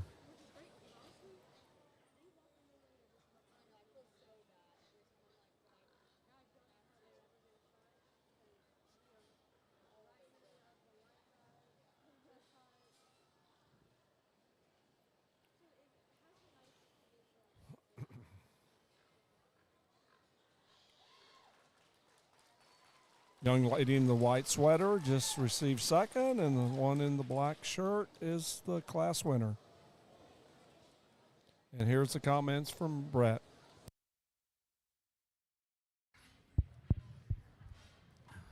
Finish out the Chesters on a good class here, and we end up on a pair that aren't necessarily identical and aren't necessarily all that similar in some regards. I mean, I think there's a 50, 60-pound weight spread in this particular class, and we might be on either end of it in this pair. And I think both of them bring lots of good to the table.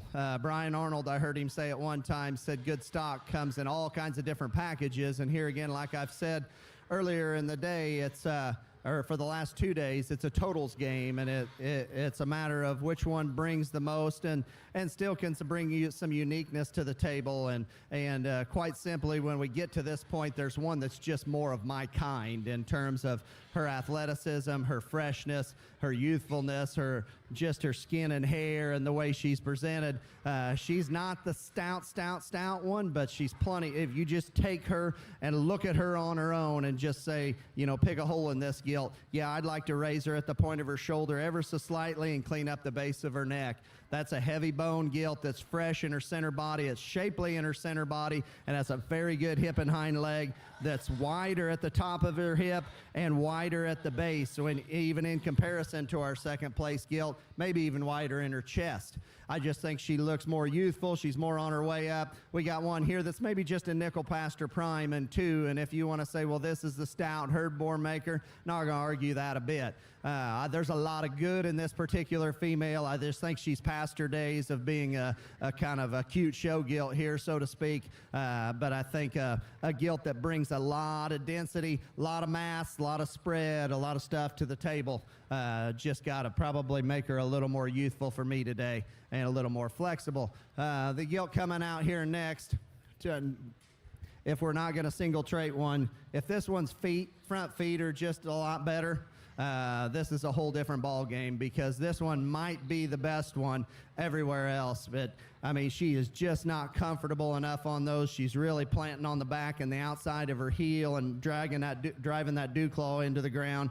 Man, that thing is very, very unique, and she is presented to the max today. And this young girl's doing a good job of getting her drove. Like a lot of things about that one, just from a longevity standpoint, she's got to be better up there. She's getting to the point where she's throwing her front foot forward to try to make it more comfortable when she strikes the surface.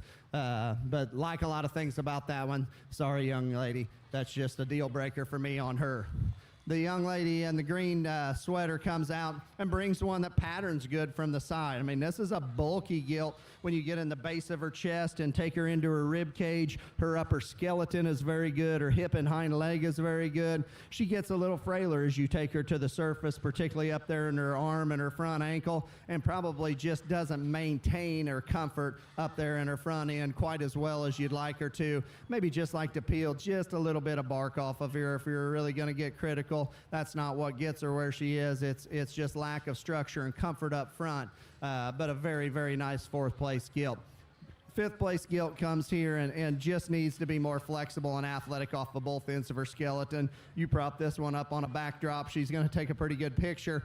She's presented very well. The young man's got her skin and hair dialed in very, very good. My kids show a few of these out of this breed, and it's hard to make their skin and hair look like this. It takes a lot of elbow grease, and I appreciate the young man and all these young people who have got the skin and hair to that point. That's a job well done. The young lady coming out here next, I wish this one had a different head and neck on her, because I love the rear 2/3 of her. I love her going away. I mean, that thing is square and genuine going away. She's just jammed up and too cresty up there in her forehead and her face and her crest of her neck for me to get her up any higher today. Real good class. Let's give these kids a round of applause, and we'll get you a champion Chester.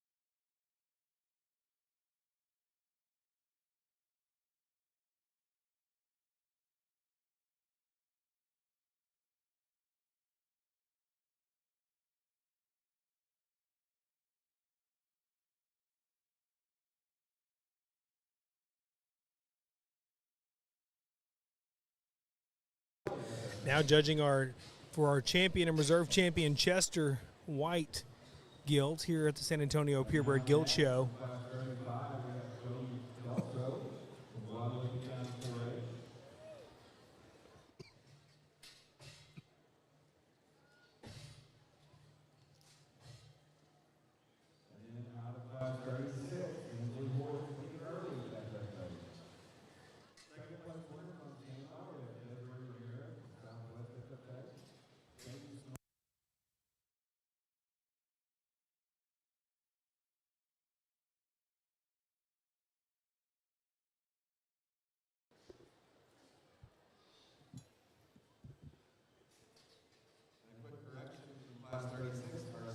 All four of our class winners are out there for the Chesters.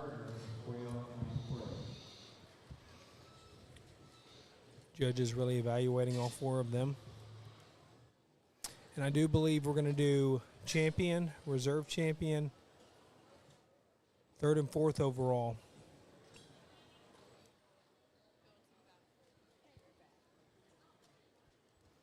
At the conclusion of these Chesters, we're going to move on to our Poland Chinas, which there's only 2 classes of that.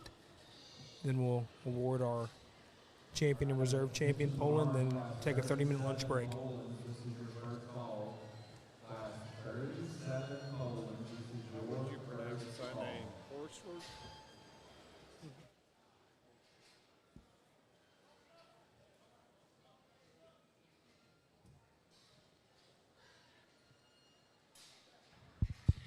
Let's give all your class winners a round of applause if you could. Here we go.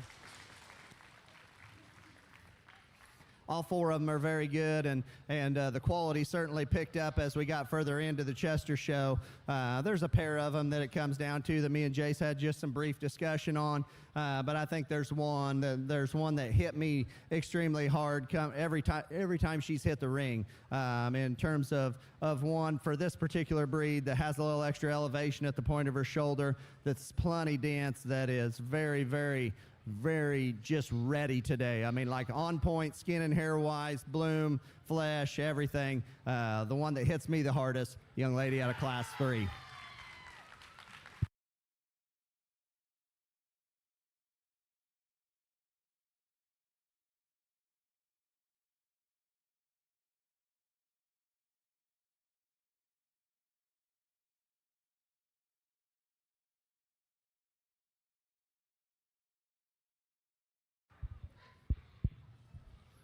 Bring that second place out, and that was a very good class, and I think she has to come into consideration. There's another one out here that, here again, like we've talked about a few times through these breeds, when they're big and they're good and they're fresh and they're genuine looking, it's hard to pass them up. That young lady out of the last class is going to be your 4th reserve.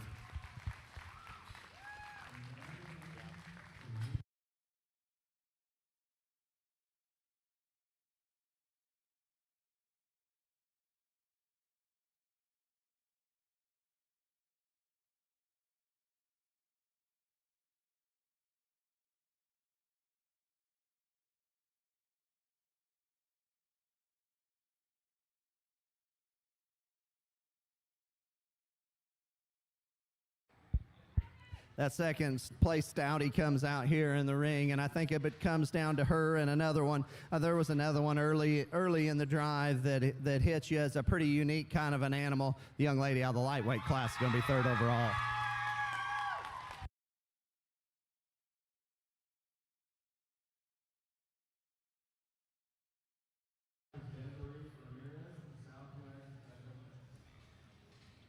It's hard to deny the stoutness in one and just some extra maturity, but this thing needs to get a piece of this. The young lady's 2nd place heavy is going to be your 4th out.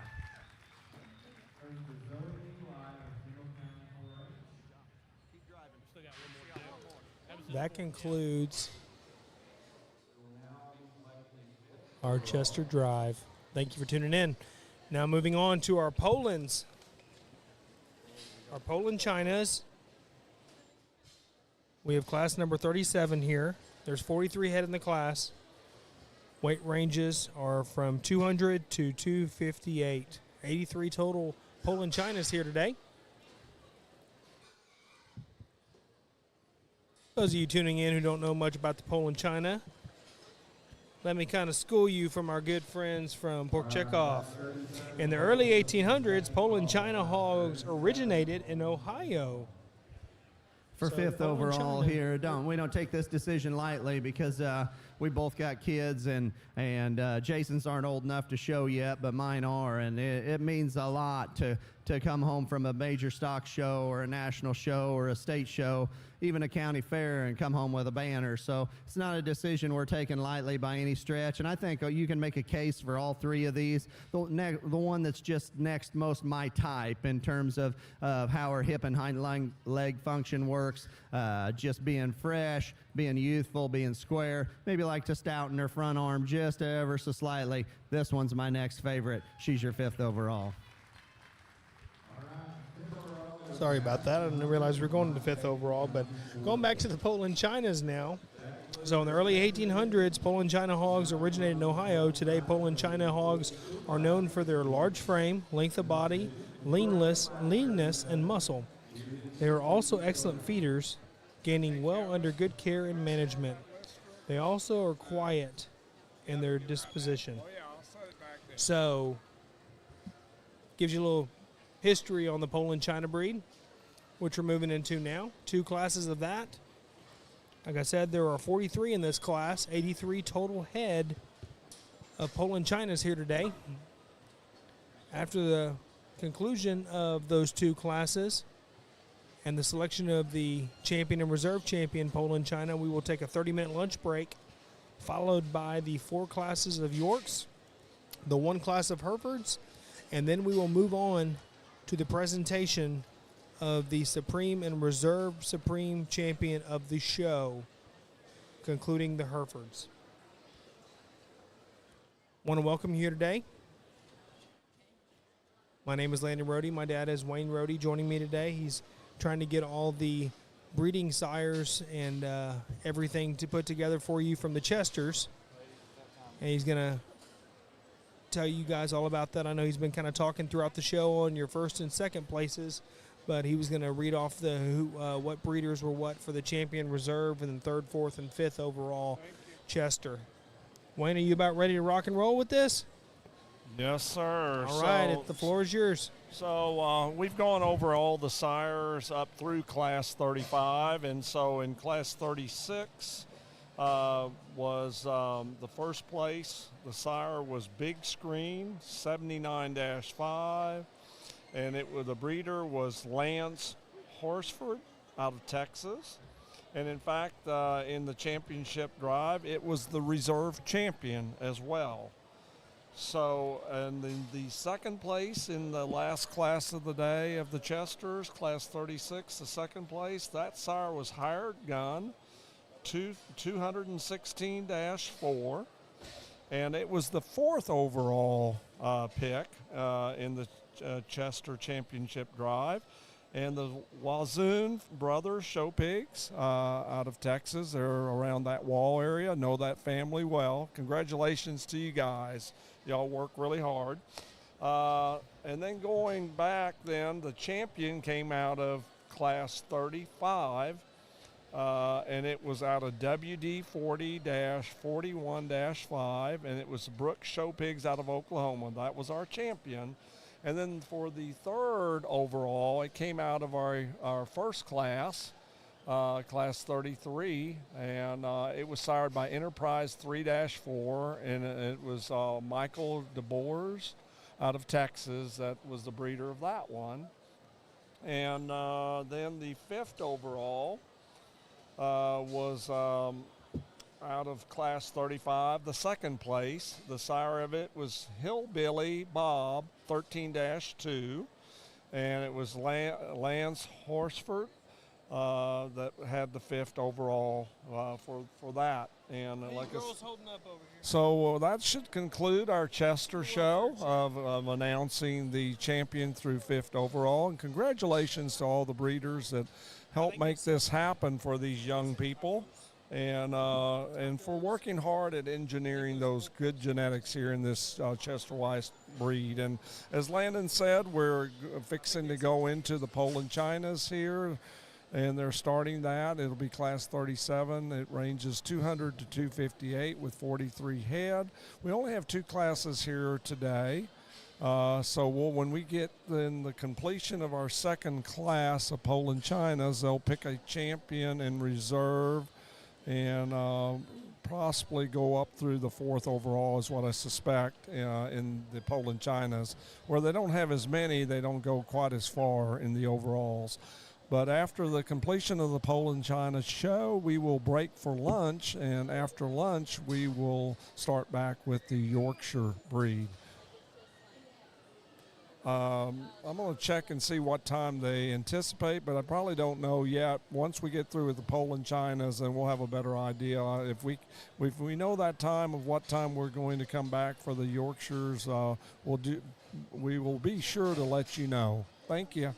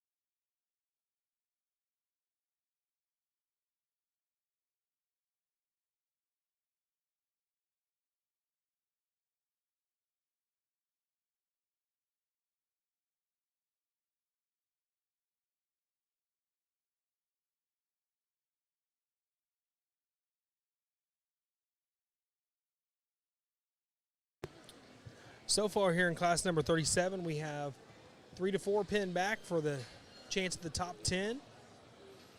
Shorten this class of 43, a little bit bigger class. We just don't have quite as many in the Poland China breed here at San Antonio.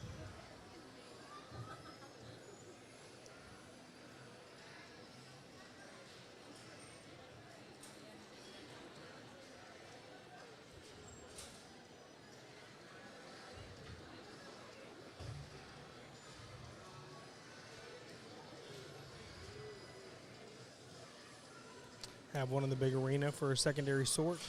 I'm going to go take a look back behind me to see about how many we have left back here.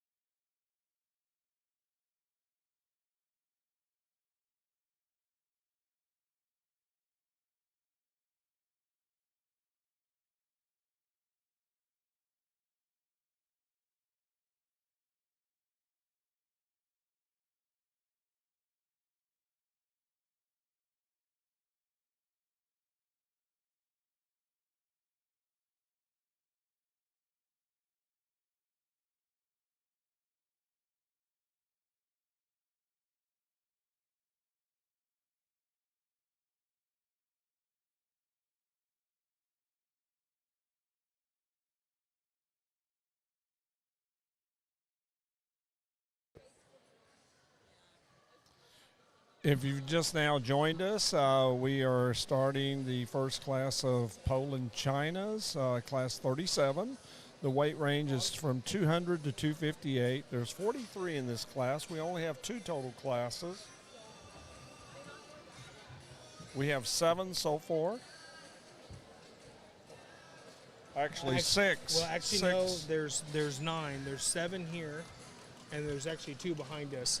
And we're about halfway through the sort, the initial sort. Okay, so we're getting close to finishing that up here, and so we're kind of getting that going. While we're waiting for them to do the sort, to kind of give some history, this breed started in the scholarship program in 1996. And at that time, it was $6,000 scholarship at that particular point. And the first recipient of that was Jessica Greenway, and she received that $6,000 scholarship. Currently, we're at $10,000. Did you say 10,100,000? 10,000. Wow. Yeah, no, it's Back that in can the help day, pay some college. Absolutely. And Maybe back not in, as much as it used to. Well, but- what I was going to say is back in the day, the Supreme Champion only got $10,000. So Oh, absolutely. they've come a long way with that. Oh, And yes. Kudos to the people who develop these scholarships and raise this money for these kids to get a little bit more money out of this deal. Well, another thing they've done too is raise the cap. Mm-hmm. Before that was the cap, and there was no other. Now it's $20,000. You can keep competing till you cap out at 20. Uh-huh. So, what a great program that San Antonio has built here in their scholarship program. Absolutely. Yeah, we've got 9 pinned back so far, Wayne, and there are 4 in the big arena right now for a secondary sort.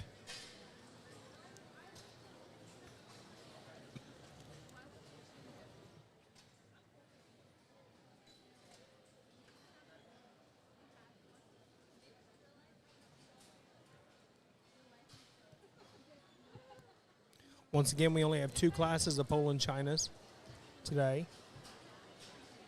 This class, there are 43, and then class 38, the one after this one,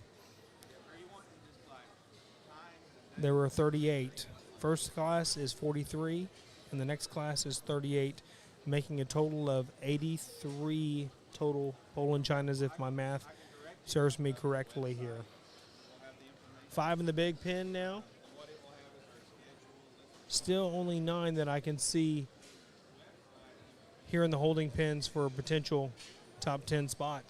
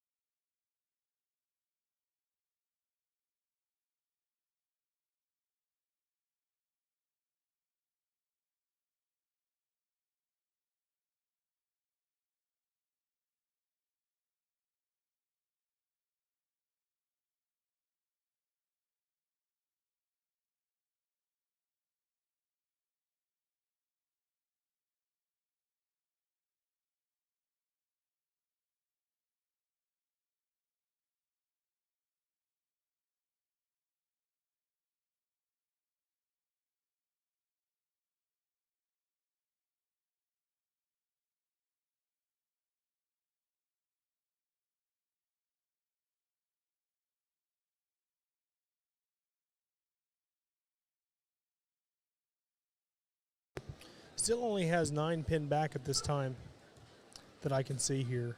And we're kind of concluding the first initial sort on this first class of Poland Chinas here. Several in the big arena this time. Fixing to be 6. Actually, no, 5. And there are now 10 in the holding pens. Both Brett and Jason are going to kind of evaluate these for a secondary look to see if there's anything out here they want to pull back for a chance at the top 10 ribbons. Kids getting their hogs up and moving now.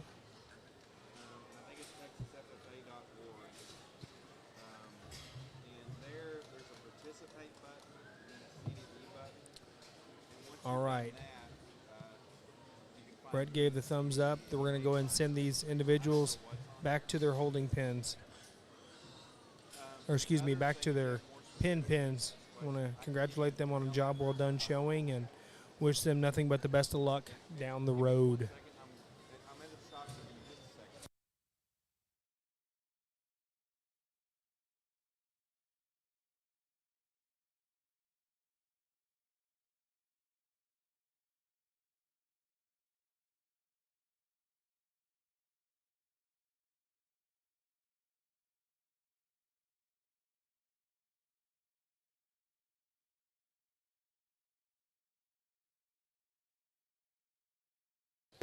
All right, here we go. Now we're going to start sorting this first class of Poland Chinas. I count 12,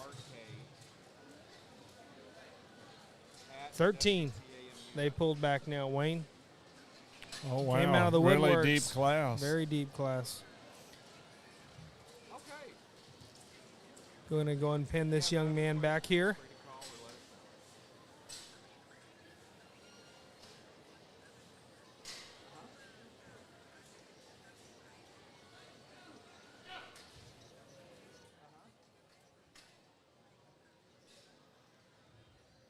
So we have one pin back thus far. I'm going to go ahead and pin another one back here. Yeah, that would be a good question for Dr. Luchak.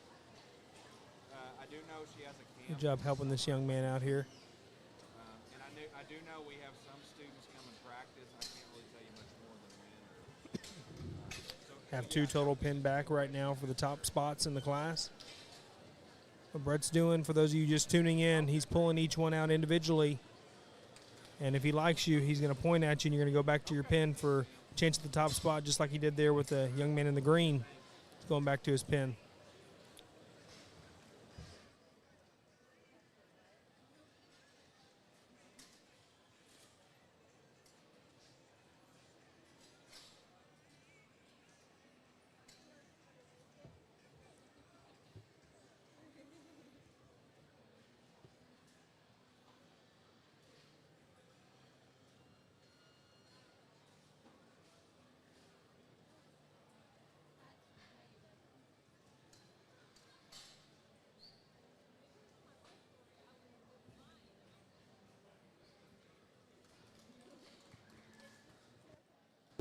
The guys still have 6 more to look at. Young man in the blue shirt's coming back out. They're going to go ahead and pin this young lady in the green. So that makes it a total of 4 pin backs so far for the top end. And historically, they pulled about 5 to 7 for their top end of the class. Yeah, and and from there, then they'll place from the bottom up. They're starting with 10th place. They've got 10 placings, 10 ribbons that they'll hand out, and so they'll go in and because they have more than 10 out here, they'll probably, like Landon said, we'll keep it that 7 or somewhere around there, and then they'll start placing 10th up back up to that's 8th position, and then excuse what's still in the ring. So the kids out there in the big ring, they're competing for a placing yet. So currently they have 6 pulled back, Wayne, for the top end, kind of historically what they've been doing, 5 to 7. They have 2 more to look at. So now we have 7 pulled back and 1 more to pull out of the pin yet. This young lady in the blue is trying to get her hog going over here. Probably one of the lighter ones in the class.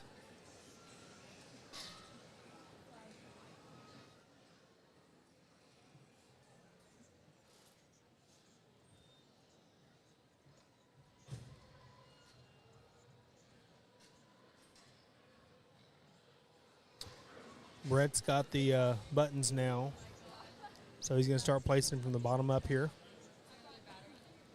He's got 7 pinned. So he'll place 8th, 9th, and 10th.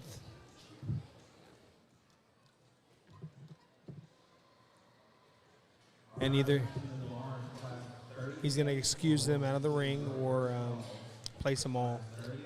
each class is a little different in that regard, depending on how deep it is and how many he has left here.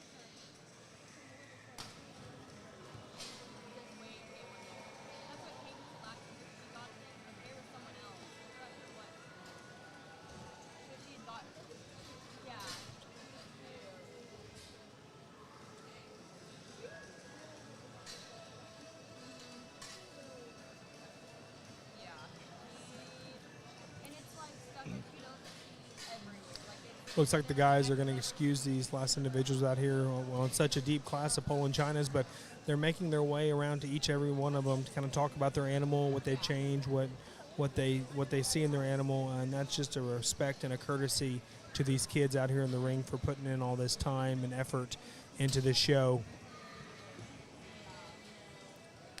Absolutely, because there's times they've put all this time in and they're not sure what they're not liking about the animal, and they like, if all possible, to kind of know. That way they can have something to build on for the future. Absolutely. And we're going to go into our top 7 here next.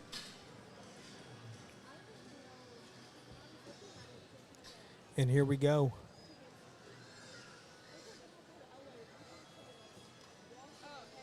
Bringing the first gilt out right now, this Poland China first class. Excuse me.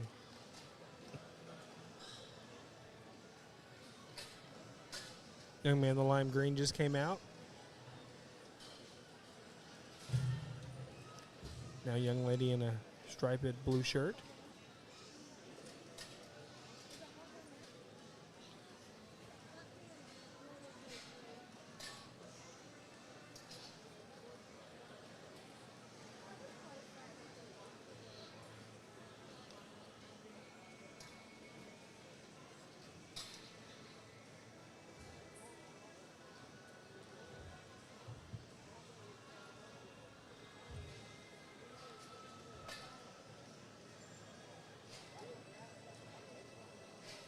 We have one more to bring out, Wayne, and that's our 7 that he kept back. It's going to be interesting to see if he's going to keep them out there the entire time, or if he's going to put 4 back again. And I thought the same thing on those Chesters, but when he got down to his 7 that he kept back, he usually plays from the bottom up from there, or that's what he did in the Chester classes. Sure. And sometimes he'll pull 3 or 4 back and then place the other ones and bring those other 3 back out. But I really think, with the Poland Chinas, I think he'll place them from the bottom up from here. Or I suspect that's what he's going to do. It's like he's got a button in his hand for sure. Oh, yeah. He's definitely got those buttons in his hand. All right, young man in the blue is 7th. Now we're down to our top 6 in this first Poland China class. That'd be class 37 here.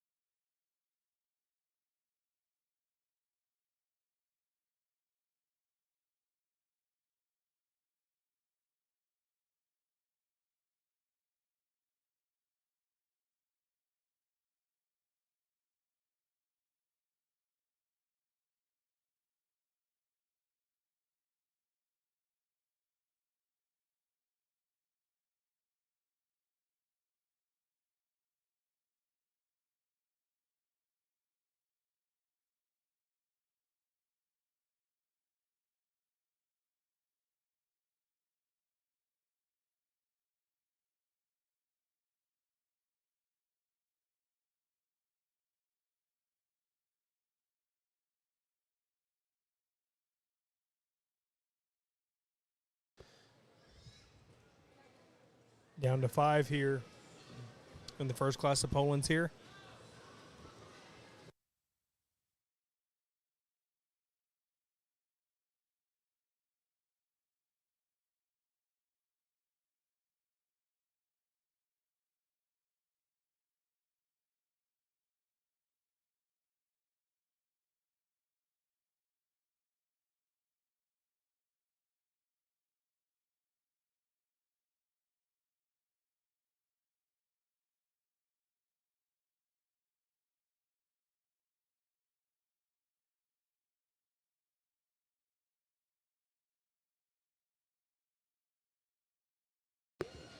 Just placed the young lady in the light pink in 5th.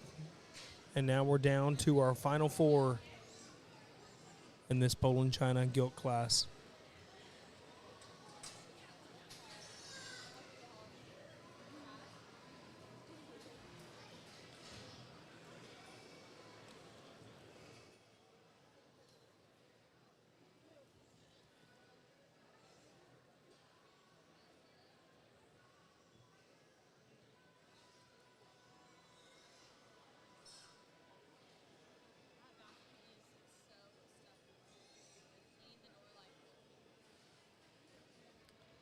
One of the young ladies in the lighter green was placed 4th with the brown hair.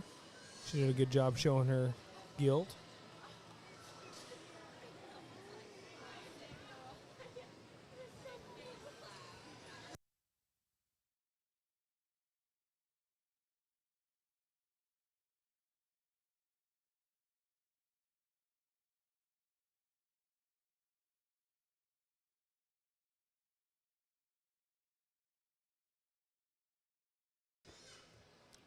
Down to our final 3 in class here.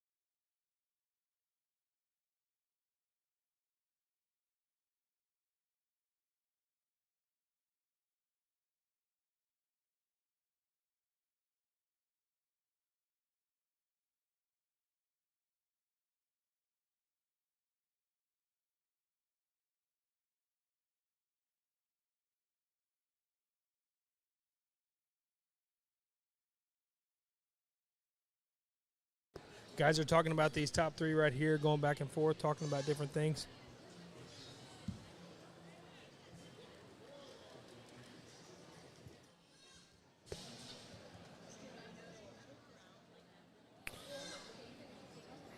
You know, this first class of Poland's here, they're very flexible, very athletic out there. They're very loose-made in their on all 4s. That gilt and girl on the green starting to give her fits a little bit. Oh, yeah.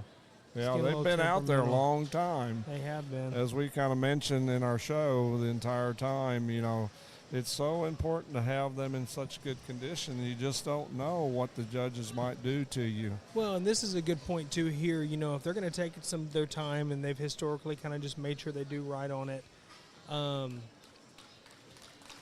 drive your pig into the ground is the term I'd use there. Don't drive it into the ground, meaning don't overwork it if you know you're going to be out there for a long time. Make sure you keep it steadily moving. When they're looking at you, make sure it's set right and moving, but don't just try to rush it to the very end there.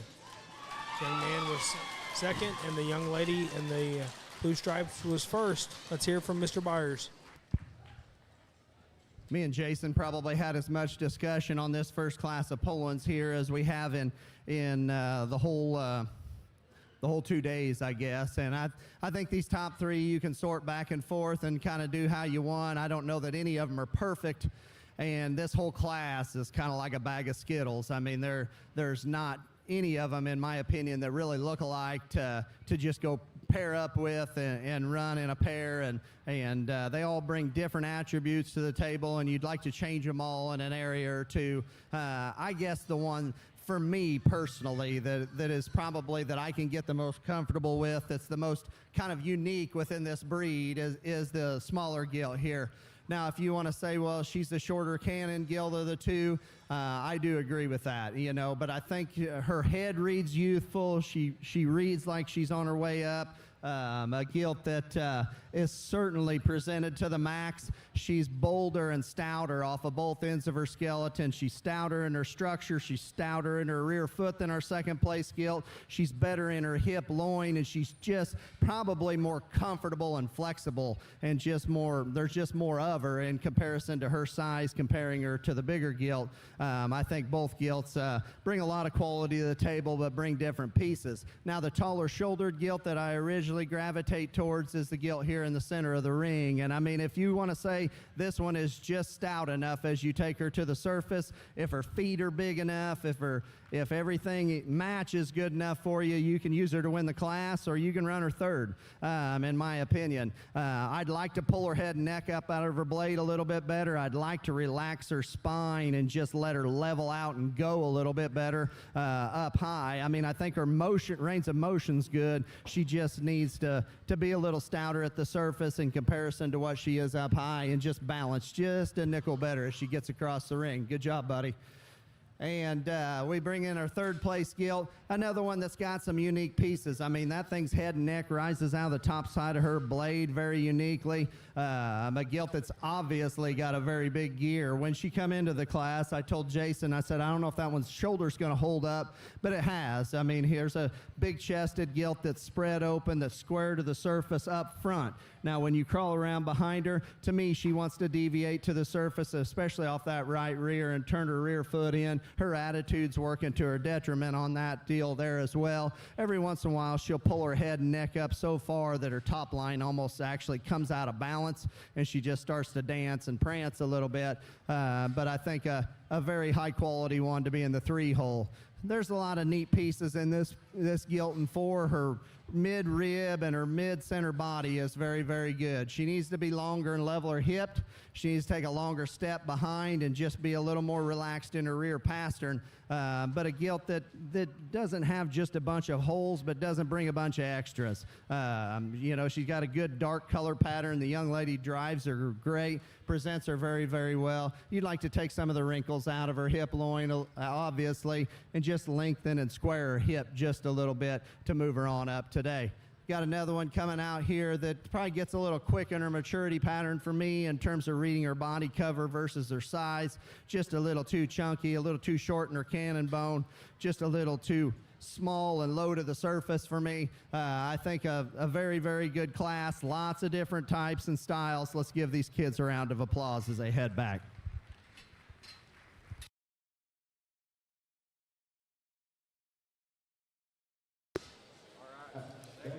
That concludes class number 37 of the Poland Chinas. We're moving on to our last class of Poland Chinas for the day. There are 38 total in this class. This next class we're going into, weight ranges are from 264 to 350, so we're going to have a couple monsters in that class. At the conclusion of this second class, we're going to move on to the champion and reserve champion selection of our Poland China. And then after we're done selecting those two, we will move on to our lunch break. And they were saying they're going to take about a 30-minute lunch break. So I would say, depending on how they get through this next class and the champion and reserve champion, I would say we should be taking a lunch break here in the next 20 to 30 minutes. For those of you watching and trying to plan your afternoon to catch us back up, starting with the Yorks. So, like I said, one more class of Poland Chinas, followed by the selection of the champion and reserve champion overall. And then we'll move on to a 30-minute lunch break. Going to go ahead and read the winners of the top 10 individuals in that last class we just watched, class number 37. In 10th place, we had Cole Kate. 9th place went to Hailey Hunter. 8th place was shown by Landry Fisher,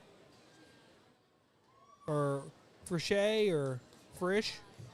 I apologize, Landry, if I didn't say that right. 7th went to Cade Sierra. 6th was exhibited by Colton Mathis. 5th place went to Hadley Ford. 4th place, Brayley Kirkpatrick.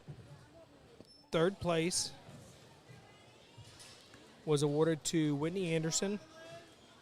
2nd place, Creighton Rains.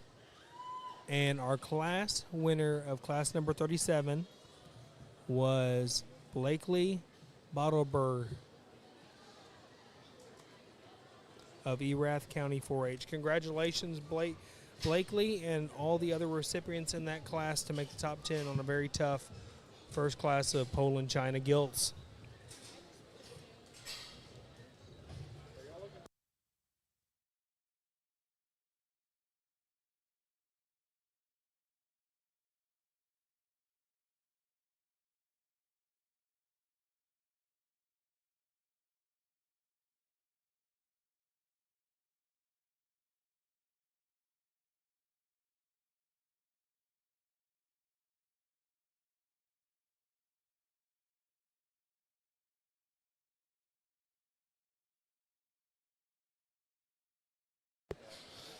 As our judges are working our second and last class of Poland Chinas, we have 38 in the class, and it is class 38, so what a coincidence.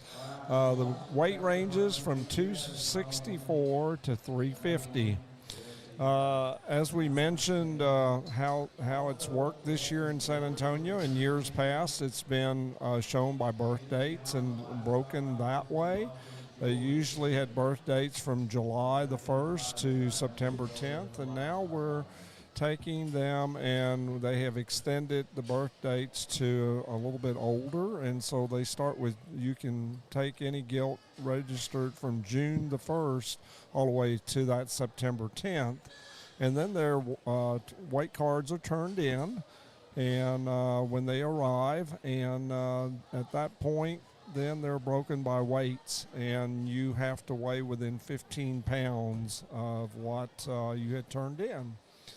I have the information on our Polands of our first class on the bloodline, on the sire, and the breeders. So in our Polands first class, class 37, our first place was sired by Rattler 1-3. And the breeder was Hadley Reeves out of Texas. Congratulations, Hadley.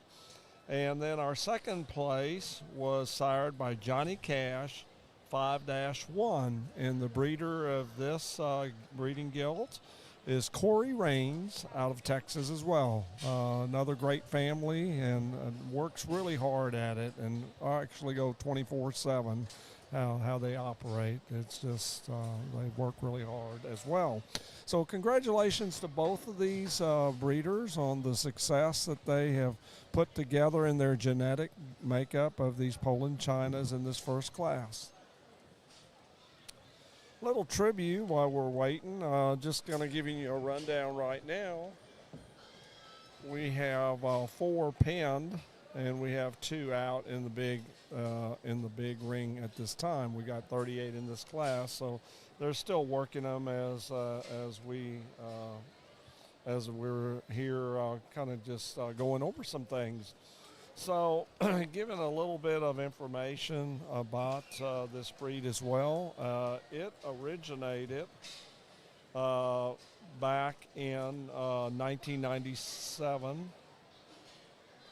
And anyway, it was the first one was $6,000, and it was won by Jessica Greenway, and she won the $6,000 scholarship. And as of today, it's $10,000, and you can get up to $20,000 is where you're capped off. But you can, try as many times as you can within your age, and your they can show from 3rd grade on up through their senior year of high school here in Texas. So I know there's some other states that you're allowed to show until you're 21. So, but anyway, that's how it works here. And anyway, they have really worked hard to get the scholarship amount up and have done a great job doing so. And in fact, in scholarship monies, they in 1984, just to give you an idea, they only gave 15 total scholarships at a mere total of $90,000, and these were just regular type scholarships. Today, they have, since '94, they have since they started that, they are up to $255 million that they have awarded in monies, and scholarships, and grants, endowments, and auction, calf scramble, and show premium. So they have reached leaps and bounds to when they first started in this. The rodeo's been around since 1950 here in San Antonio, and they are celebrating this year's 75th anniversary. So congratulations to San Antonio for accomplishing this milestone. While we're sorting class number 38 here, for those tuning in, I'm going to go ahead and give a little bio on our two judges, taking the time out of their past 2 to 3 days to come down here and judge this very prestigious Purebred Gilt show. Our lead judge today is Mr. Brett Byers from Silby, Illinois. Brett and his wife, Jody, have 4 children. Their daughter, Brooke, is a senior at Texas Tech University. Their son, Lane, is a sophomore in high school. Daughter, Kinley, is a 7th grader, and their other son, Keaton, is a 4th grader. Brett attended Lakeland Junior College in Mattoon, Illinois, and Western Illinois University in Macomb, Illinois. He majored in animal science and was on both judging teams for both schools. Brett coaches youth basketball and youth soccer, and he also enjoys showing with his children at jackpot shows and state shows, and also national shows. His favorite thing about livestock shows is the work ethic and responsibility that our youth learn. The guys have now made it out to the big ring here. Have a few pulled back. It looks like 9 or 10. There might be a couple more back behind me. We started with 9 or 10 earlier and then ended up being 13 that they brought back. They sometimes get kind of bogged down there at the scale below us, trying to get these ones weighed and checked in and check tags and all that stuff. So it does take a little bit of a time, but we appreciate all of our volunteers down there making that happen. Without them, it wouldn't be possible. Oh, yes, and they donate all their time while they're here. I mean, they take vacation, they take time off without pay, so they really have a large commitment to our youth here in San Antonio. And not only for the swine show, but in other areas as well. The volunteers here at San Antonio make up just a mere 6,000 volunteers. Wow. Our secondary judge here today is Mr. Jason Correa, and he's from Noblesville, Indiana. Jason and his wife Becca have been married for 7 years, and they together have currently 2 children, son Luke, who is 5, and daughter Jenna, who is 3, and are expecting their 3rd child in April. And got to visit a little bit with Jason, and I asked him, I said, well, is y'all's child going to be a boy or girl? Do y'all know? He said, we're going to keep it a surprise. And ironically enough, me and my wife were having our first in April, and we're doing the exact same thing. We will know when it comes out.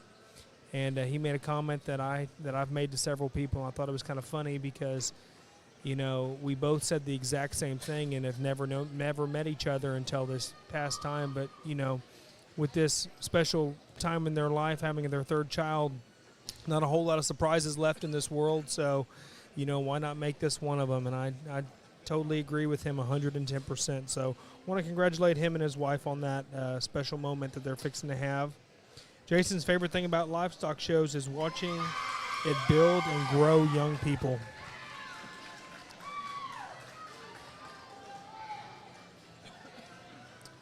Sorry, they're super excited over here. We're sorting these top placing ones here for a chance at the top 10.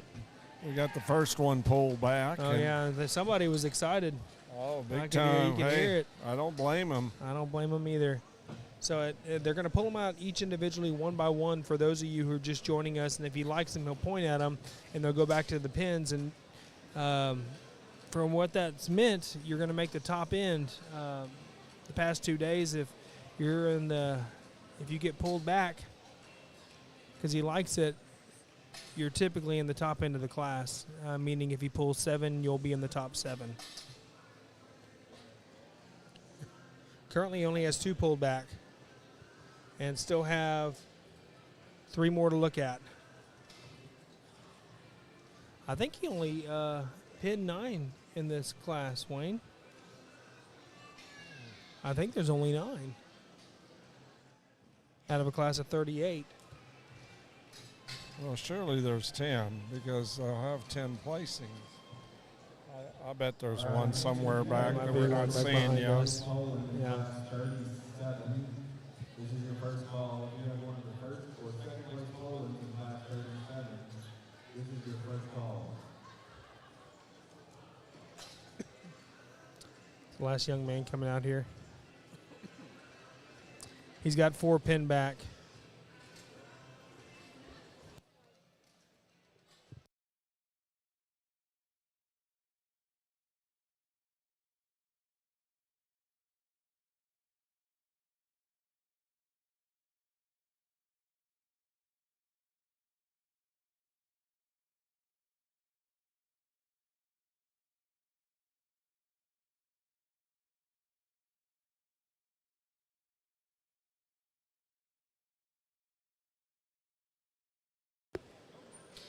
They've got 4 pinned, and it looks like Mr. Byers has the buttons in his hand, so I do believe he's going to start placing these from the bottom up from here.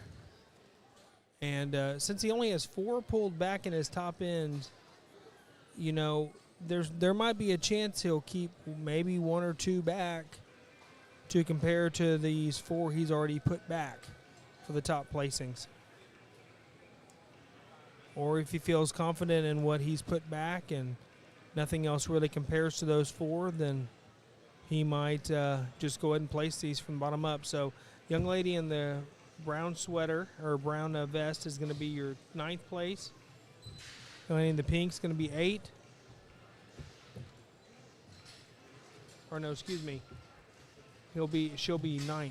There is 10, Wayne. I missed one. Young lady in the other khaki sweater will be 8th. Young lady in the paisley shirt will be 7th. Young man in the red will be 6th. And the young man in the blue will be 5th. So he is confident in those 4 that he pulled back for the top end, that these other ones didn't quite match up with any of them.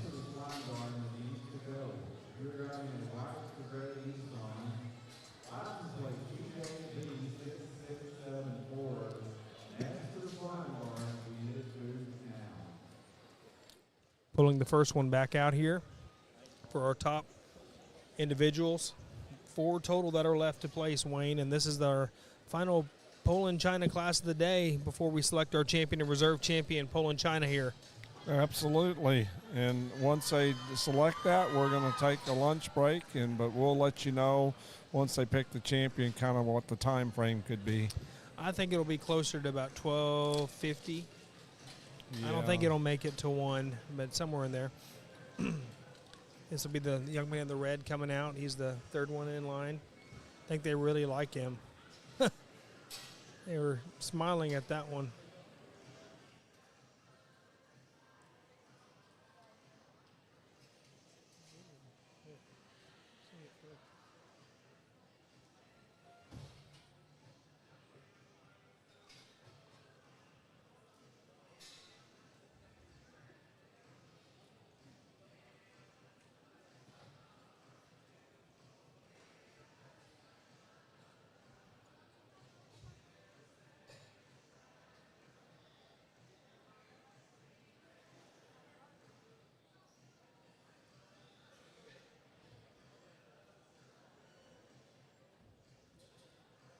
Young lady in the blue was placed 4th.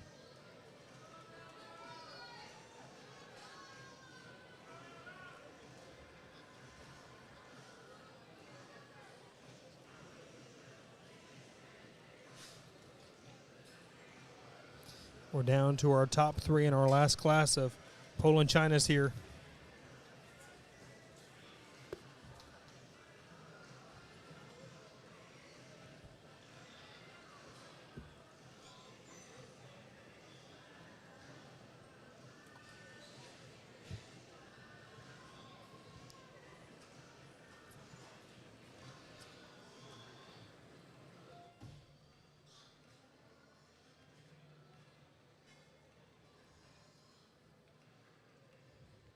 Guys are getting together, kind of collaborating with each other on what they're going to do with these top 3 here.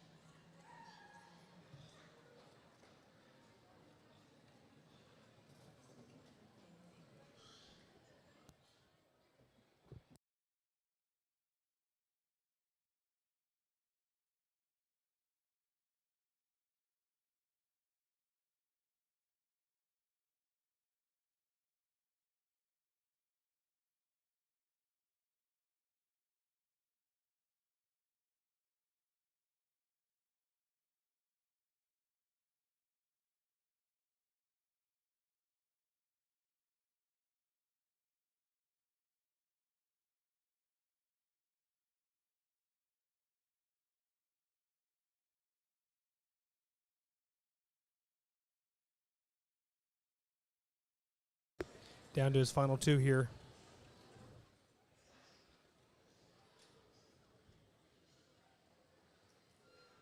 He's going to go with the young man in the blue for second, and the young man in the red gets first. Congratulations to all those good showers out there.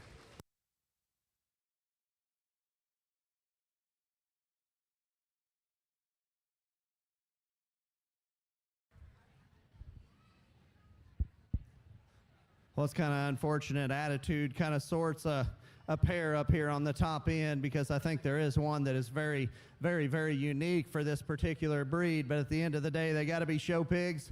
I mean, they got to want to be driven, and you can tell that one when she come out the gate. Maybe it doesn't have the most brain cells in the world inside that pretty little skull of hers, but at the same point in time, we got a young man that's strutting and showing out here and showing a good one in his own right. I mean, this thing from the side is probably as good as any of them. You know, she's got enough coming right at you. Does she have enough going away?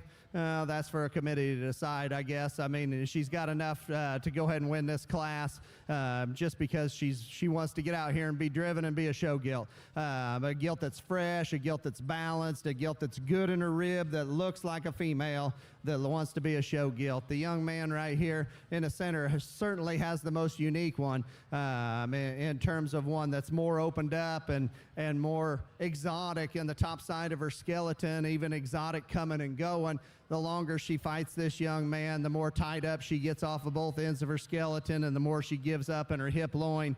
It's unfortunate, because I think that is a very, very good animal. But at the same point in time, like we said, they got to be show gilts out here. The young man coming out here in 3 has got one that initially I thought could win this class, and I think Jason did too. I mean, this thing has got some out there pieces in terms of heaviness of structure, and tied that with a kind of a hard back and a neat looking neck and a still good underline. But the gilt, longer she goes, the postier she gets off of her rear pastern. She just kind of wants to keep poking them outside of herself. She's not the freshest one from a presentation and skin and hair standpoint. Maybe like to change that about her in comparison to those other 2, but I think still a very, very high quality gilt. The gilt in 4 just kind of lands there by default, so to speak, because she really doesn't fit the type and kind of the top 3. I mean, she's a little more jammed up on each end of her skeleton.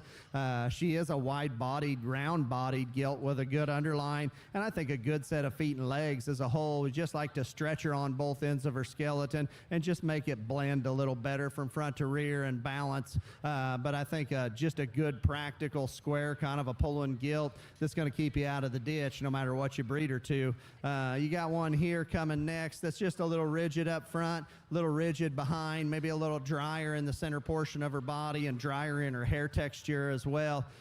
Maybe just needs to be more athletic and just a little fresher to get her worked on up today. Got another one coming here that's got a little extra bark put on her and her pastern's wanting to give up. But man, she looks like one that could lay on the bark because she looks like she's got an appetite. She's got a good fresh full rib in her. There's a lot of good in that one from a breeding hog standpoint. She's just got to be more mobile and more edgy and more slick looking, I guess, for this guy to get her up any higher. Good class of Polands. Let's give them all a round of applause.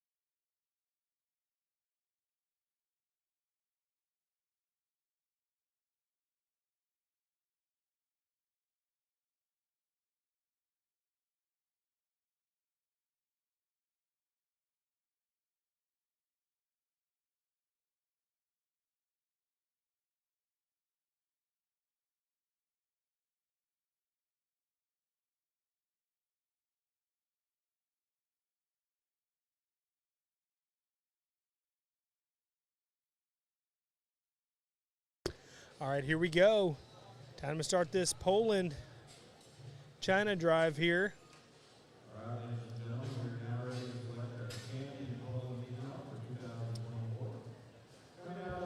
The winner from our first class coming out here.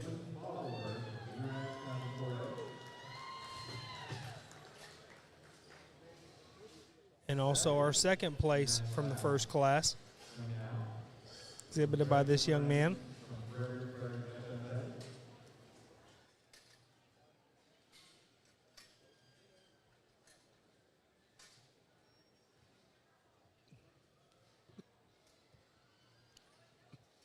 Since there was only two classes, they're going to pull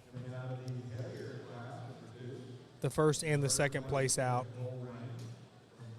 So those who don't know, young man in the red won the last class. Red shirt won the last class, and the young lady in the bluish shirt was the winner from our first class.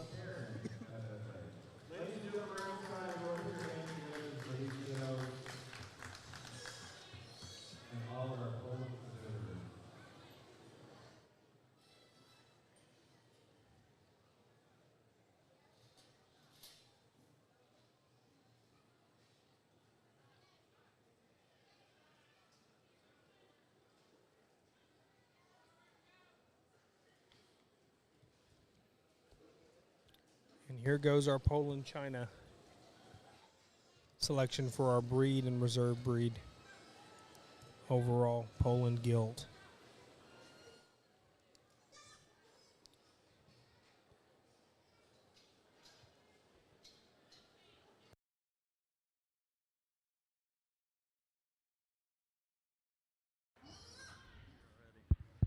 Let's give all these exhibitors a round of applause if we could, please.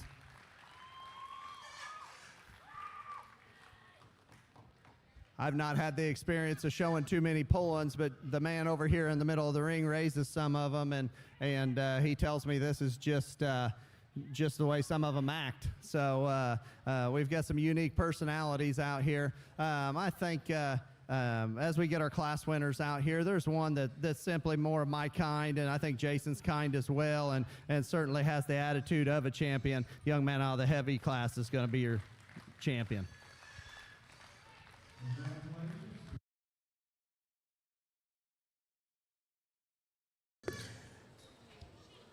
The one out of our last class was crowned champion. Congratulations to that young man.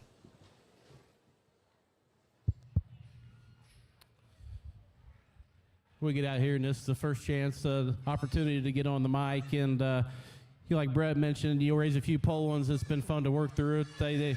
They do come in lots of different shapes and sizes out here, but thought that champion was non-negotiable within the two. But I think when you get out here and you analyze for reserve, I think it still is non-negotiable. It's one that hit us very, very hard within her class. It just at the end of the day, the attitude gave out and didn't last with her. But she's too good to deny being reserve. Young man, second place, Gilts, going to be it.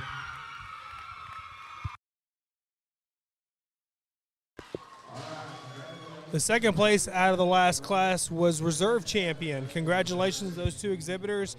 And so from there, third and fourth, obviously you're going to fall into place. And your Class 1 winner is one we liked really, really well. Here at the end of the day, her attitude's given out, but one you certainly appreciate for being heavy-legged and good-looking. Maybe you question if that one was just truly big enough in her kind. But I think from a quality standpoint, very deserving to be third overall. Then wrap up here with the one directly in front of us to be fourth. Another one is just very, very athletic in terms of build and comfort. Nice pole-in show. My compliments to those exhibitors. that concludes our Poland China champion selection, and now we're going to move into a 30-minute lunch break, followed by the Yorkshires. We'll come on about 5 minutes before we get started, but we are going to take a 30-minute lunch break and conclude after that.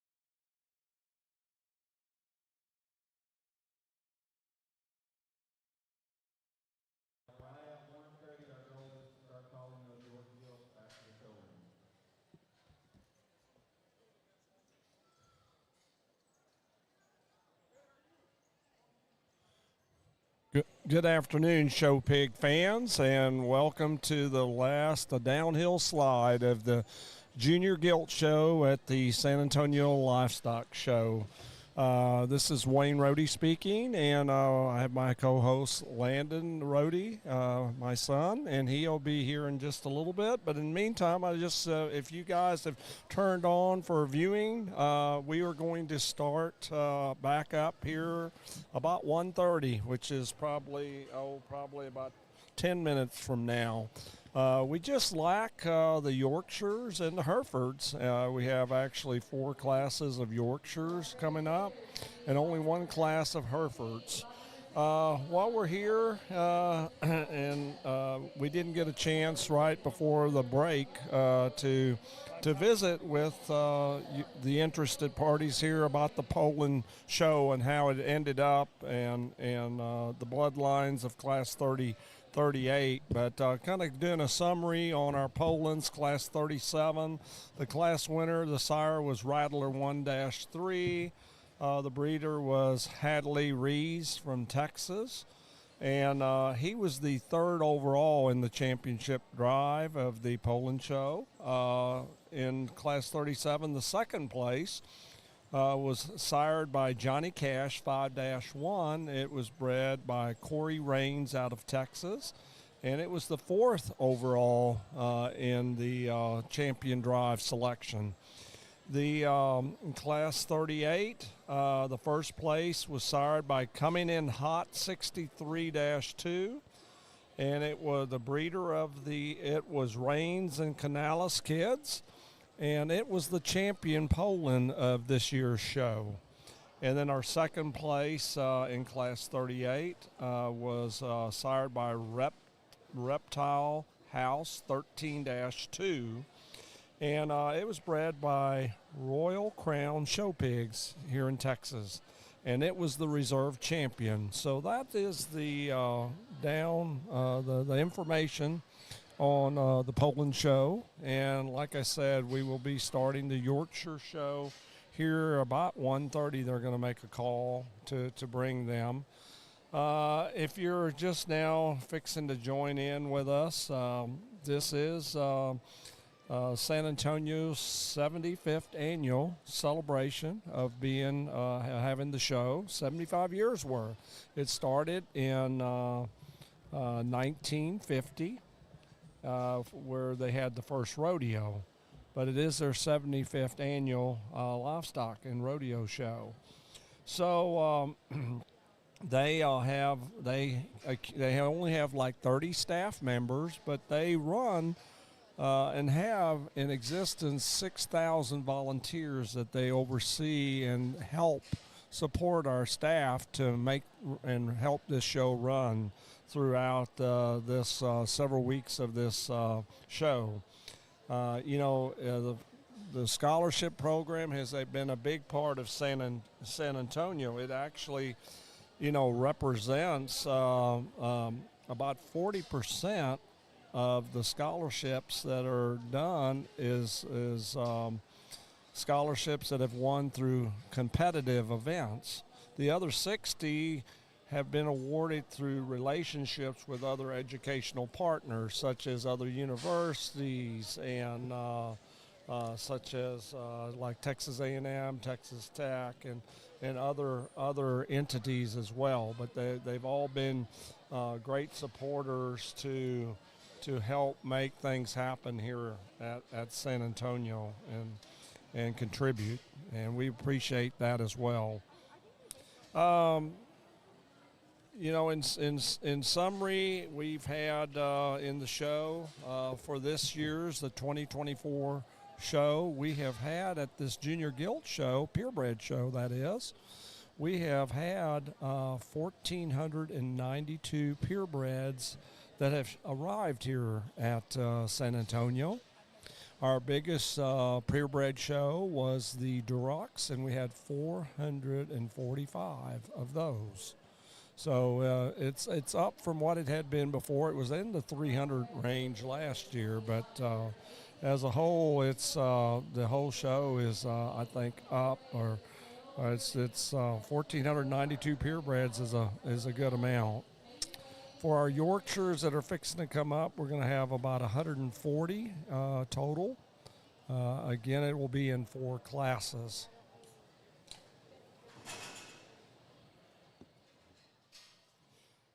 So we will get back on the air here in just a little while here when they start bringing the Yorkshires to the back of the arena to start the first initial sort, and we'll get back on the air at that time. Until then, we look forward to getting back on the air with you guys, and appreciate you being listeners and allowing us to give you play-by-plays. Thank you.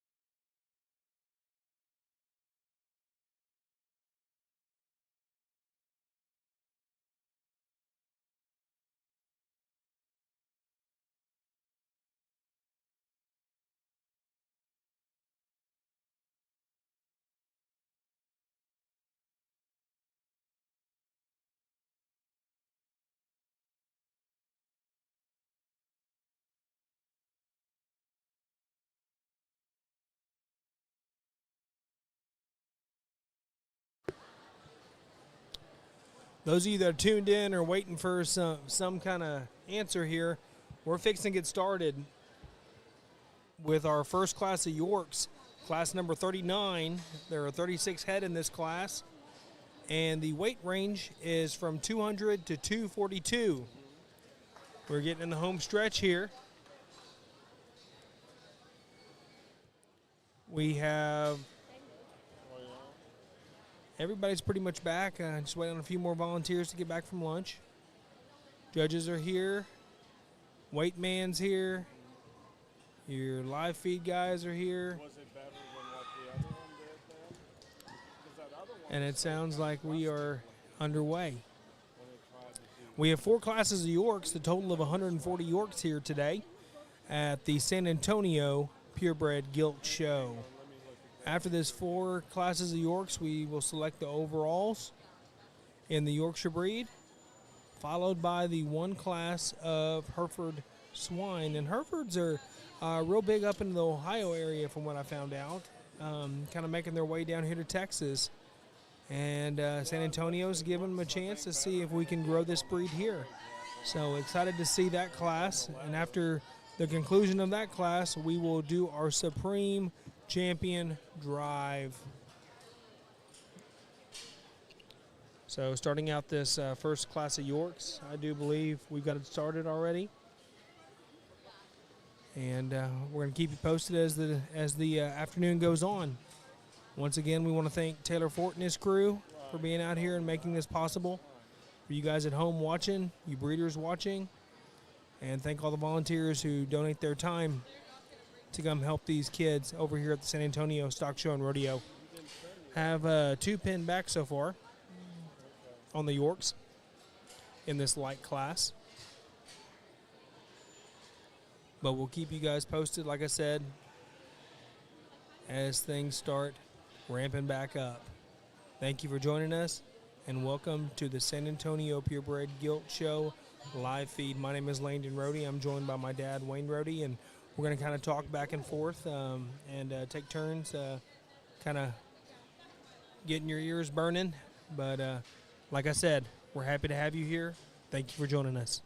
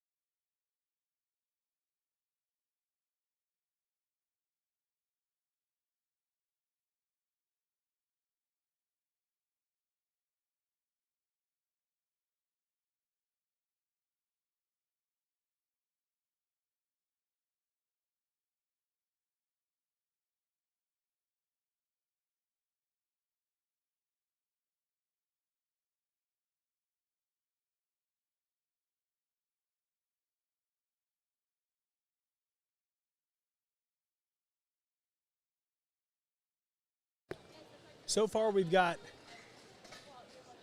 looks like 7 to 8 Yorks pinned back for a chance at the top 10 spots. 2 in the big arena thus far. Well, you got to know. I got to.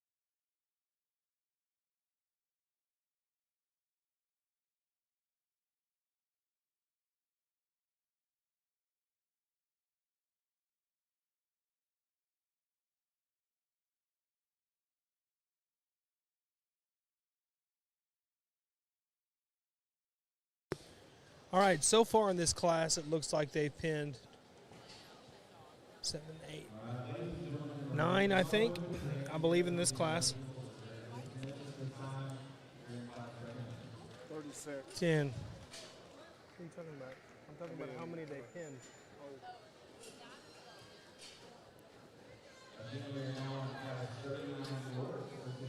They're going to go ahead and excuse these individuals from the ring.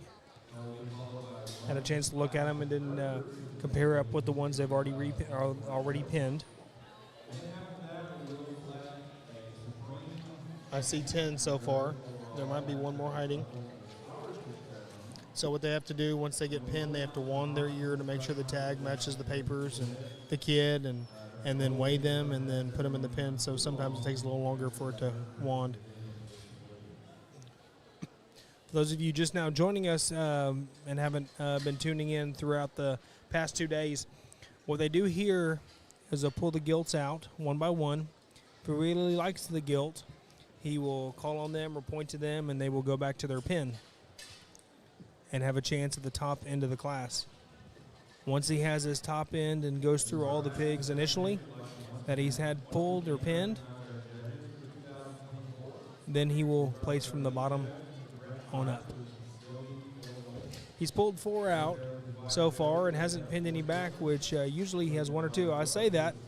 Young man in the kind of, I don't know, brownish shirt, speckled shirt, has been told to go back to his pin for a chance at the top end of the class. Young man, the lavender that just came out, just got pinned back.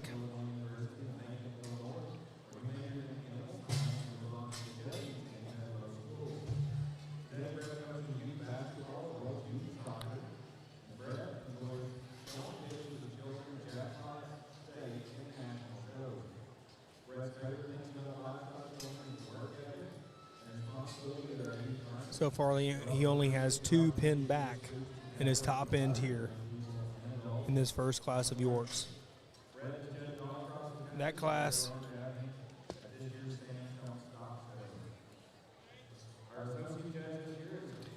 this class of Yorks, class number 39 to be exact, has 36 total in the class to start out with. Now we're down to, I think, 11 total. He pulled 11 pigs, and 10 will get a placing ribbon. He'll place all 11 of these, though. I'm going to go ahead and pass it over to Wayne real quick and kind of let him get his thoughts on this York class.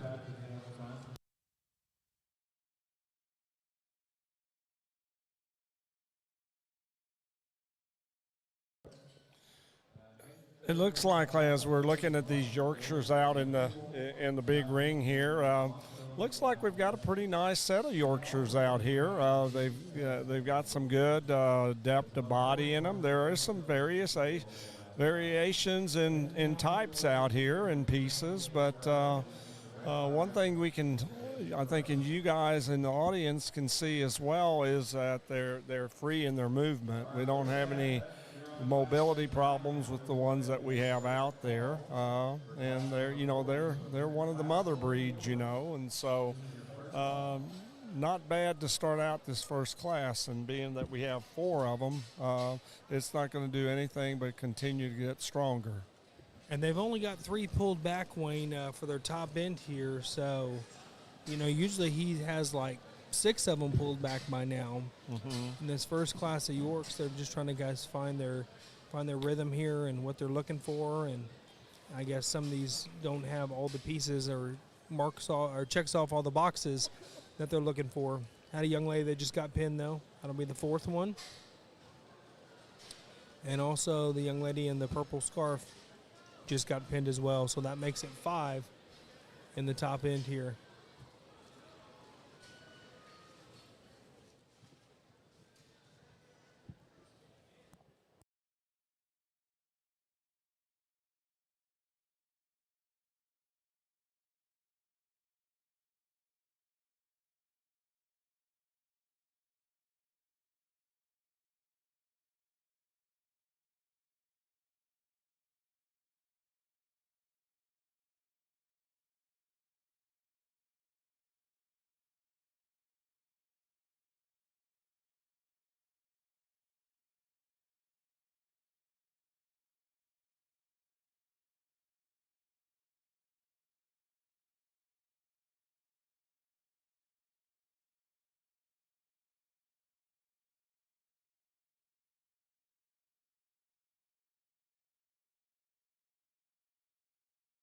Looks like Mr. Byers has got his top end over here and in the pins, and now he's starting to place from the bottom up for those who are watching.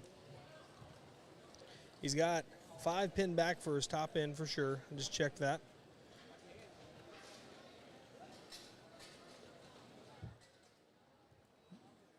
And just placed the young lady in the pink. So now we're getting into our top 10 individuals here. Young lady in the flowery shirt is 10th. Young man in the purple, 9th.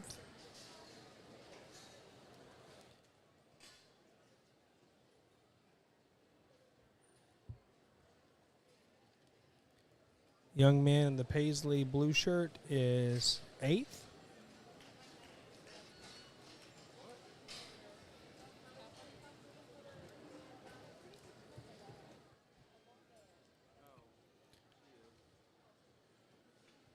Which these two were competing for 7th and 6th. And young lady in the pink is 7th. Young lady in the purple is 6th. Now it takes him to his top 5 that they're going to evaluate for the top 5 in the class.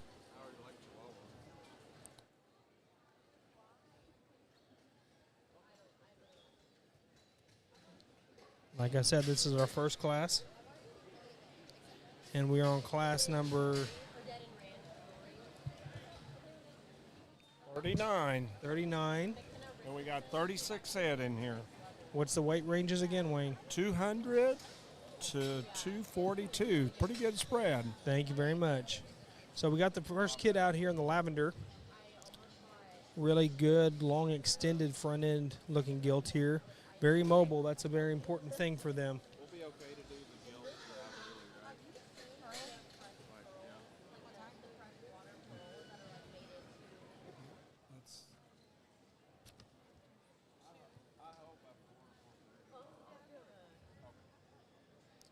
Here comes the third individual. All three of them doing a very nice job of presenting their animals to the judges and giving them all profiles, keeping their head up, keeping them moving. All four very free moving gilts. And I've been telling them that. I said y'all are testing the water. And so this $5,000 cash will go.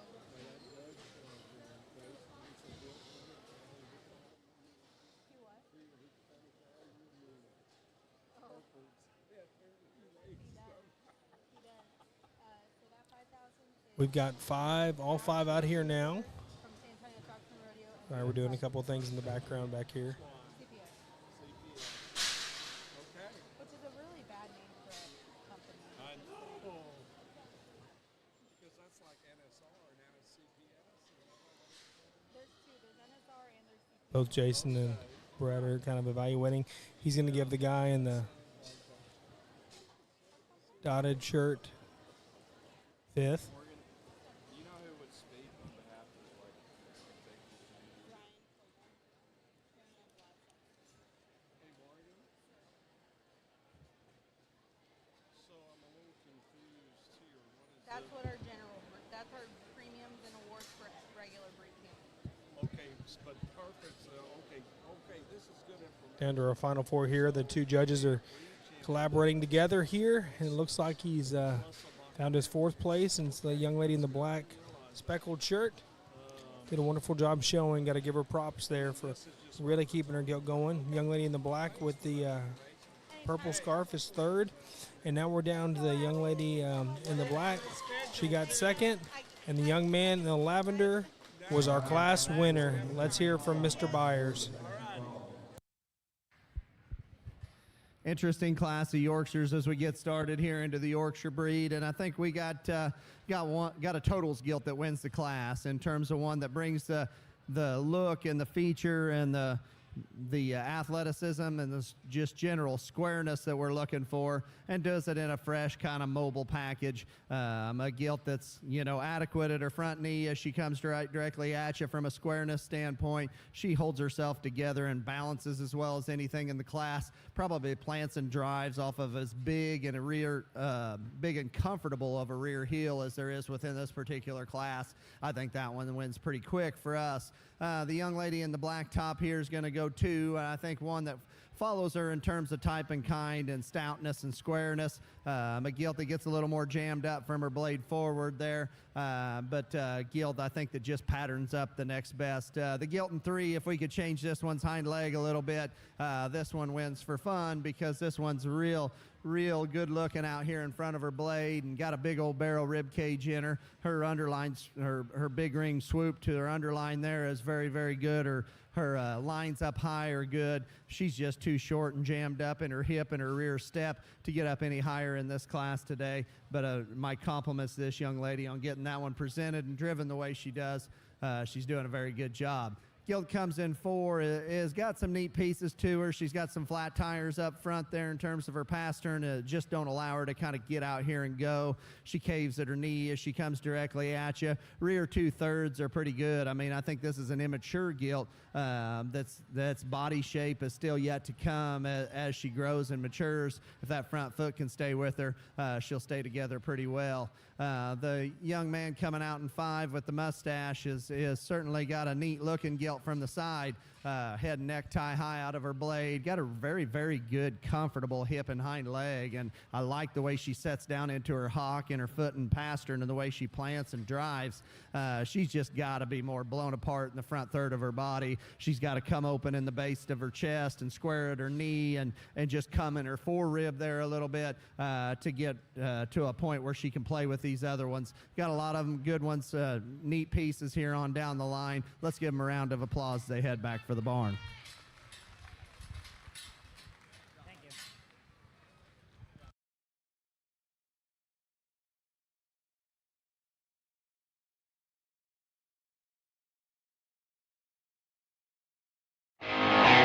Primo feeds, sources, tests, and delivers high-quality ingredients to its 7 state-of-the-art feed mills across America.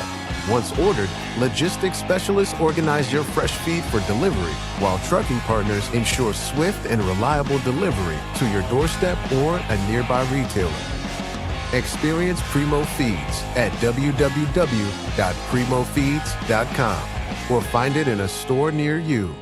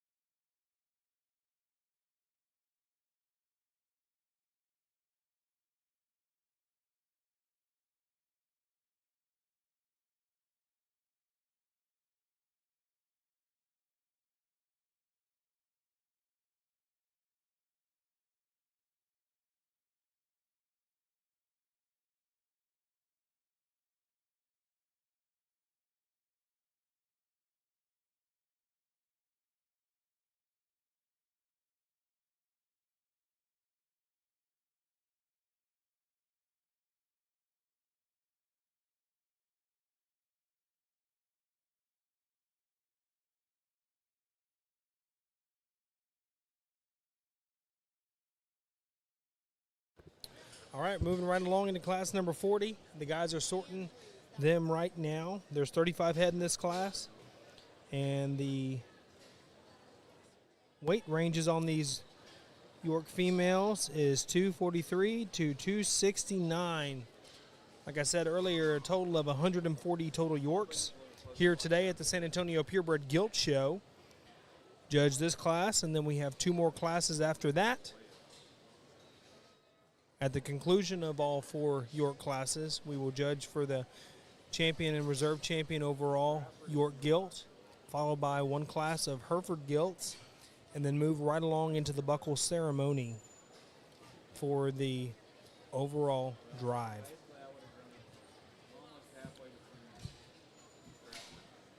Let's talk to the top 10 from the last class. Wanted to give a shout out to all those kids who worked very hard in that first York class we had, which was class 39. I will do my best on some of these names, and I hope I don't butcher your names, but I want to wish you all a congratulations. In 10th place, we had Ainsley Ainsworth. 9th place was awarded to Dylan Carter. 8th place to Nicholas McHorse. 7th place was handed to Sandra Imhoff. 6th place was shown by Isabel Lopez. 5th place went to Julian Arredondo. Hope I said that right, Julian. 4th place was awarded to Dakota Nixon. 3rd place went to Kaya Williams. 2nd place was shown by Carmen Diaz. And our class winner from class 39 of the Yorks was Walker Cozart from Klondike FFA. Congratulations to those top 10 individuals. Looks like the judges have 2 pinned back so far in this Class 40, and I'm going to pass it over to Wayne for the sires. Yes, I've got the results of Class 39, our first class of Yorkshires on our sires and breeders. Our first place was sired by Kaiser 36-5. The breeder is Sanders Show Pigs out of Illinois. Congratulations to you. And our second place was sired by T-Post 3-6. And the breeders of this particular second place Yorkshire was Mason and Memphis Gray out of Oklahoma. We congratulate both of these breeders on a job well done on this first class of Yorkshire Gilts. And for those of you who are tuned in and maybe don't know a whole lot about the pig industry, I'm going to kind of give you a little brief history on the Yorkshire breed themselves, brought to you by our friends at Pork Checkoff. The Yorkshire breed is the most recorded breed of swine in North America. Yorkshires are white with erect ears. They are found in almost every state, with the highest population being in Illinois, Indiana, Iowa, Nebraska, and Ohio. Yorkshires are known for their muscle, with a high proportion of lean meat and low back fat. Soundness and durability are additional strengths within this breed. I want to welcome all these York showers and on all you York breeders at home that raise purebred York Gilts. So adding on to what Landon's mentioned about the characteristics of a Yorkshire, the first scholarship here at San Antonio was given in the Yorkshire breed in 1996. And that first scholarship being awarded was at a value of $6,000. In today's time, it's now $10,000 for the champion Yorkshire. And so they have come a long ways in that amount. And then some added things that could happen to not only this breed or any of the breeds today is they go in and they compete for the supreme champion of the show. So if you can win the Supreme Champion, you're given an additional $5,000. And you as an exhibitor, you can keep showing until you top out at $20,000. But it can be not only you could show more gilts and try to gather it that way, but you could participate in other events as well. Even the Bear Show gets a $10,000 scholarship. When you say top out at $20,000, is that just per trip, or is that total, like over years and years? That's total. If you win $10,000 in third grade and you don't have anything until you're a senior in high school, you have up to another $10,000 you can win in total. Is that correct? Correct. Okay. Correct. Yes, in these competitive events. Gotcha. So one of the things that we haven't brought to you, the listeners, that is some other things that happen that has happened to the other breeds already yesterday and today. Your breed champion not only gets the $10,000 scholarship in the breed, they also get $150 cash, a beautiful belt buckle, and a beautiful banner. So they get more than just the scholarship in that regard. The reserve breed champion also gets they get $125. They get no scholarship, but they do get some premium money of $125, a belt buckle and a banner. And your third overall gets $100 in a banner, and your fourth overall gets $75 in a banner. And your fifth overall gets $50 in a banner. So buy a few cheeseburgers out in the concession stands back behind us. Hey, every bit helps, right? Hey, and we thank San Antonio for doing that. Absolutely, for that additional really money. Outstanding. Yes. So here we got the first York coming out of the first pen here. Looks like they have a total of, I bet they have 10 back there, Wayne, because I think they still have one down below us. And I see 9 here, but I think there's still one below us. There's 10, the 10th one just got in there. Okay, perfect. So, and we have 10 placing ribbons here. Second one just came out. And if he really likes your pig after you come out of the gate, he'll point at you, and you'll go back to your pen and have a chance to be in the top end of the class. When I say top end, it could be he pins back 5, meaning you'll be in the top 5. If he pins 7 back, you'll be in the top 7. But last class he only pinned 10, and he pinned back 5 of them.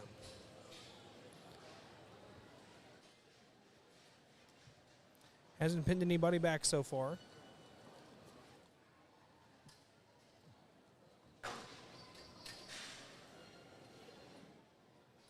He's going to go ahead and pin the young lady in the red shirt. Yeah, I thought he would come back to that one. Yeah, he studied her pretty hard, didn't he? Yeah, no, that's really got a lot of the mother ability to her. And she looks like a good breeding piece for a Yorkshire, purebred Yorkshire.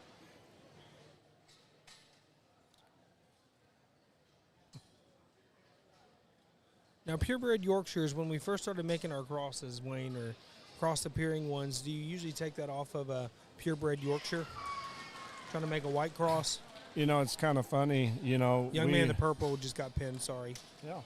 No, I mean, years past, that was the ultimate of taking a Yorkshire and a Hampshire and bring together these beautiful blue butts and then, you know, some of the black crosses. But it seems like, you know, and I don't know that it's just sure fade or what, but I don't think it's deliberate by no means. But I think in some shows you don't see as many blue butts in your crosses, you know, showing up and winning the breeds as a lot of these chromed up black and white ones. Now, why, I'm not sure, but... Do you think it has to do with trying to make a cross or a hamp appearing cross? You know, I don't, you know, really not sure of that. I think they just have more eye appeal to them, I think, at times. But ultimately, that's how you started creating a good crossbred mother. So I wouldn't, you know, I've always been of a belief that you need to start out with a purebred foundation on one side and then cross and keep those F1s and then come back. And then you can come back with some crossbred boars after that. Mm-hmm. You just got to, I just think you get a little bit more, and that's personal opinion now. But I just felt like over the years I could see a little more consistency when you did that on your pig crop. Looks like they've got 5 pinned back so far for your top end. They'll probably take one more look real quick, but no, looks like Brett's going for the button. So what he'll be placing here now for those watching, this will be 10th through 6th. And he'll place from the bottom up here.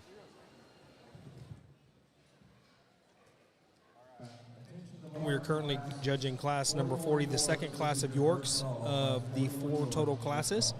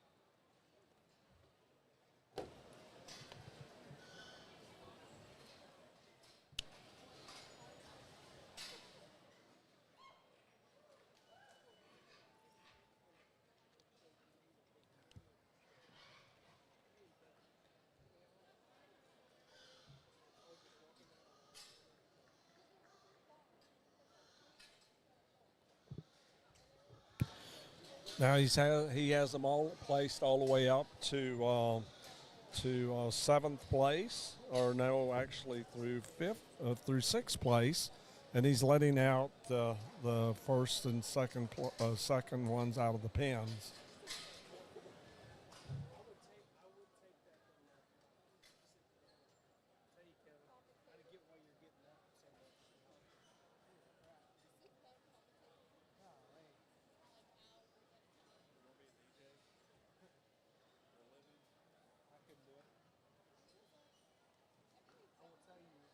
Letting out the third penned one.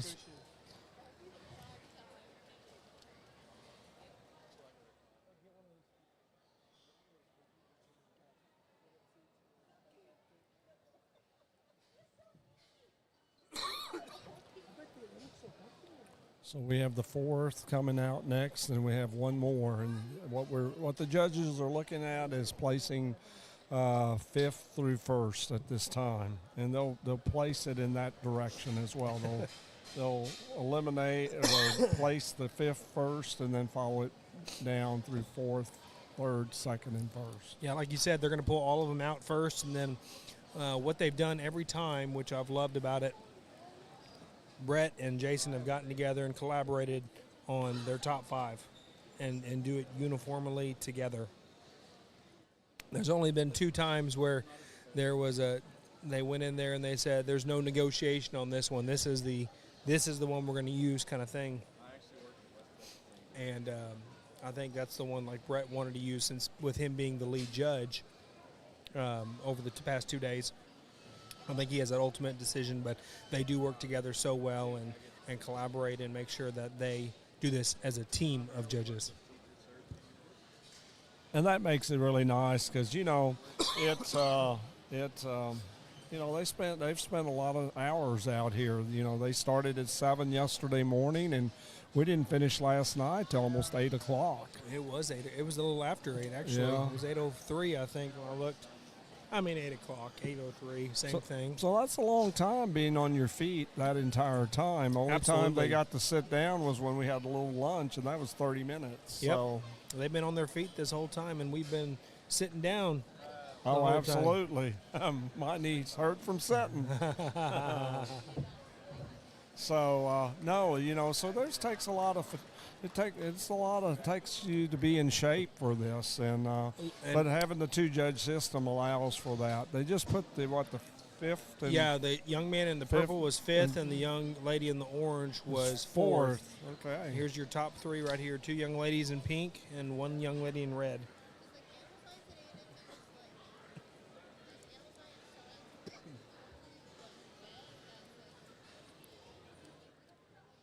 In my mind, there's really one out here that I see from up here that really rises to the top.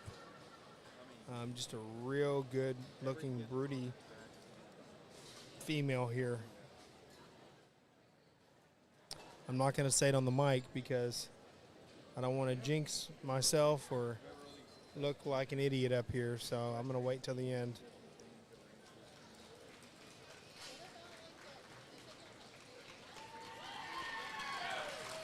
There you have it. Young lady in the dark pink is first. Young lady in the light pink is second, and the young lady in the red is third. Interesting class, to say the least, and probably not by any means the deepest class we've seen here in the 2 days. But I think here again, totals just kind of run this gilt to the top in terms of just step off of her and look at her from the side as a Yorkshire brood sow. I mean, this one excels the class in terms of her upper lines, her height at the point of her shoulder, the way it blends from front to rear. Is she the widest? Is she the shapeliest up high? Probably not, but just in terms of painting a picture from the side, head and neck come good enough out the top side of her blade. I think a gilt that combines some stoutness with some femininity and does it inside of her skeleton is the biggest thing within this particular class. That's what sorts her up into the one hole.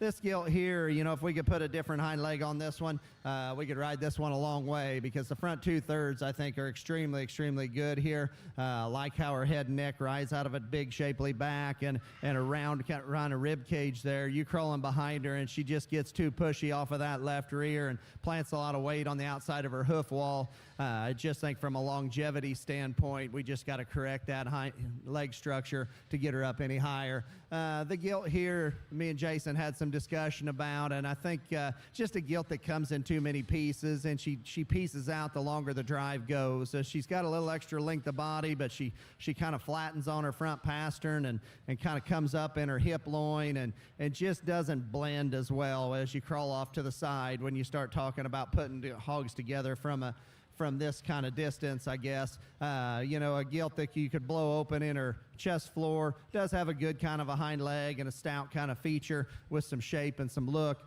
Here again, just got to blend it a little better. Gilt coming here next just kind of falls apart from a balance perspective there as well. She needs to be a little better as she comes right at you, as her feet go to the surface. She needs to be a little longer and square hipped and just kind of make all that blend, set her spine down in her, and just kind of want to be a show gilt for the young lady. She's doing the best job she can. She's just, you could tell, a very, very timid kind of a gilt. Gilt coming out next is a little bit the same. We got to level her hip and stouten her feature to make her more competitive, make that hind leg a little more useful in terms from a longevity standpoint. Let's give all these kids a round of applause as they head them back for the barn.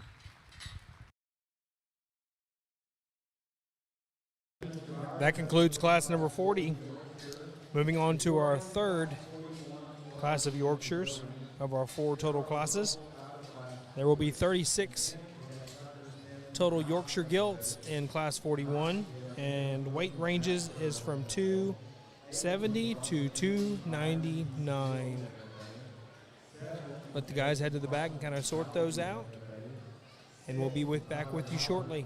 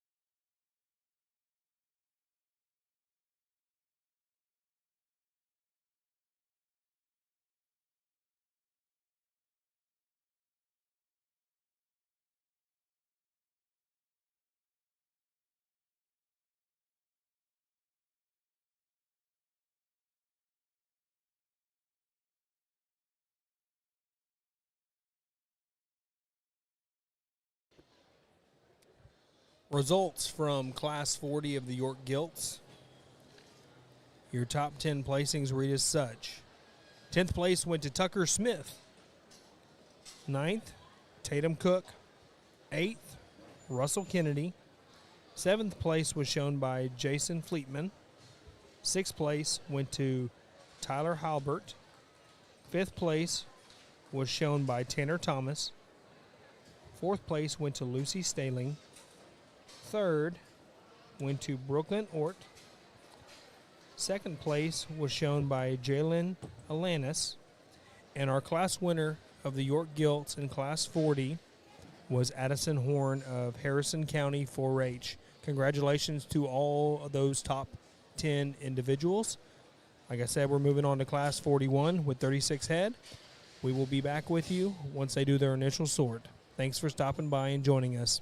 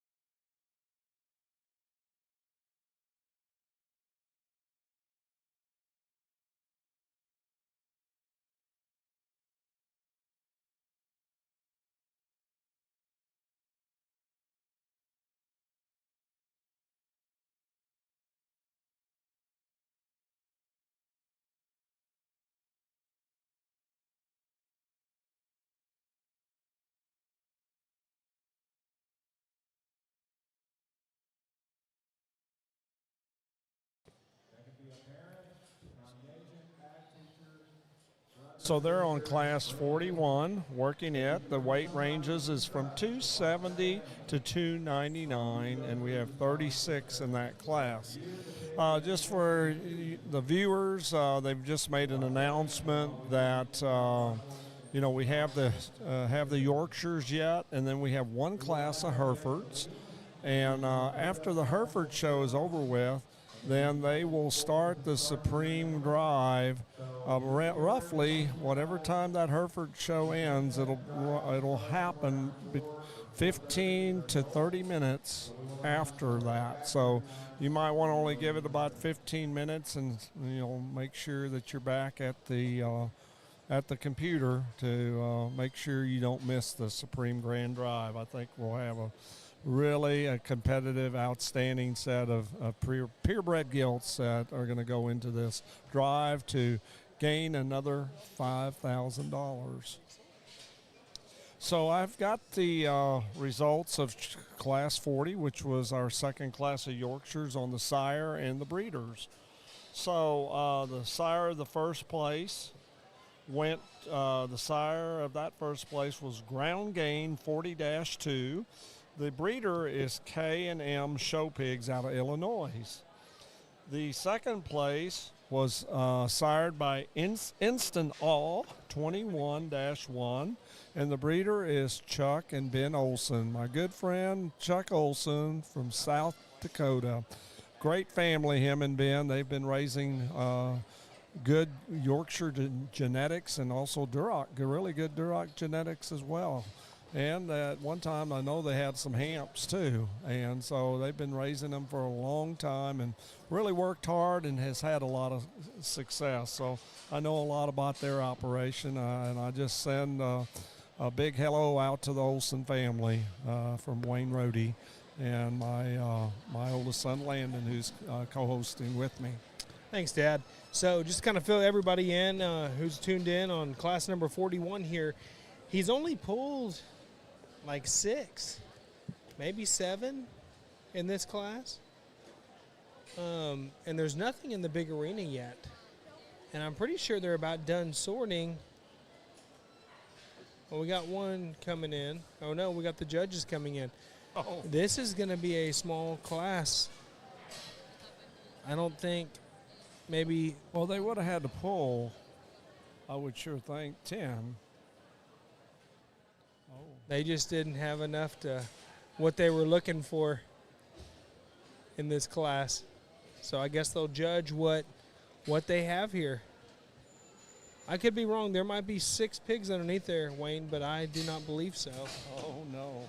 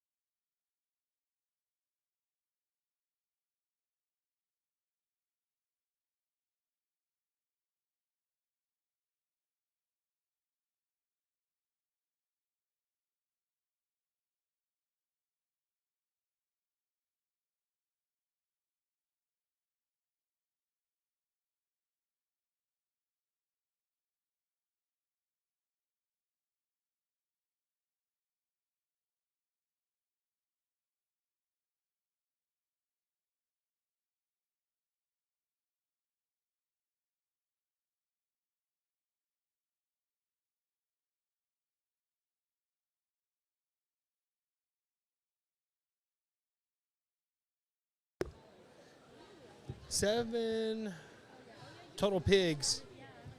Let's see. 9. There's 9. They were held up on the scales over there. Pulling these pigs out and looking for one couple that they want to bring back. It looks like they have 2 pinned back so far. They have 2 more to look at after this young lady, doing a wonderful job showing her animal.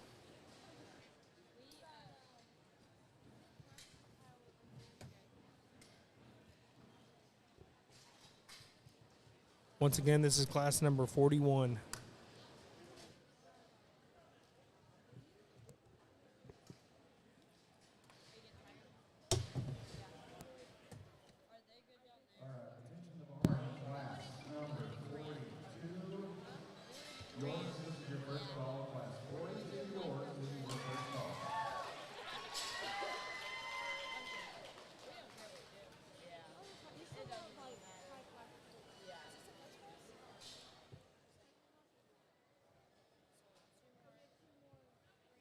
We've pinned our 4th one so far back.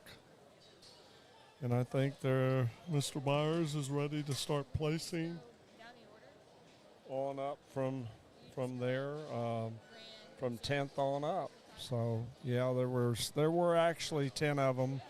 There were 4 in the back there. Just got hung up on the scales. Just, those little young females there, they just had a little bit of an attitude and probably just didn't want to get on that scale. So, it happens sometimes with the pigs that they have a little bit of an attitude. So, but when you're patient enough, they'll finally decide it's time to go on there.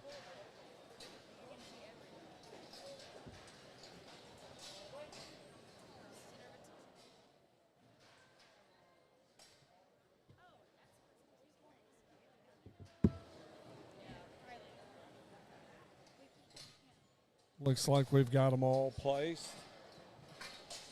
through 5th, and he's going to evaluate the top 4.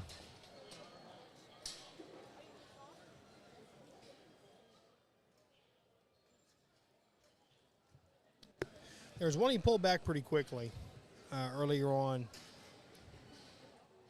Really seemed to like one in this class.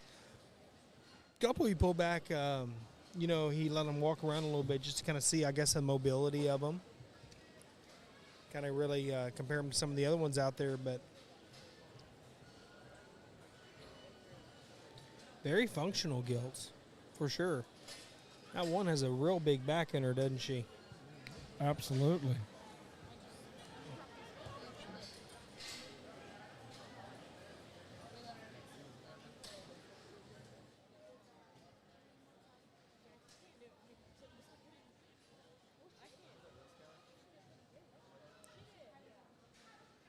All 4 are doing a really phenomenal job presenting their animals.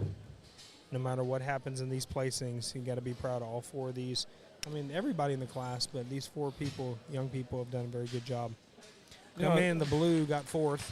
Looks like these 4 out here to me. And very uniform. Huh? There's uniform set of Yorkshire, top 4 Yorkshires I've seen, I think, at this point. Out of the 3 classes, yeah, this is the most uniform and consistent set of 4. I mean, all 4 are built very similar in kind. And I think some of that might have to do with them being able to grow up a little bit more. They're a little more growthy. They're bigger.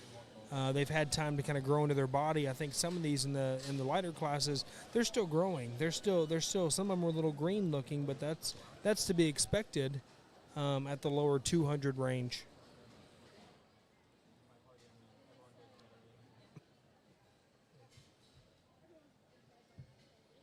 Got our top 3 out here in class number 41.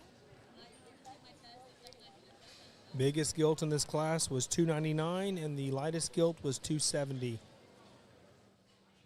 And the rest were somewhere in between. We started with 36, now we're down to 3. After the conclusion of this class, we have one more York class, followed by the champion and reserve breed selection. Young lady placed 3rd. Really did a phenomenal job, I thought, showing that gilt. Young man in the colorful shirt was first. Young man in the pink was second, and the young lady was third. A little more depth than we had to work with here in this particular class and the last class, and I think we've got one that that rises to the top fairly handily, and one that it doesn't matter if you put her in motion or if you stick her on a backdrop. This one looks like very high quality livestock in terms of head and neck, femininity and extension out front, length of hip, comfort. I mean, I would say comfortable enough. I'd say, very good in terms of her angles. Her shape is good up high. Her center body, her proportions are very, very good. I think one that just wins this class fairly easily. Where me and Jason had the most discussion here was in 2 and 3, and honestly, the third place Gilt is the one that hit me originally, and maybe falls apart a little more as she comes back out, and this one kind of elevates herself. I mean, I'll be the first one to say I'd like to peel a little bark off of this one down in the lower third of her body and maybe off of her neck just ever so slightly, but a Gilt that's probably a little more genuine in terms of her top line and just fresher in terms of her shape and her center. I think not necessarily the heavier duty option of the two. I think that accolade probably goes to our third place Gilt, a Gilt that just comes out here just a little drier and a little staler, I guess, for lack of a better term. We'd just like to freshen up skin and hair and freshen her center body, and maybe that would make that top blend just a little bit better and just kind of hold her together a little bit better. I think she's a very interesting kind of a Gilt from a feature standpoint. I think her hip's plenty long, and I think her neck's plenty long. Just maybe like to pull it all together and hold it together a little longer. Longer bodied Gilt comes out here in 4, and I think one that has some extension ahead of her blade. She has some extension back there in her hip and some levelness, and it's almost, she's got enough length of body that she can't quite hold it together back there in her hip loin, and she kind of comes out of whack there. That too, in accompanied by the fact that she's just not quite as heavy structured, she's not quite as bold, not quite as robust anywhere as those Gilts that precede her in this particular class. Just got one here that covers basics pretty well in terms of maybe some extra structure. A Gilt that wants to cave on her front pasterns there and get a little lower set at her shoulder and maybe just not balance as well as you get off to the side of her. Got a lot of nice pieces as we get on down here through the class. Let's give them a round of applause as we get into the last class of Yorkshires here.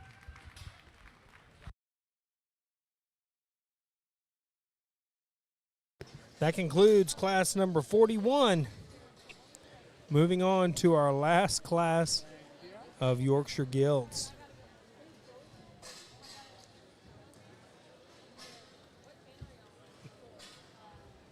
Once we conclude the last class of the Yorkshire Gilts, we'll be going in there for judging the champion and reserve champion breed, York.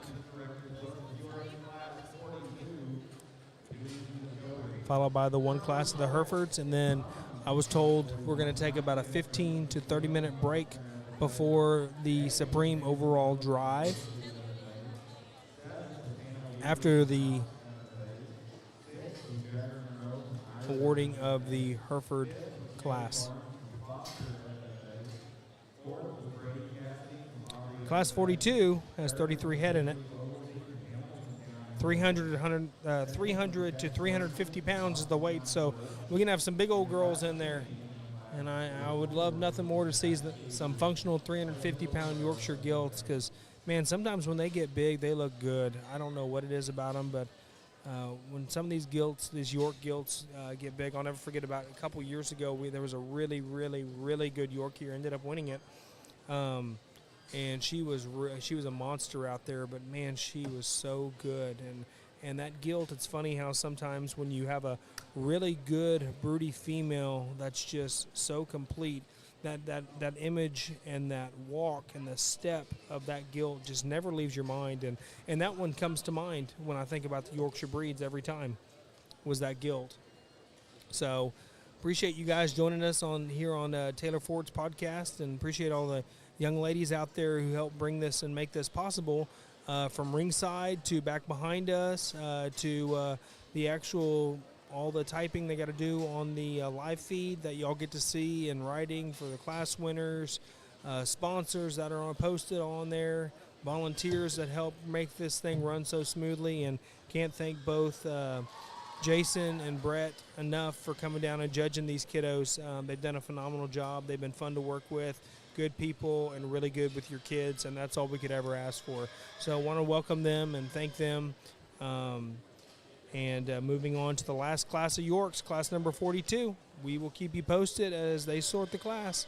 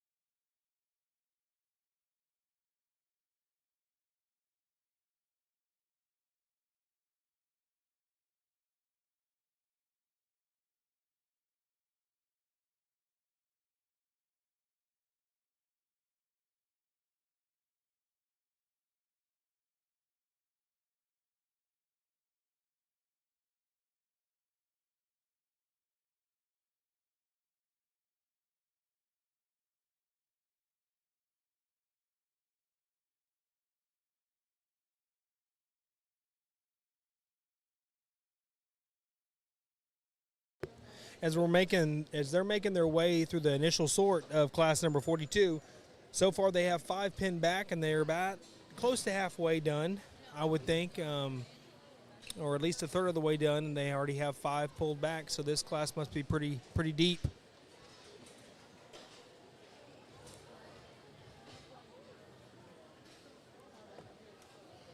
It'll be real interesting to see once we go through these Yorks and pick our overalls in the York breed and the Supreme Drive, just getting all these big, broody breed champions out there in that Grand Drive to see the uniformity between all of them. I know they're all going to be very functional and very fluid in their step. They are all very athletic creatures, the ones that they picked, and I think it'll show in the Grand Drive for sure. So I've got the results of Class 41 on the sires of the first and second place. Our first place was sired by Corby Lone Time. 4-8. Again, Corby, Alone Time, 4-8. And it's bred, the breeder is the Lewis family in Iowa. Congratulations. Our second place was out of a boar called Footprint 20-7. And it was the breeder of this gilt was the Baker family in Indiana. Congratulations to both of these breeders on putting together a nice set of Yorkshire gilts in Class 41. So as they're working on our final class of Yorkshires, we're on Class 42. There's 33 head in this class, and the weight range is from 300 to 350.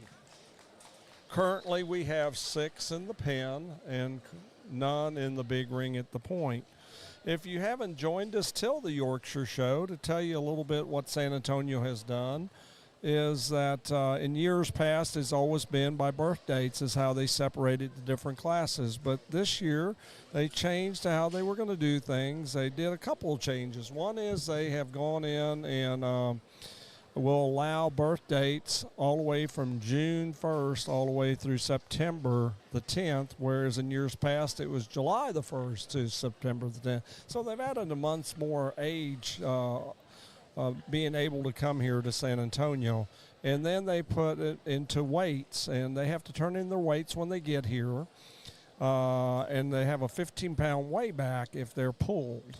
And so in that, all of these classes have been broken by weights. They do have, the judges have access to looking at those birth dates if they choose to, because they are on the actual sheet. So they can look at them as they choose to do so, but they're all shown by weights here this year at San Antonio.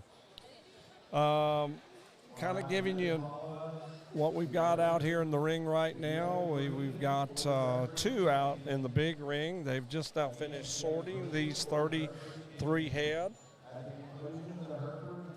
and we got 7 that we have penned, but I'm sure there's some back behind the scale that just haven't been weighed yet. But we do have 10 placings, and we have 10 ribbons to give out. So they're going to get started here and go through the ones that are out here in the big ring. So looks like they've already taken one to weigh.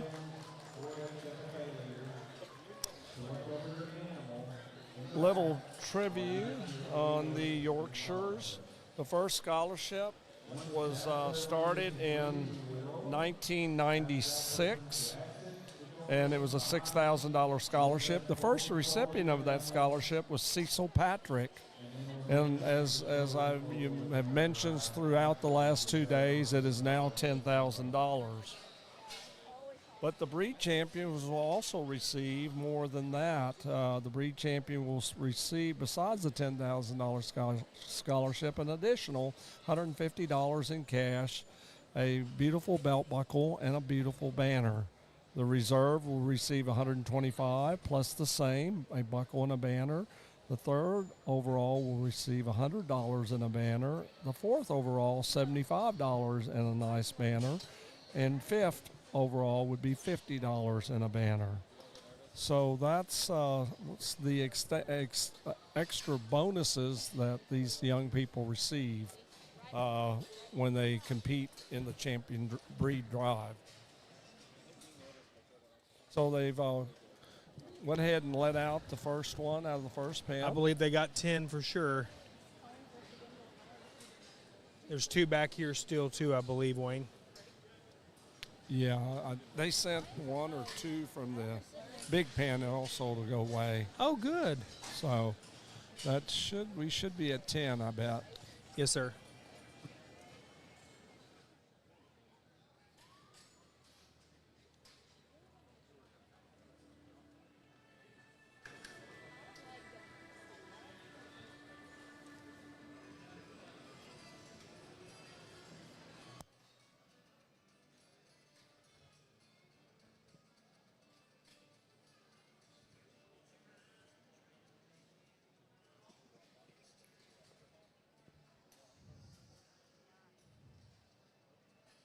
So as you're watching this last class of Yorkshires, as soon as we complete this class, we'll go through the champion and reserve, select all the way through. I would suspect, based on the numbers, I don't know if we go 4 or 5 overall, but we definitely will go 4 and possibly 5 overall. After we have finished that breed, we have one class of Herefords. And then as soon as we're finished with that, then we will start the Supreme Champion Drive somewhere between 15 and 30 minutes after the completion of the Hereford show. That is correct. And the Supreme Drive is a sight to see. They do what they call the buckle ceremony. And I'm sure Wayne's kind of talked about that a little bit, where the kid goes up there, takes pictures with their certificate of scholarship and their awards that they won. And then they'll come out, and after they get all their hardware, they go back to the holding pens back behind us here and they grab their animal, and it's go time. So this is the last class of Yorks, like Dad said. Class number 42 started with 33, down to 10. Well, I'm glad you told them about that. I wanted to save that for you, and you did an outstanding job telling them. Read your mind. Painting the picture of it is really unique how they do that ceremony. Absolutely. So it looks like he's got 3 pinned back so far out of these 10 in this last class of Yorks. Excuse me.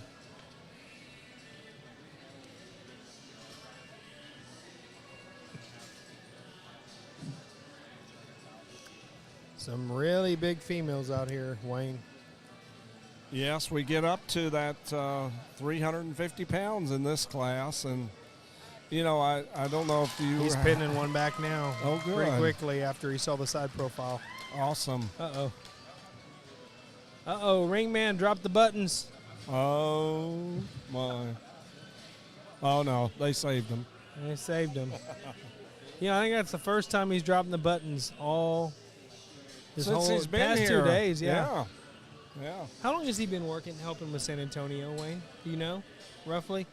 Well, without speaking his age? I don't know. Rebel, he's helped a few years. He is actually a district agent in 4-H. His office is up in Garden City, Texas. Gotcha.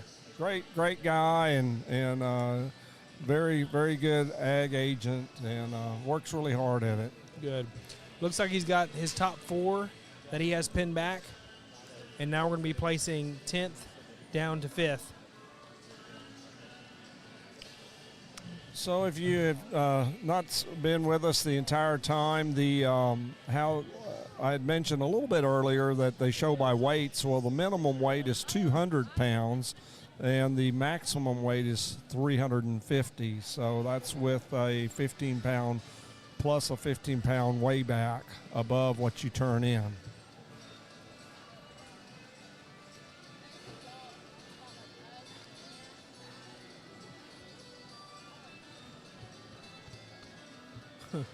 That one gilt's coughing out both ends, it looks like.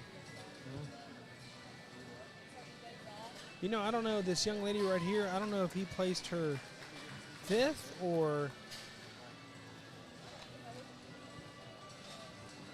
he pinned her back. He might have pinned her back, Wayne. So that would be fun. The way she's brushing getting and her spraying, pig ready. I'm pretty sure she gets another chance. So then he has 5 pulled back. So he placed 1 10th. Another one 9th, and then the young lady in the blue was 8th.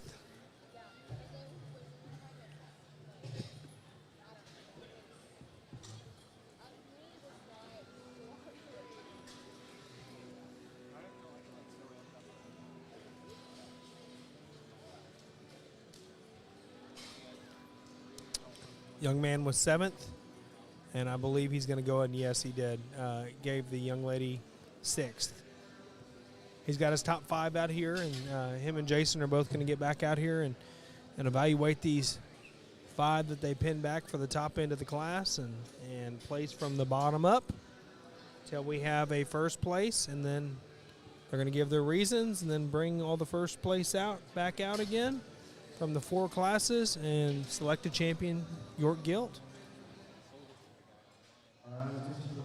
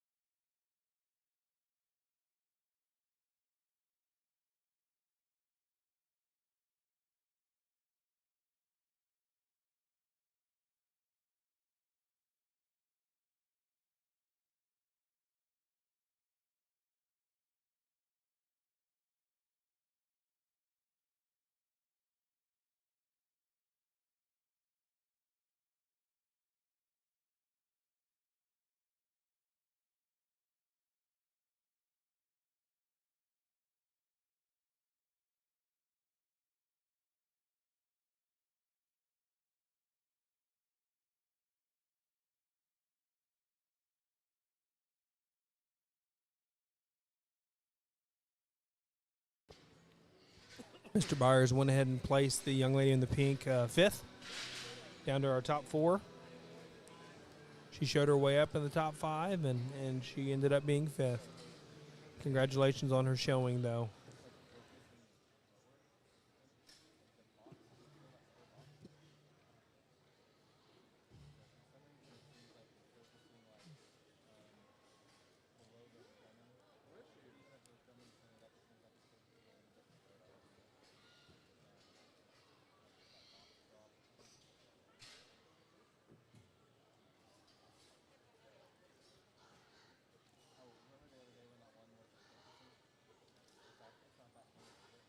Young lady in the blue, the dark blue, is fourth. Young lady in the light blue is third, and now we have our top two out here now.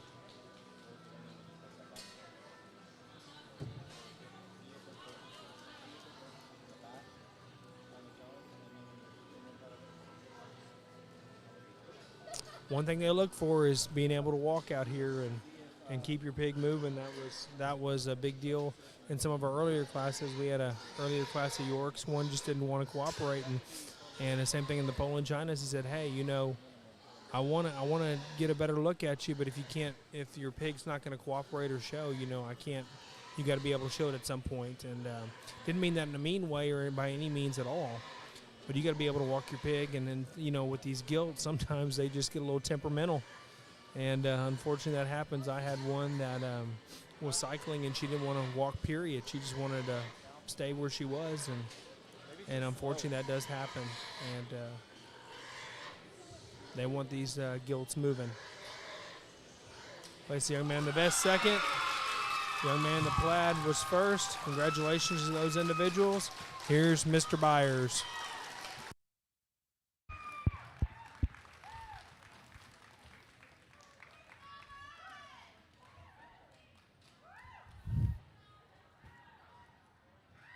I think this pair rises to the top in this particular class as we close out. And as me and Jason were just having some discussion, I think of this pair, this one more closely follows the type and kind of what we've been sticking with here for the last couple days in terms of look and femininity and presence out in front of her blade and holding their top line together.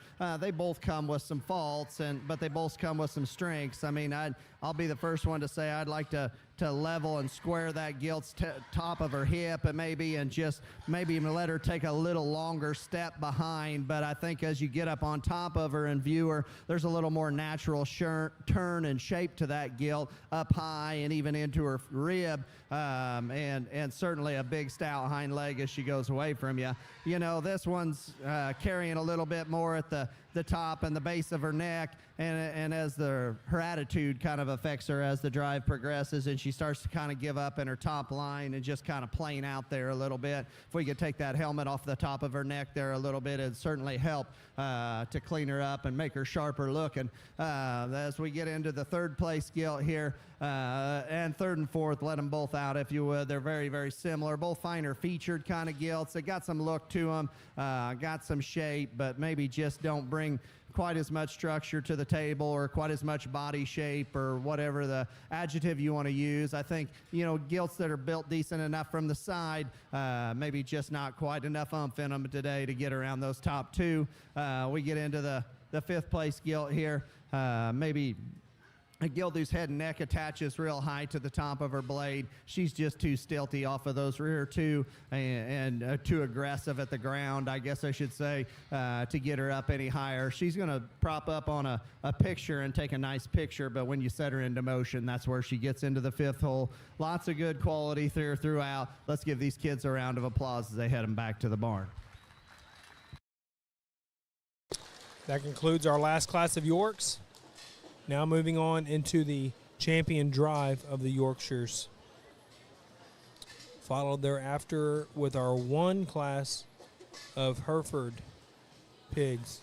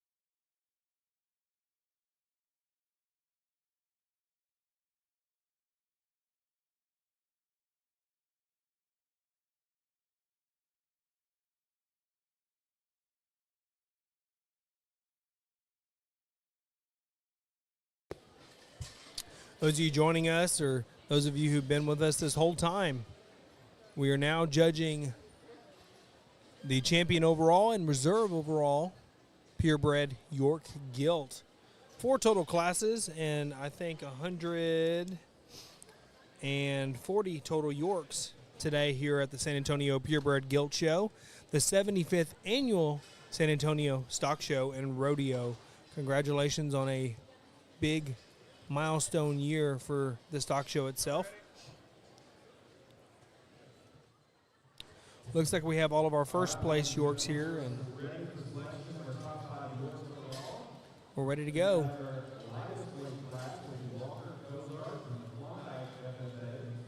Young man in the lavender is from our first class. Honey in the pink is from our second class of Yorks. Both do a really good job showing, presenting their York Gilts. Young man in the multicolored striped shirt over here. Was that a class 3?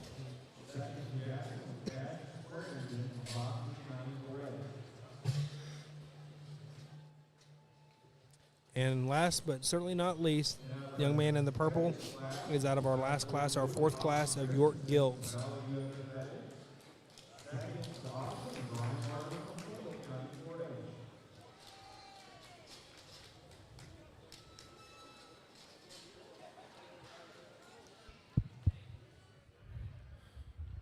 We get out here for our champion Yorkshire Drive, and 4 good classes to stand and evaluate and discuss back and forth with Brett and I. And some of those classes presented some challenges, but I think when you step out here in the champion drive, you have 4 quality animals that you all look like the weight they come out of, and they represent their your right age and maturity. And I think just an overall general build and pattern we've done for 2 days now, and we'll do as we try to finish up here throughout the evening. But I think when you get out here and you just look for the one that's quality, I think it becomes very apparent. And when Brett talked this one in class, he kind of made the comment, no matter the scenario she's in, whether she's in motion, whether she's standing still at the backdrop, she's a very good animal. Our champion's right here.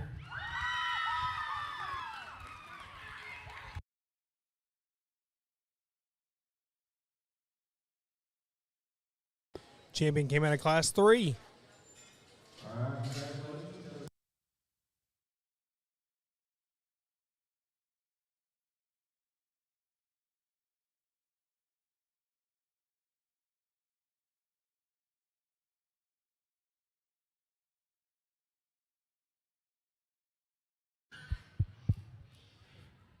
We drop in our second place Guild, and definitely comes out and is one that has to fall into contention. When we talked within that particular class of just landing in that particular spot because of her comfort, her lines, just her overall just flexibility. Maybe she wasn't just the stoutest or burliest one, but she was one of those that we kind of talk about there at the farm and stuff. Just wasn't simply messed up, and definitely comes out and falls into the mix. I think for reserve it gets very close out here between them, but when you step back and find the one that hit us the next best, the one we think is just the most unique out here, kind of started our day off pretty good in good fashion. That class 1 Gilt's our reserve.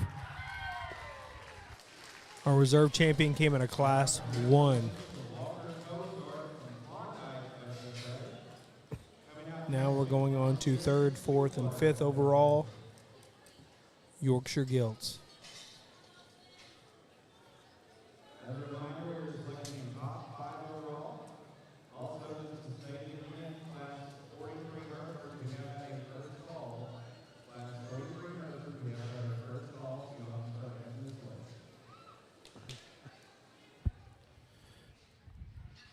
Well, again, for 4th overall, it's still as challenging as we have quality animals out here. And the one that's going to be 4th overall is one that brings lots of uniqueness to the table.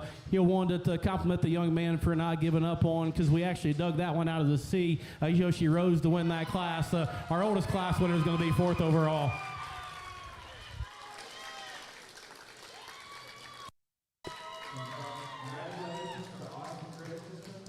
Third overall went to the heavyweight winner out of class 4.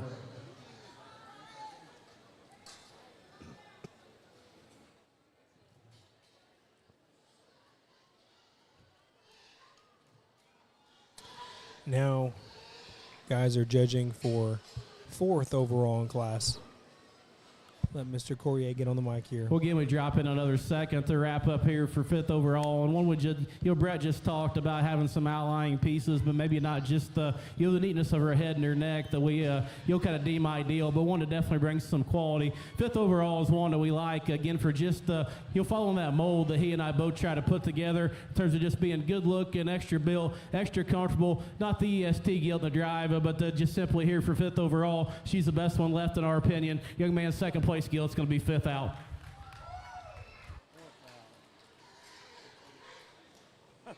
Which one is it? That was our 4th overall.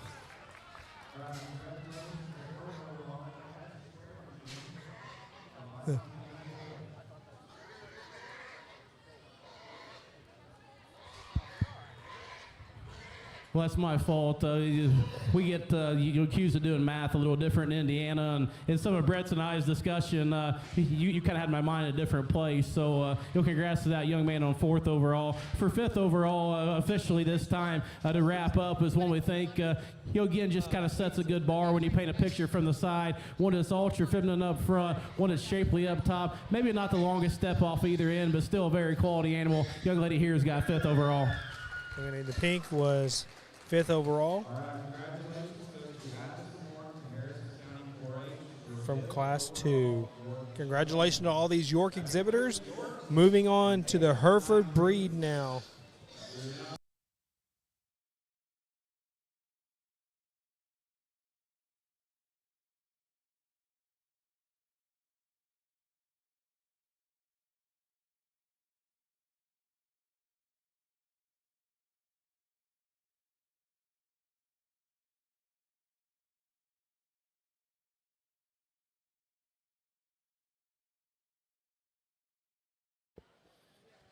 Okay, that wraps up our Yorkshire show, and we have one class left. It is the Hereford.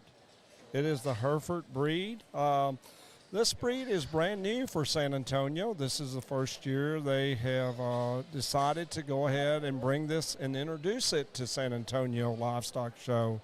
So it's kind of a trial type basis to see, what kind of participation that they get into it. And for the first year, they haven't had it too bad. I mean, all you breeders might want to go ahead and try to encourage the youth here in Texas to even do some more Herefords. For the first year, we've got 42 head in one class. Now, it hasn't, because it's in the trial basis, it is not in the scholarship program at this time.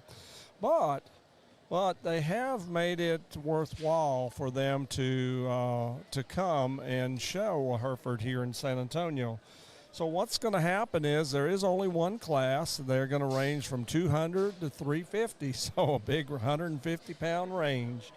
But the class winner and the class winner will receive, but no scholarship, but they will receive in cash, a cash check for $5,000. What a great way to try to get this breed off the ground. Kudos to San Antonio Livestock Show and the certified pedigree swine made this happen to raise this $5,000. And we thank both San Antonio Stock Show and the CPS for making this happen to try to get this breed off the ground. So that will kind of be how it will be, and so it's kind of exciting for these guys because, they don't have to wait for a scholarship in this case. They're going to get $5,000 cash. So if you've got a Hereford, you've got a pretty good program to get things started for this first time out.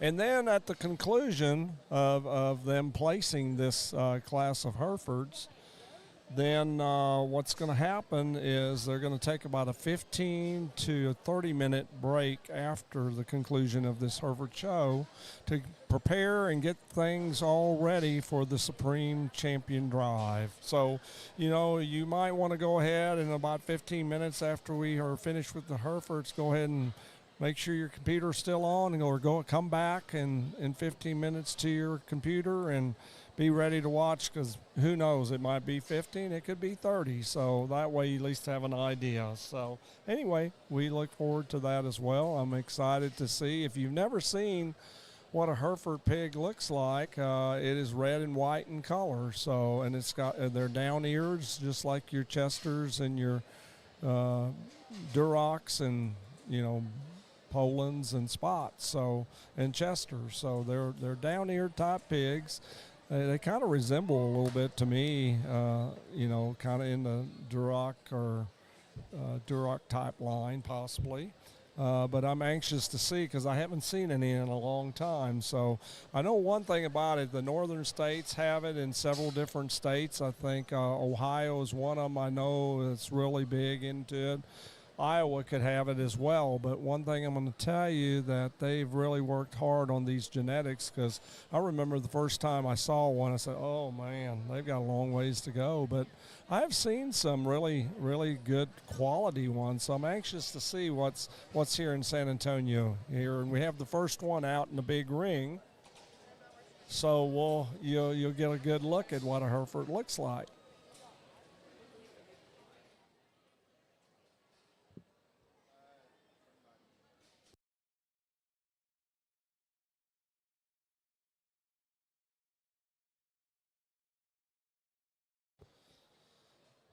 As they're sorting them, I was going to give you some numbers to let you know kind of what we had in our purebred show, and also the numbers we had in our crossbred show. This year at the San Antonio 75th Annual Junior Livestock Breeding Gilt Show, in the purebred part, we had 1,492 gilts shown when we get through with the completion of the Herefords.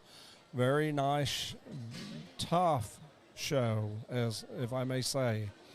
And in the crossbreds, we had 659 crossbred show yesterday, and they had their sale today. I know some of you probably were out and maybe even bought some of those crossbred gilts. The two breeding gilt shows totaled 2,151 head that have been shown here at the 75th Annual Junior Breeding Gilt Show. So that's a great number, and you know, I can remember what it used to be, and it has grown leaps and bounds to what it was, say, 10, 15 years ago. For those of you who've been interested to see what a Hereford hog looks like, well, here you go. I was talking to Jason about it. Apparently Jason was telling me he raises several Hereford hogs, and I said, so what does it originate from? I figured the Duroc. He said, yes, Durocs and Poland Chinas is kind of where the Hereford breed kind of got started. They kind of resemble a Hereford cow, if you can look out there. But very, very cool little creatures, I'm not going to lie. It's amazing to me how you can get that consistency in markings. What you kind of create There's that. some interest. I've seen some ones that have some interesting coloration and no different than a Duroc does on the brown skin. You have like a chocolate red, brown, and a cherry red, a light red. Yeah, same thing in the Hereford breed. When I first saw one of these, I thought it was a Duroc that got caught in a fire and it had burn marks on it, you know, after your skin burns or whatever. And I was like, what happened to that Duroc? And they said, this is a Hereford. And blew my mind. But they are pretty cool little animals, I will say. We do have one class of Herefords, 42 total head from 200 to 350, so we have a big one out there somewhere.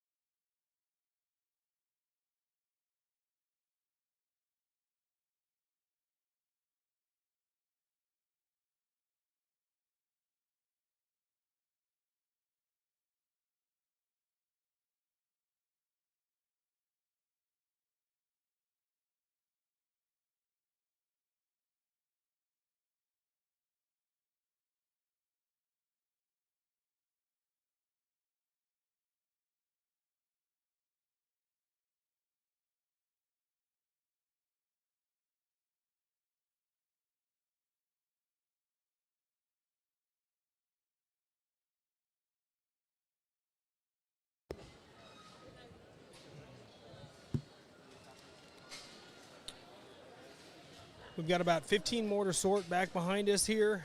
It looks like they pinned about 6 or 7 thus far in this first annual Hereford Purebred Gilt class at San Antonio. I'm proud of San Antonio for doing this. This is actually a treat to watch. There is 6 total in the big ring.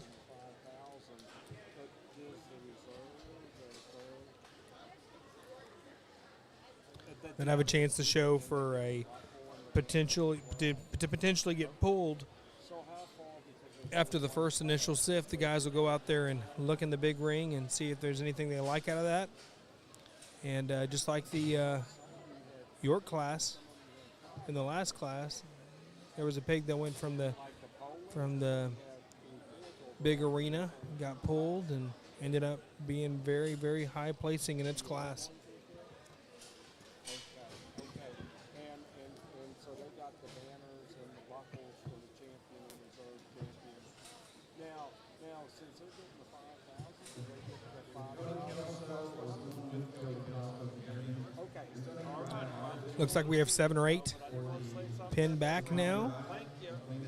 10 total placings get ribbons. Sometimes they'll place a few more than that if the class is deep. With 42 head in this class, you know, I could see them maybe pulling a few more. We'll see. It sounded like they just pinned another one based on the crowd cheer behind me. How many banners do we have for the Hereford?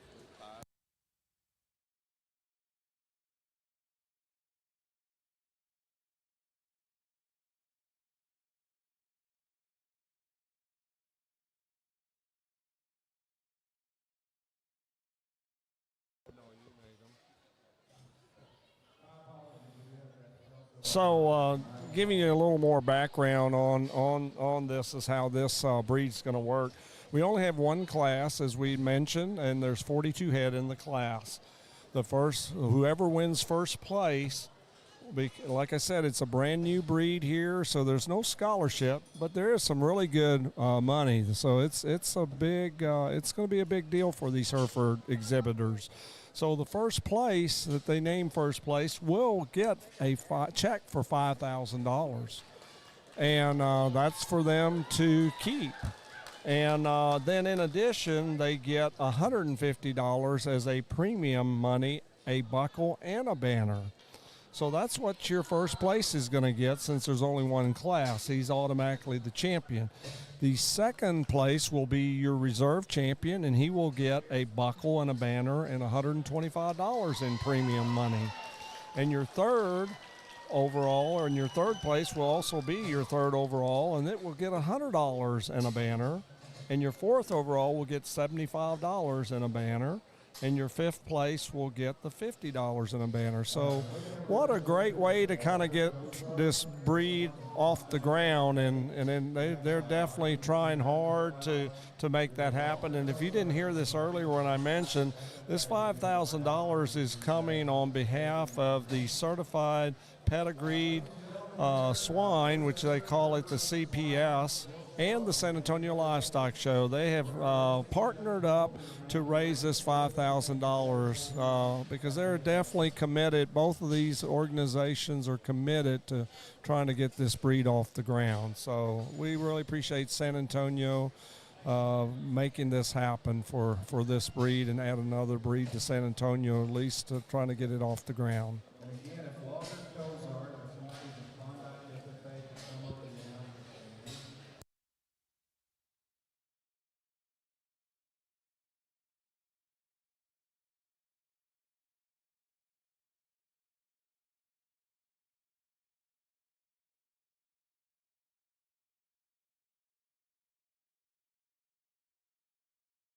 All right, the guys have 10 pulled back. Pulling out the first Hereford Gilt.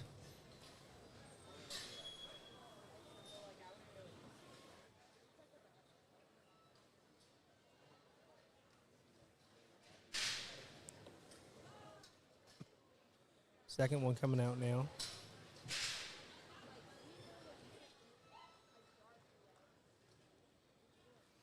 First one was actually that came out is now being repinned to make it at the top part of the class.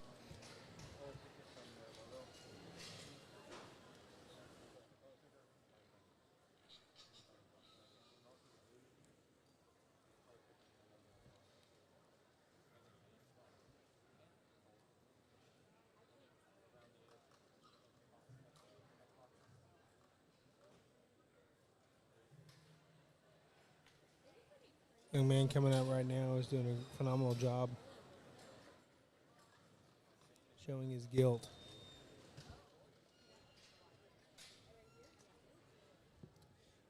He's pulled 5 out so far, pinned 1 back.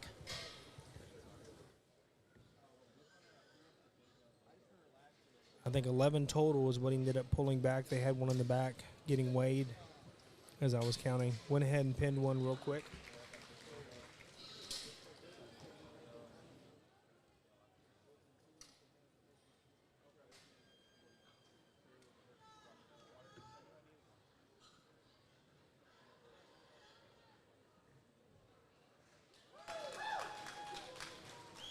Pin another young man back.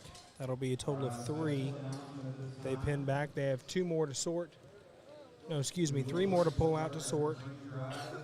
And if they like anything else to put in the top end, they'll go ahead and pin those individuals and then start placing from the bottom up. Those of you who did not drive with grades and reserve grades, we will give you a first call potentially a few minutes before that. So we'll look to get those calls up here right at 4. Also a special announcement with the And then pin another young lady back pretty quickly.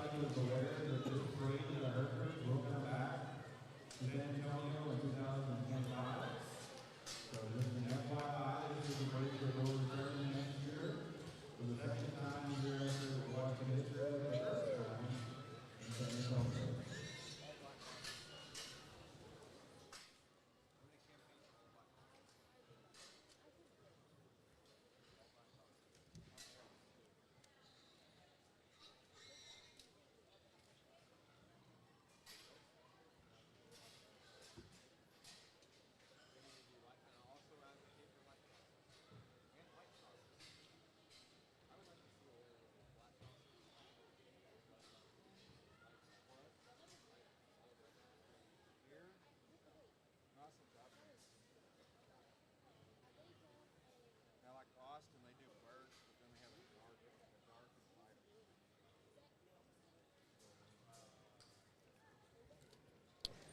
So the judges have 4 pinned back to this point in this single class of Hereford Gilts. And now they're starting to place them. And they will place from the bottom up for those just now joining. In the first annual Hereford class at San Antonio, this is history in the making for the San Antonio Purebred Gilt Show. And what a better year to do it than the 75th annual history in both makings for San Antonio. What a milestone for them in both regards. And I will say I've really enjoyed watching this Hereford class. I mean, they're a very interesting creature. I've got a lot of respect for this breed. You know, something that's indifferent to me, but, you know, we're always learning, right? We're always wanting to learn more and broaden our knowledge about things and what we are passionate about. And this is one of those things for me. So this is really cool.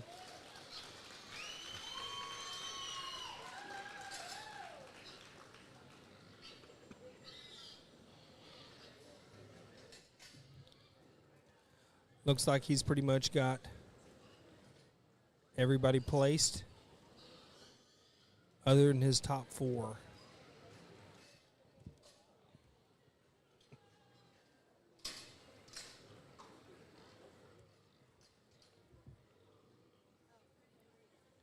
Okay, never mind. He's going to leave this one young lady out.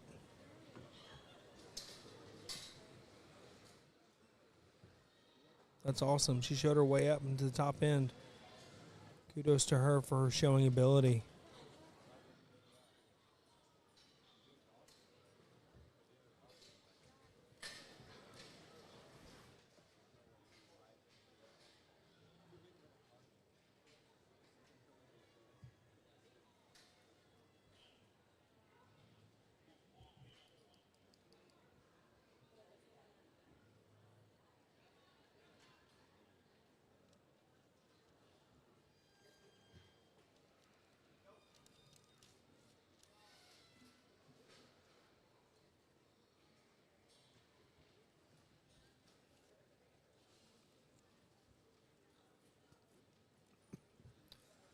All right, we have our top 5 Herefords out here.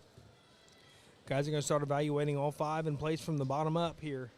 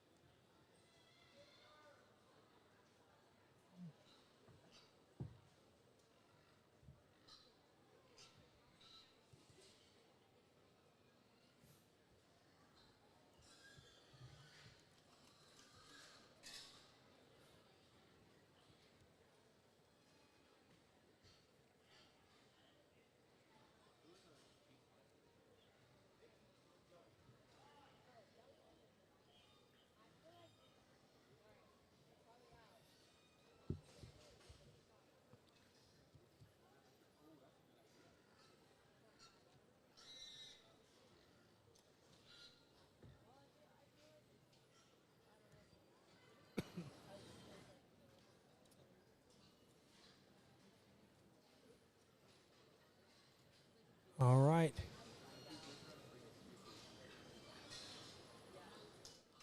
Judging, so this is gonna be a little different.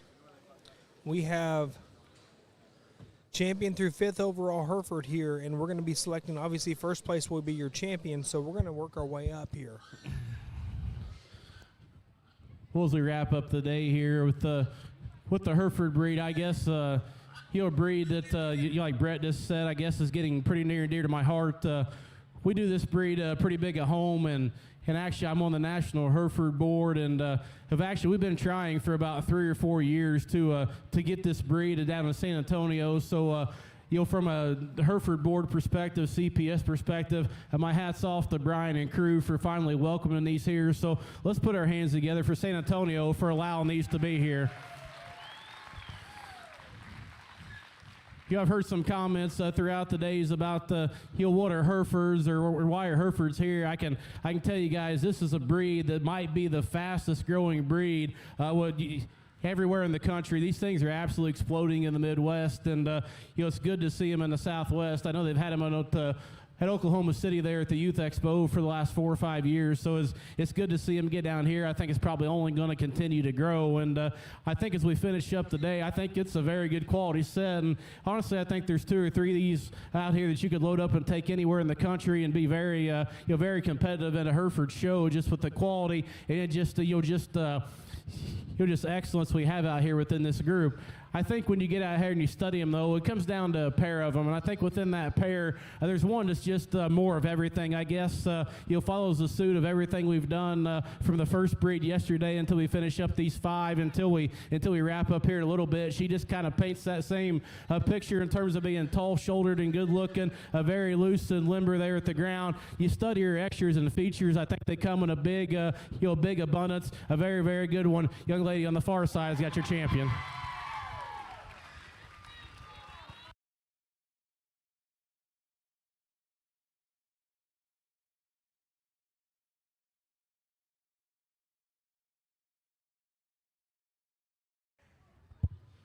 With only being the one class, essentially our top 5 overall have in front of us, so we're just going to roll through the pod here and place them. The one that Brett and I are both in total agreement of being the next one to just, she just covers basics exceptionally well in terms of just that added ring comfort and squareness off of both ends. She's shapely when you get up on top of her. Maybe you lack just a little bit of feature in terms of bone and substance there at the ground compared to that champion. When you compare her to the ones that come behind her, she's the next quality one. Young lady in black's got a reserve.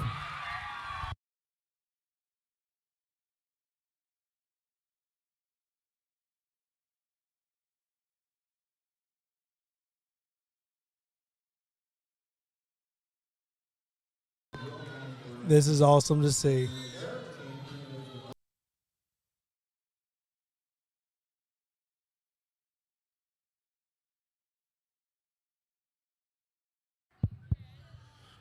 Well, to keep rolling through them here, third overall is another one that we like exceptionally well. Again, just I think her added ring comfort and then her extra width and dimension off of both ends, her added pliability. You maybe ran out of some of the extras in terms of just the hard shape on the top of her back or maybe just at the crest of her neck compared to the two that go above her. But you talk about one that's still got a big square hind leg, uses it exceptionally well. Third overall is a young lady in purple on the far side.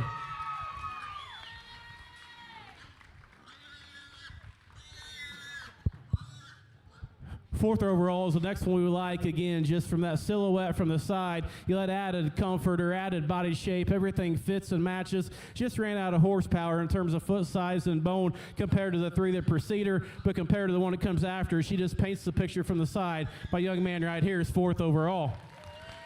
And that leaves us with the young lady on the far side is fifth, and she's the outlier of the group. You know, the extra stout, rugged one is still very good in her build. Maybe gets a shot more jammed up about her head and her pole, but I think still a very high-quality animal. Let's congratulate her on fifth overall.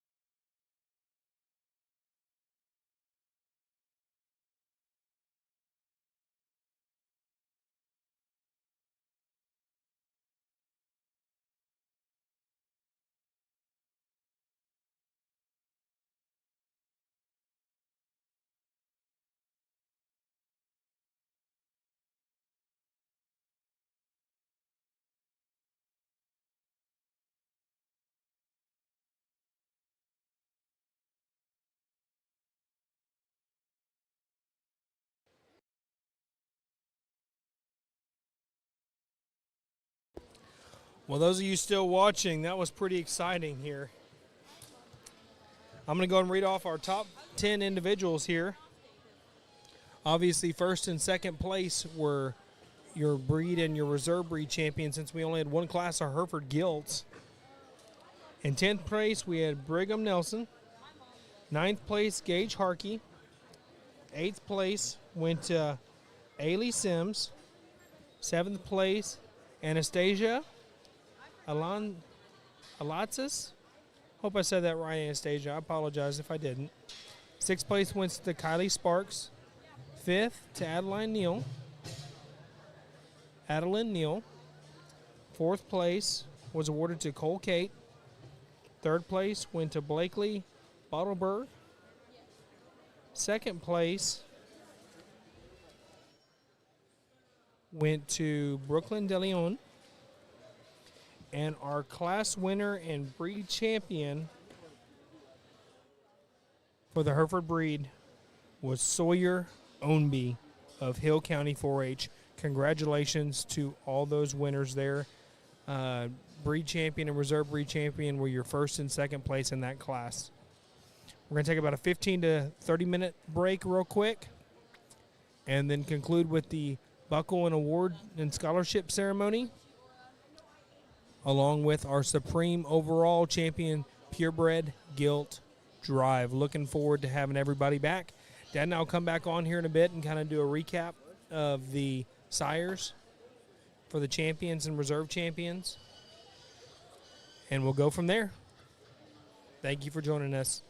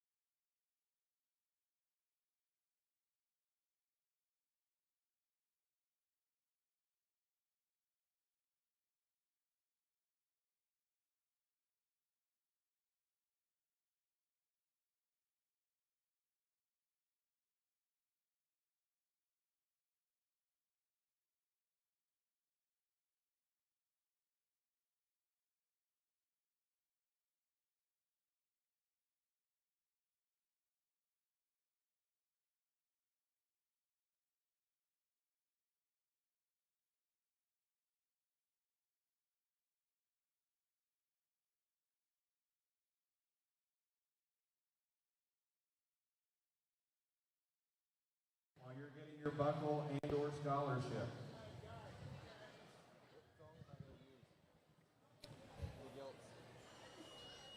Well, welcome to the award ceremony that's fixing to begin here in just a few moments. I would say in the next 5 minutes or so.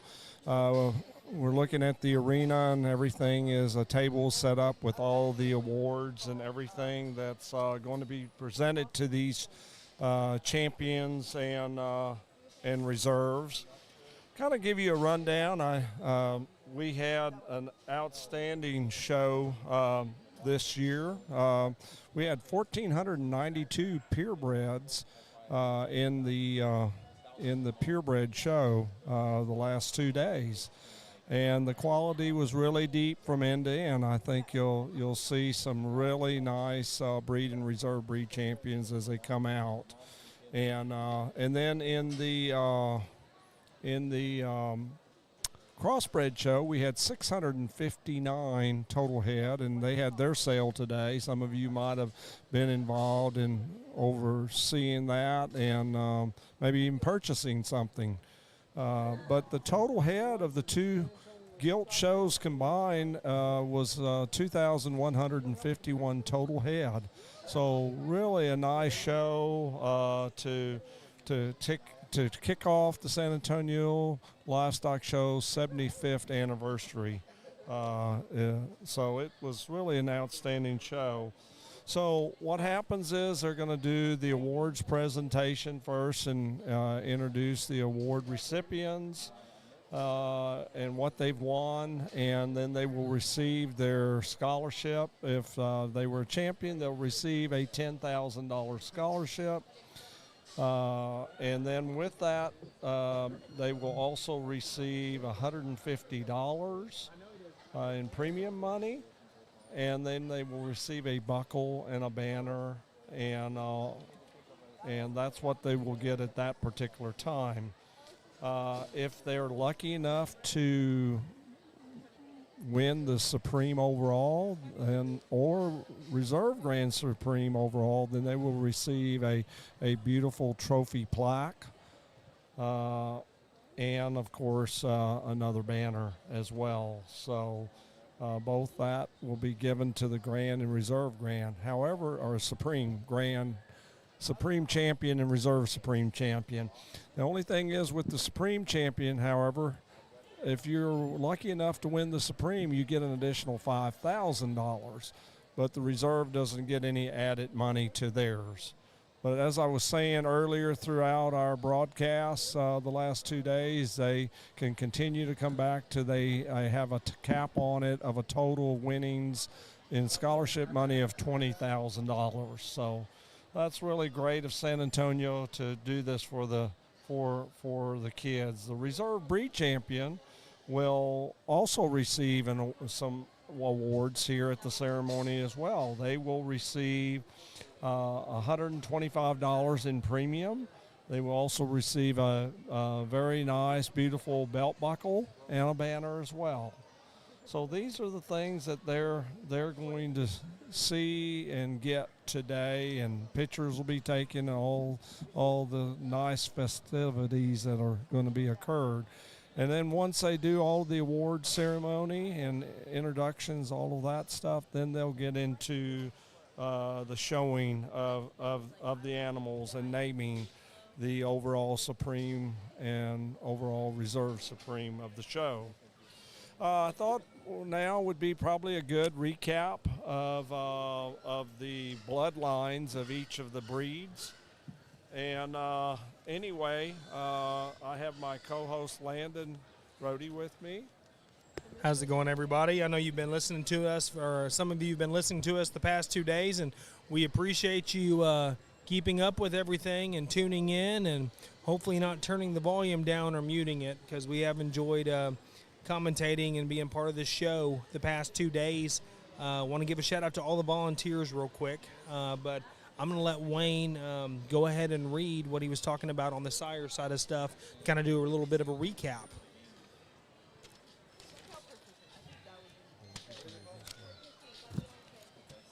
Okay, I'll start with the Durocs, and all I'm going to go through on this is what the sires are. We went over the breeders of them, so we're just going to go over sires as a recap. So we're going to start with the order of how everything showed. So the Durocs were the first thing that we showed, and they were the champion Duroc was sired by Work of Art 13-2.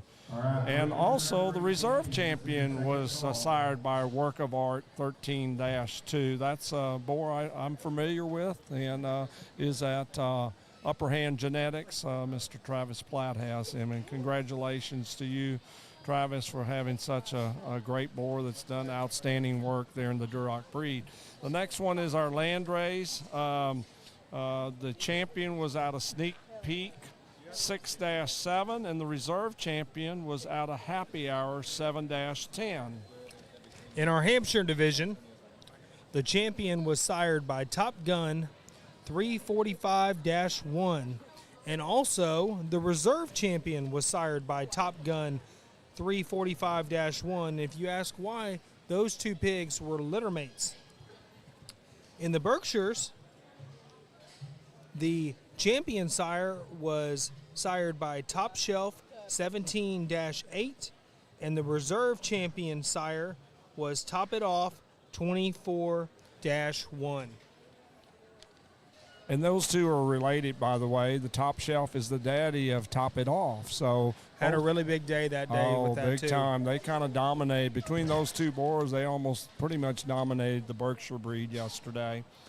The next ones we've got are the spots. The champion spot was sired by Titan 1-5, and the reserve champion was sired by Remain Silent 2-1. And then we went into the Chesters, and the champion was sired by WD40, and that's ear notch was 40-5 of the sire. And then our reserve champion was a big screen 79-5. And then we went on into the Polands, and the champion was sired by Coming In Hot 63-2. And then our reserve champion, Poland, was sired by Reptile House 13-2. Moving on to the Yorkshire breed, the champion York was sired by Corby Alone Time 4-8, and our reserve champion Yorkshire Gilt was sired by Kaiser 36-5.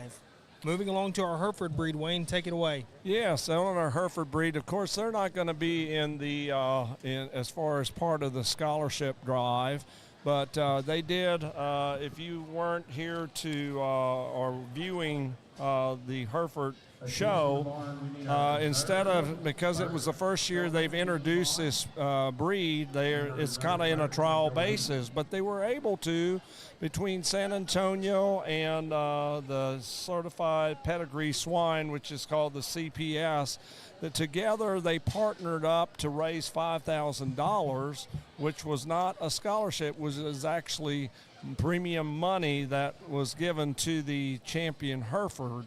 And they also would receive then the $150 in prize money and a buckle and a banner. So they might be up here. I'm not sure how that's all working with that, but they might be up here for the award ceremony. They're just not part of the scholarship and in the grand drive of things here when they go for the Supreme and Reserve Grand. But I'm sure they're in the award ceremony because they are going to get, instead of a scholarship, a check for $5,000 and then all the extra awards go with it. One thing I didn't do on the Herefords was letting you know the bloodlines of the Herefords when the show was finished. And the champion was sired by Rub It In 32-9. The breeder was Grady Genetics out of Indiana.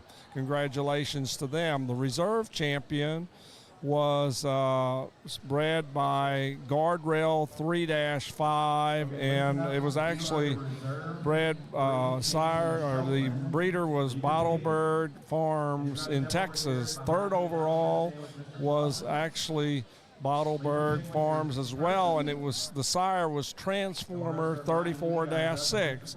So I think they're about ready to get everything ready to go, and so we're going to sit back and kind of give you where we can some play-by-play, but at the same time, we've really enjoyed being part of your program. So for those of you guys watching, we're going to do what they call the buckle and award ceremony first. We honor the kid by themselves, so they get their buckle and their banner and their scholarship little bag. And then after that, we will bring the champions back out, introduce them. And we may actually start with the reserve champions, pin them off, and then the breed champions come out and are in the ring. So we're going to honor both of them. We'll kind of give you a play-by-play, like Wayne said, as much as we can. And we kind of have a few more things people we want to honor, and we'll do it during that time. Thanks for joining, and we'll be with you shortly.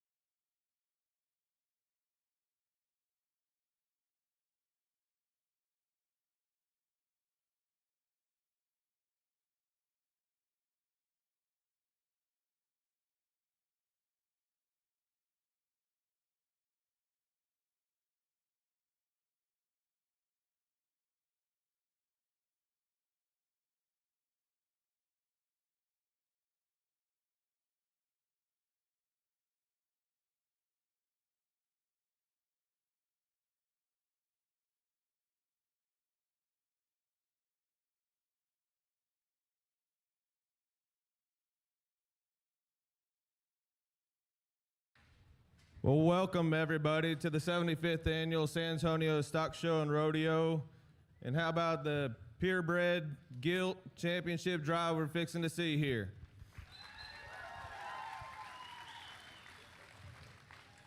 As I said, my name is Ryan Coble. I'm the livestock chairman. We are a volunteer organization that emphasizes agriculture and education to develop the youth of Texas. With the efforts and dedication of over 6,000 volunteers, the San Antonio Stock Show and Rodeo has an educational commitment of over $255 million.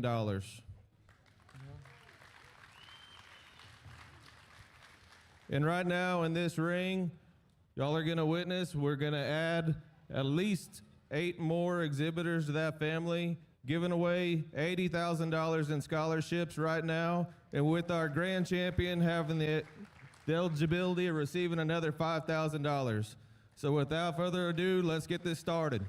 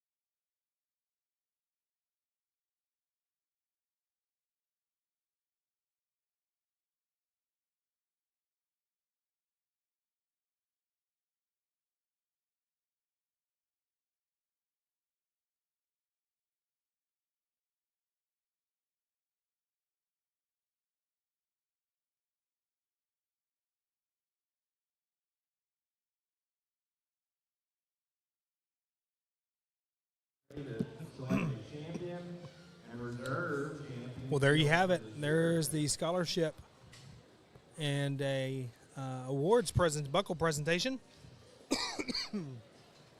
Before we get started into what Dad has to say, I'm going to go ahead and read our judges out to you guys. We have just a few moments to transition. Our lead judge over the past 2 days for this Purebred Guild show was Mr. Brett Byers.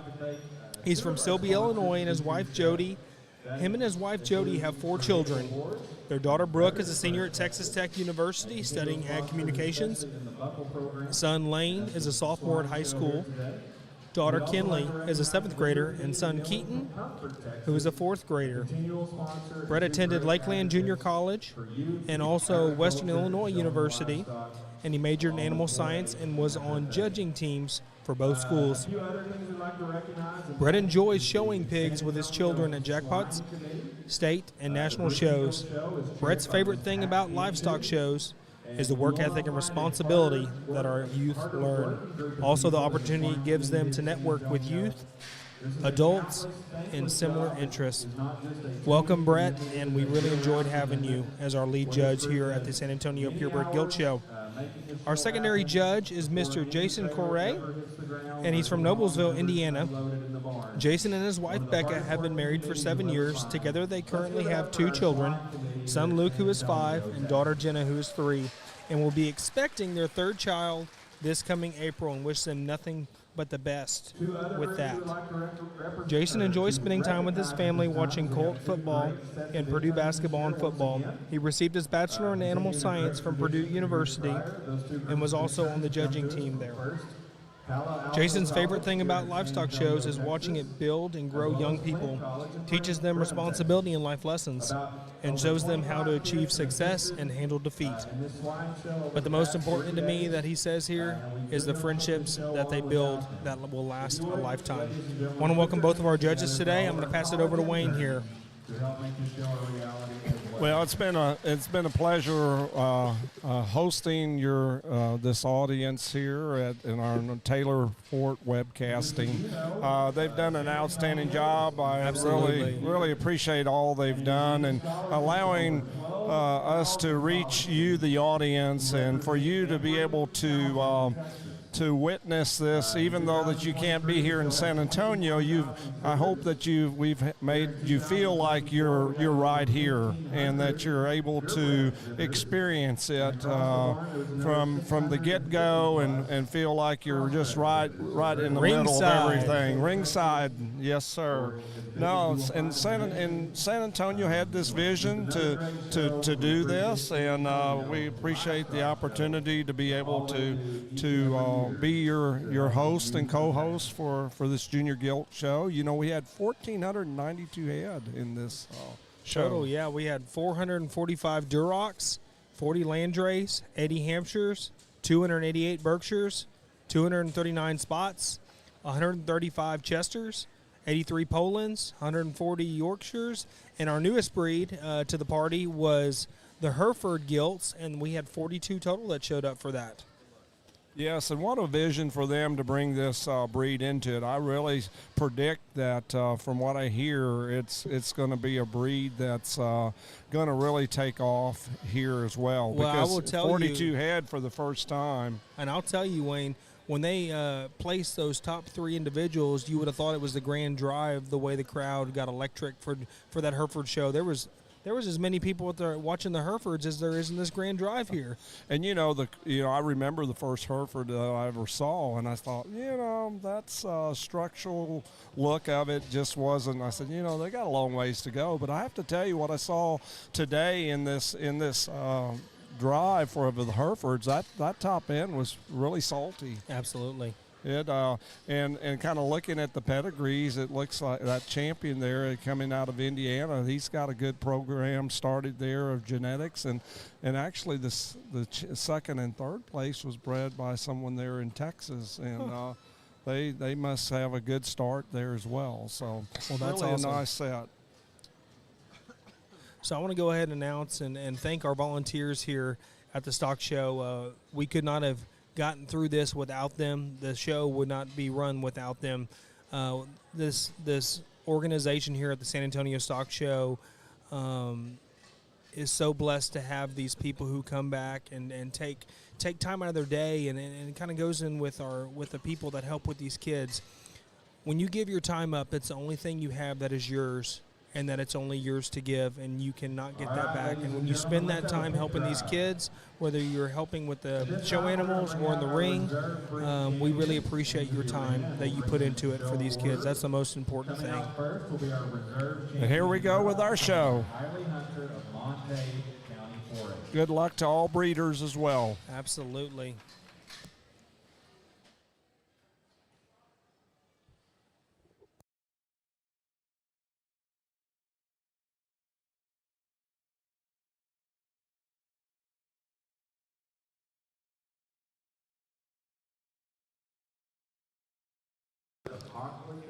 That's our reserve champion Duroc out there, and our reserve champion Hampshire just came out there. Currently, we're going to bring all the reserves out, and then pin them back and bring all your champions to select the supreme overall champion purebred gilt. The reserve Duroc was sired by a work of art. Coming out next will be our reserve champion Berkshire, shown by Keaton Fawn of Cameron County. Next coming out is our reserve champion Berkshire. Guys, feel free to cheer on your favorites. That's what we're here for.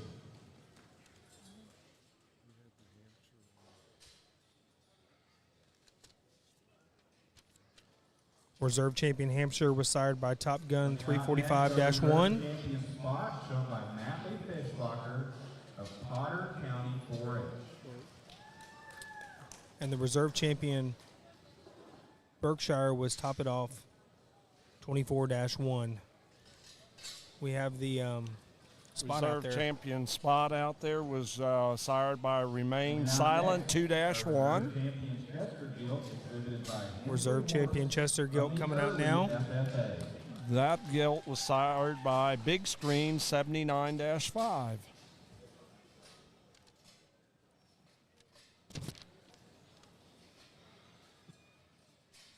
Up next, our reserve champion Poland China, shown by Brady. Out of the gate next is our reserve champion Poland China. That one was sired by Reptile House 13-2.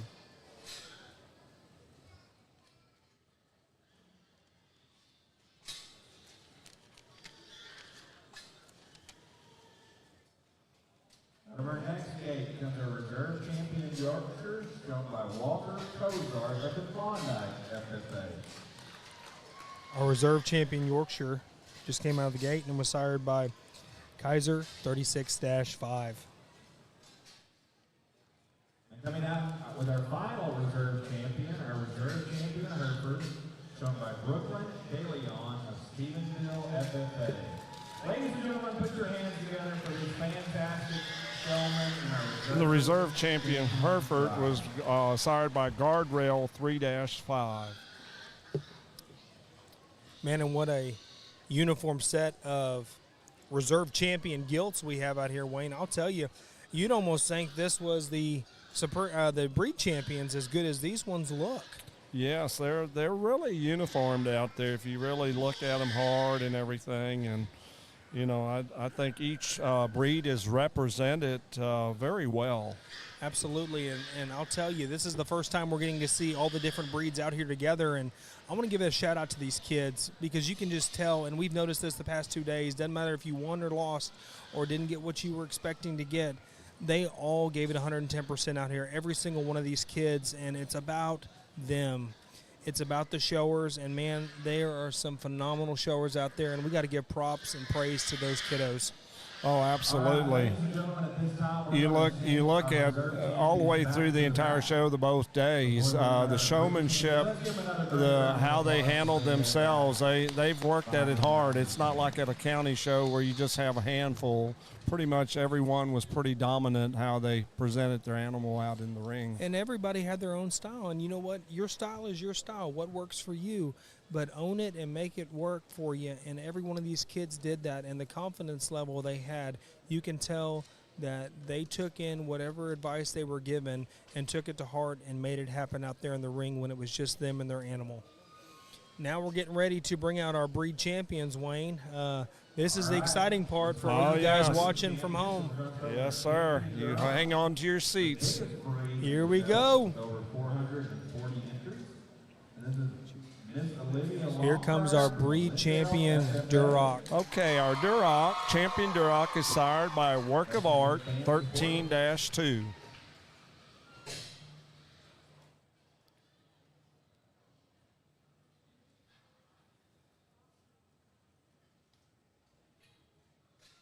Not next, our champion Landrace, come by Allie Sims of Erath County, 4A. Here comes our champion Landrace. Champion Landrace is sired by Sneak Peek 6-7. Coming out next will be our champion Hampshire, exhibited by McKinley Tucker of Hockley County, 4A. Third out of the gate is the champion Hampshire, and the sire to the champion Hampshire was also Top Gun 345-1. He bred both the champion and reserve champion.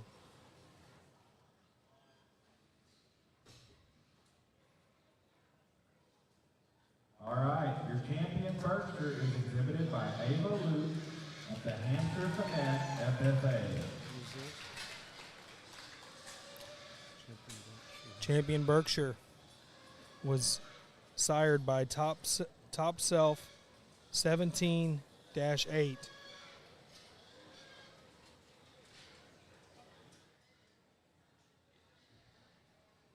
All right, coming out next, your champion Spot, exhibited by Grady Lowry of Troop FFA. Here comes your champion Spot out of the gate. Champion Spot is sired by Titan 1-5.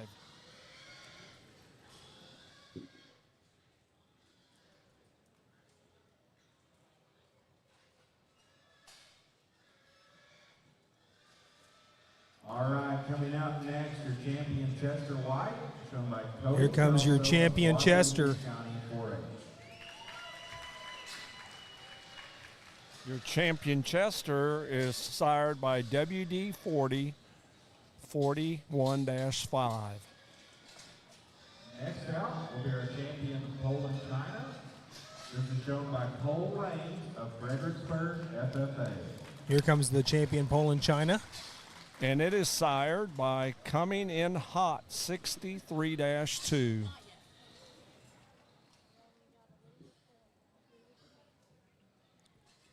All right, continuing on, our champion Yorkshire this year, exhibited by Jackson Beavers of Hillsborough FFA. Here's our champion Yorkshire, sired by Corby, Alone Time 4-8. Congratulations to all of them here, and fixing to bring out our champion Hereford, the newest breed to the San Antonio Stock Show, and we appreciate them giving the chance to be out here, and it's been fun to watch them out here. Absolutely, and the champion Hereford was sired by Rub It In 32-9. Rub It In 32-5, all righty. Here is all of our breed champion purebred gilts here at the San Antonio, the 75th San Antonio Stock Show and Rodeo. And wow, what a complete set we have out there, Wayne. You know, you look at this set and you look at the reserves, and they definitely complement each other. They do. You wouldn't know one set from the other unless you didn't have them side by side. And that's a testament to our two judges here today.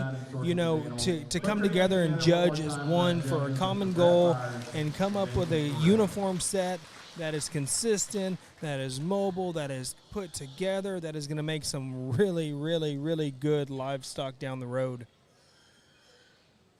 Absolutely. No, these females it'll be fun to kind of see how these females come together and how they generate going forth when they become mamas in the summertime. Absolutely. Mr. Byers and Mr. Correa are out there. Excuse me, Jason. I apologize, buddy. They're out there right now kind of discussing all the breeds, what they like about them, which ones kind of rise to the top here. I wish I was a fly on the wall listening to their conversation, going back and forth, talking about these hogs and these kids. And I'm going to give a shout out to all these kids out here driving their animals. They're keeping them moving, staying away from each other for the most part, kind of giving their own little spotlight in their own little area. And that's so important as a showman, to kind of separate yourself from the competition per se. And they're showing for an additional $5,000 in scholarship. There's $5,000 scholarship on the line here, Wayne. Yes, sir. If it were me, I'd give it to every one of them the way they performed over the past 2 days.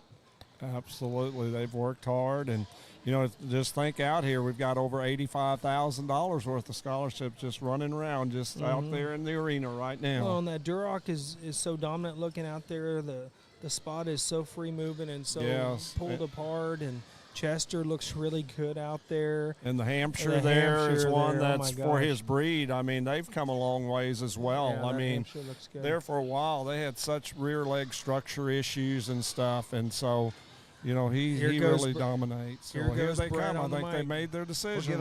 Let them have a rest here, kids. I'm not going to speak long, but I want to give credit where credit is due.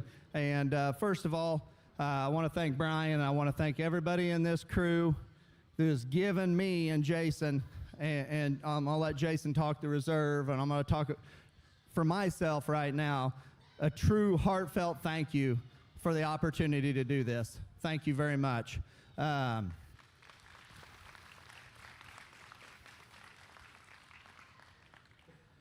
This is for a guy who gets to judge hog shows and stock shows. This is one of the biggest ones you ever get the chance to do, and it's I've sat here in these stands over the years and come down here, just flew in to watch the barrows, and flew back out of the last 2 years here doing the cross gilts, and now the pures has been the first time I've been here to witness the gilt show, and it's an awesome deal. Your scholarship presentation, everything involved here, you need to relish this. This is a very, very good deal. Everything's big in Texas, right? And this is very big. So congratulations to you for that.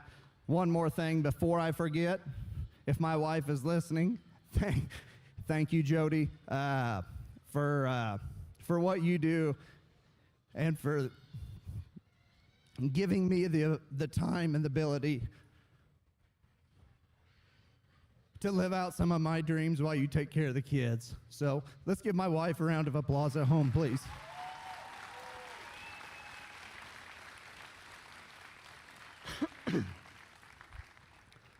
The next person I want to thank is the guy that's been in the ring for me, with me here for the last 2 days. Been a friend of mine for, I don't know, probably going on 20 years. Me and Jason met at when he used to work at Prairie State. If any of you know about the semen business, Prairie State Semen Supply used to be there in Champaign, and I live about 40 miles north, and got to know him on a boar tour one day. And it's just been a good relationship ever since. We've been close friends, and he's a guy in this industry that I respect for the amount of integrity that he has and for his ability to see livestock and just do it in the right way. So let's give Jason a round of applause if we could, please. And thank you, Jason, for coming down and doing it with me. So this right here is awesome. I was telling Ben Boble's a good friend of mine who was here doing the crosses yesterday, and I think I made this comment in my Grand Drive speech last year. We don't have this in Illinois. The Illinois State Fair, and I'm not dissing on our state fair, but nobody likes to lose, okay? We all go to win. That's fair enough. I mean, everybody wants to try to win. And you people clap for each other? That is awesome. That is truly awesome. Because at the end of the day, we should live by the golden rule. Treat others the way you want to be treated. We forget about that in competition sometimes, but it should be the base of our being as humans, in my opinion. We got to leave the world a better place than we found it. And I guess as a person that makes his living and raises his family in this industry, I think we need to be good stewards of this industry more than anything. not to harp on any one thing or anything, but now you're showing gilts by weight. Okay, we are everywhere. Because some breeders can't accurately put a date on a pedigree. Okay? Be good stewards of the industry. Raise your kids right. Raise your kids to have integrity. Integrity is doing the right thing no matter who is watching, or if no one is watching, for that matter. So that's the only thing I'm going to say. I've said that in a lot of Grand Drive speeches, but that is something that comes from my heart, because I want this industry to live on for my grandkids and my great-grandkids. I want it to be here for everybody to experience. So hey, I'm going to end that on that note. Let's fire them up right here.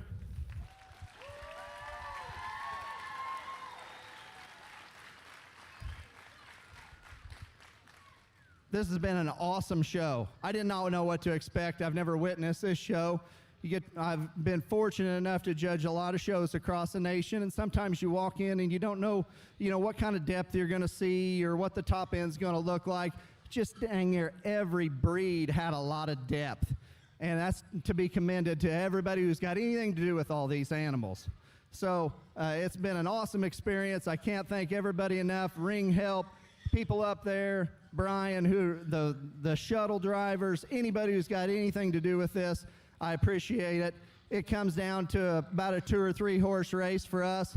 There is one that out here that is absolutely hard to manufacture as a breeder on a day-to-day basis, especially in the breed she comes from.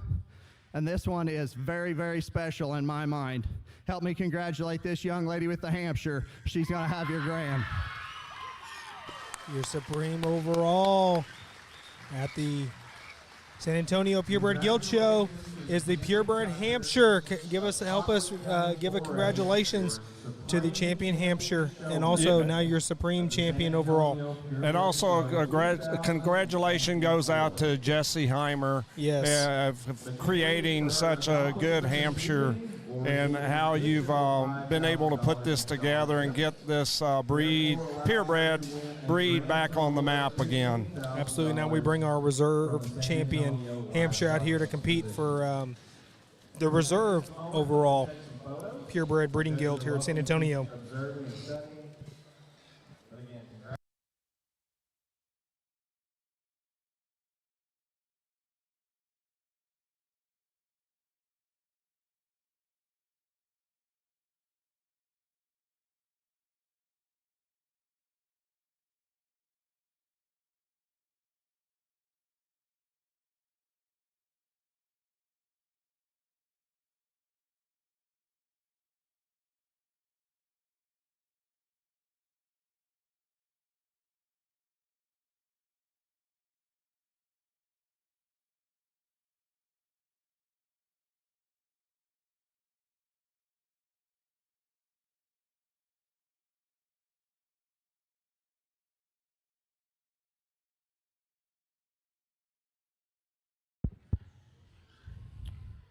Well, guys, if you want to shut them down again here just a minute, you like Brett, I won't take just a real long time, but I think when you get an opportunity like this, again, you got to give credit for where it's due, and it makes sense with everything Brett just said. For 2 days, we've been on the same page, and been in agreement, and he pretty much, I could just get on the mic and tell you what we're going to pick for reserve, and he covered absolutely everything that I wanted to mention and talk about. First and foremost, Brian, Rebel, Danny, all you guys that helped us every step of the way these last 2 days. Thank you, immensely. Very large show, very well-oiled machine, awesome group, awesome staff to work with. Let's put our hands together one more time for the San Antonio Stock Show staff.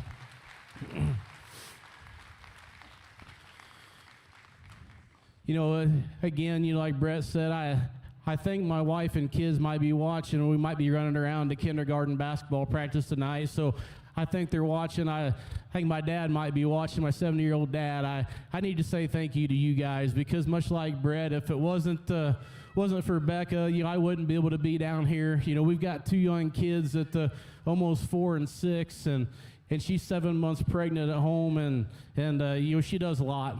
She puts up with a lot out of me. I know I'm gone a whole lot. I try to be there as much as I can, but you let me do what I enjoy doing. So, so thank you. to my dad, our situation at home is a little spread out. If it wasn't for my 70-year-old dad doing all the day-to-day stuff that we do, I would not be able to raise show pigs to the magnitude that we are. So thank you to my wife, thank you to my dad. If you would, let's put our hands together for them to allow me to be here.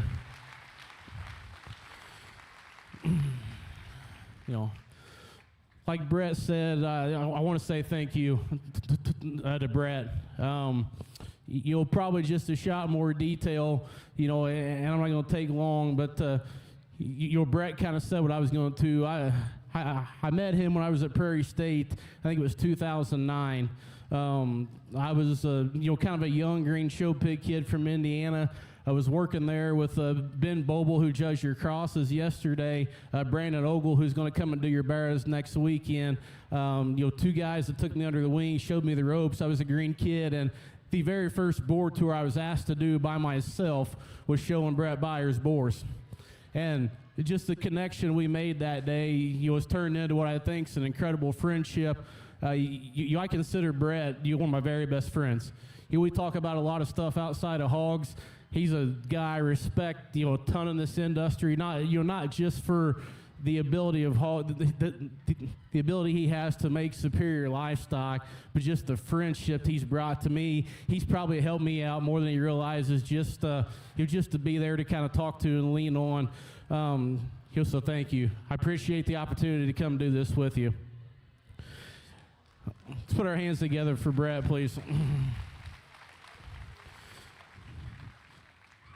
Like Brett alluded to, showing livestock's incredible, guys. And 20 years from now, we're not going to remember if you won your class or you were fifth or you got sifted. It's the memories you make and that you come through this ring that are going to last a lifetime. It's the support system you have sitting around here. Like Brett mentioned, just the backing you guys give these kids, whether they got pinned in 10th or won their class, or I heard lots of applause when they got sifted. That's awesome. The support system is credible. One of my very best friends from Delaware sitting right here is in San Antonio, Texas to watch me judge. A guy that's like a grandpa to me. Thanks for being here, Pops. It means a lot to me. It's situations like this that make this industry incredible. So keep that in mind. Surround yourself around with the people that are here, and remember, someone is always watching you. Leave the impression that needs to last a lifetime. Let's don't be sore losers. Let's uplift the kids in the arena we have, because that's what it's about. It's awesome. I've had an awesome time. I said I met Brett in 2009. I got to come to this show and watch in 2009. And if you would have told me I'd be standing here in 2024 judging it with one of my very best friends, I'd tell you you're crazy. So it's bucket list for sure. I've had an awesome time. Thanks again. Let's fire them up and get you a reserve.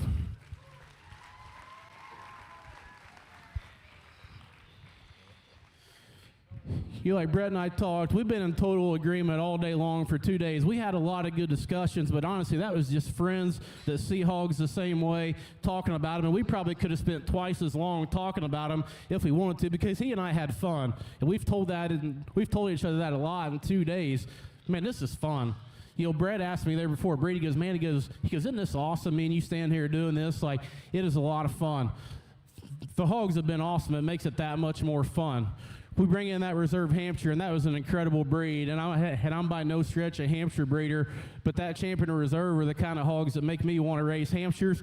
Some of the other breeds I think are out here incredible. That Berkshire breed was awesome, probably the deepest we've seen, in 2 days. The reds were awesome. The spots, I think, a very, very good set of kids, a set of pigs. My hat's off to you. Our second favorite is one I think is just an absolute creature in terms of just body shape and stoutness and look. Maybe out here in just the heat of things when it got right down to making that first decision, maybe she had just a shot too much fill tonight that made her push just a hair from behind. But man, you talk about one that's hard to make, hard to replicate for this breed. Our second favorite, help me congratulate young lady with the Berkshire.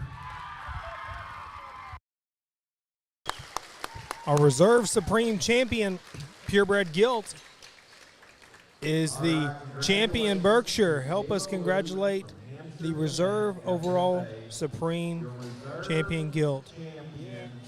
Gilts gentlemen at Yes, and also I'd like to congratulate the breeder of that Reserve Supreme, Mark Johnson, from Texas here. So again, great job. Congratulations. Helping create this breeding gilt out of Top Shelf 17-8.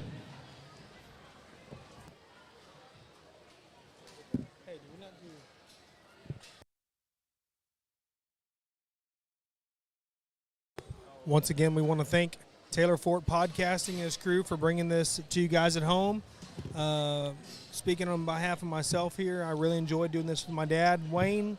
My name is Landon Rohde, and we will see you guys down the road. We'll be here for the Barrow Show, so I look forward to seeing you guys in person or hearing us on the radio, whatever you may be doing. We've really appreciated your time, and thank you, and good luck down the road. And I've enjoyed it as well. This is Wayne Rohde, and I have thoroughly enjoyed being here and giving you play-by-play, and I hope there's some things that we were able to provide for you that was very helpful.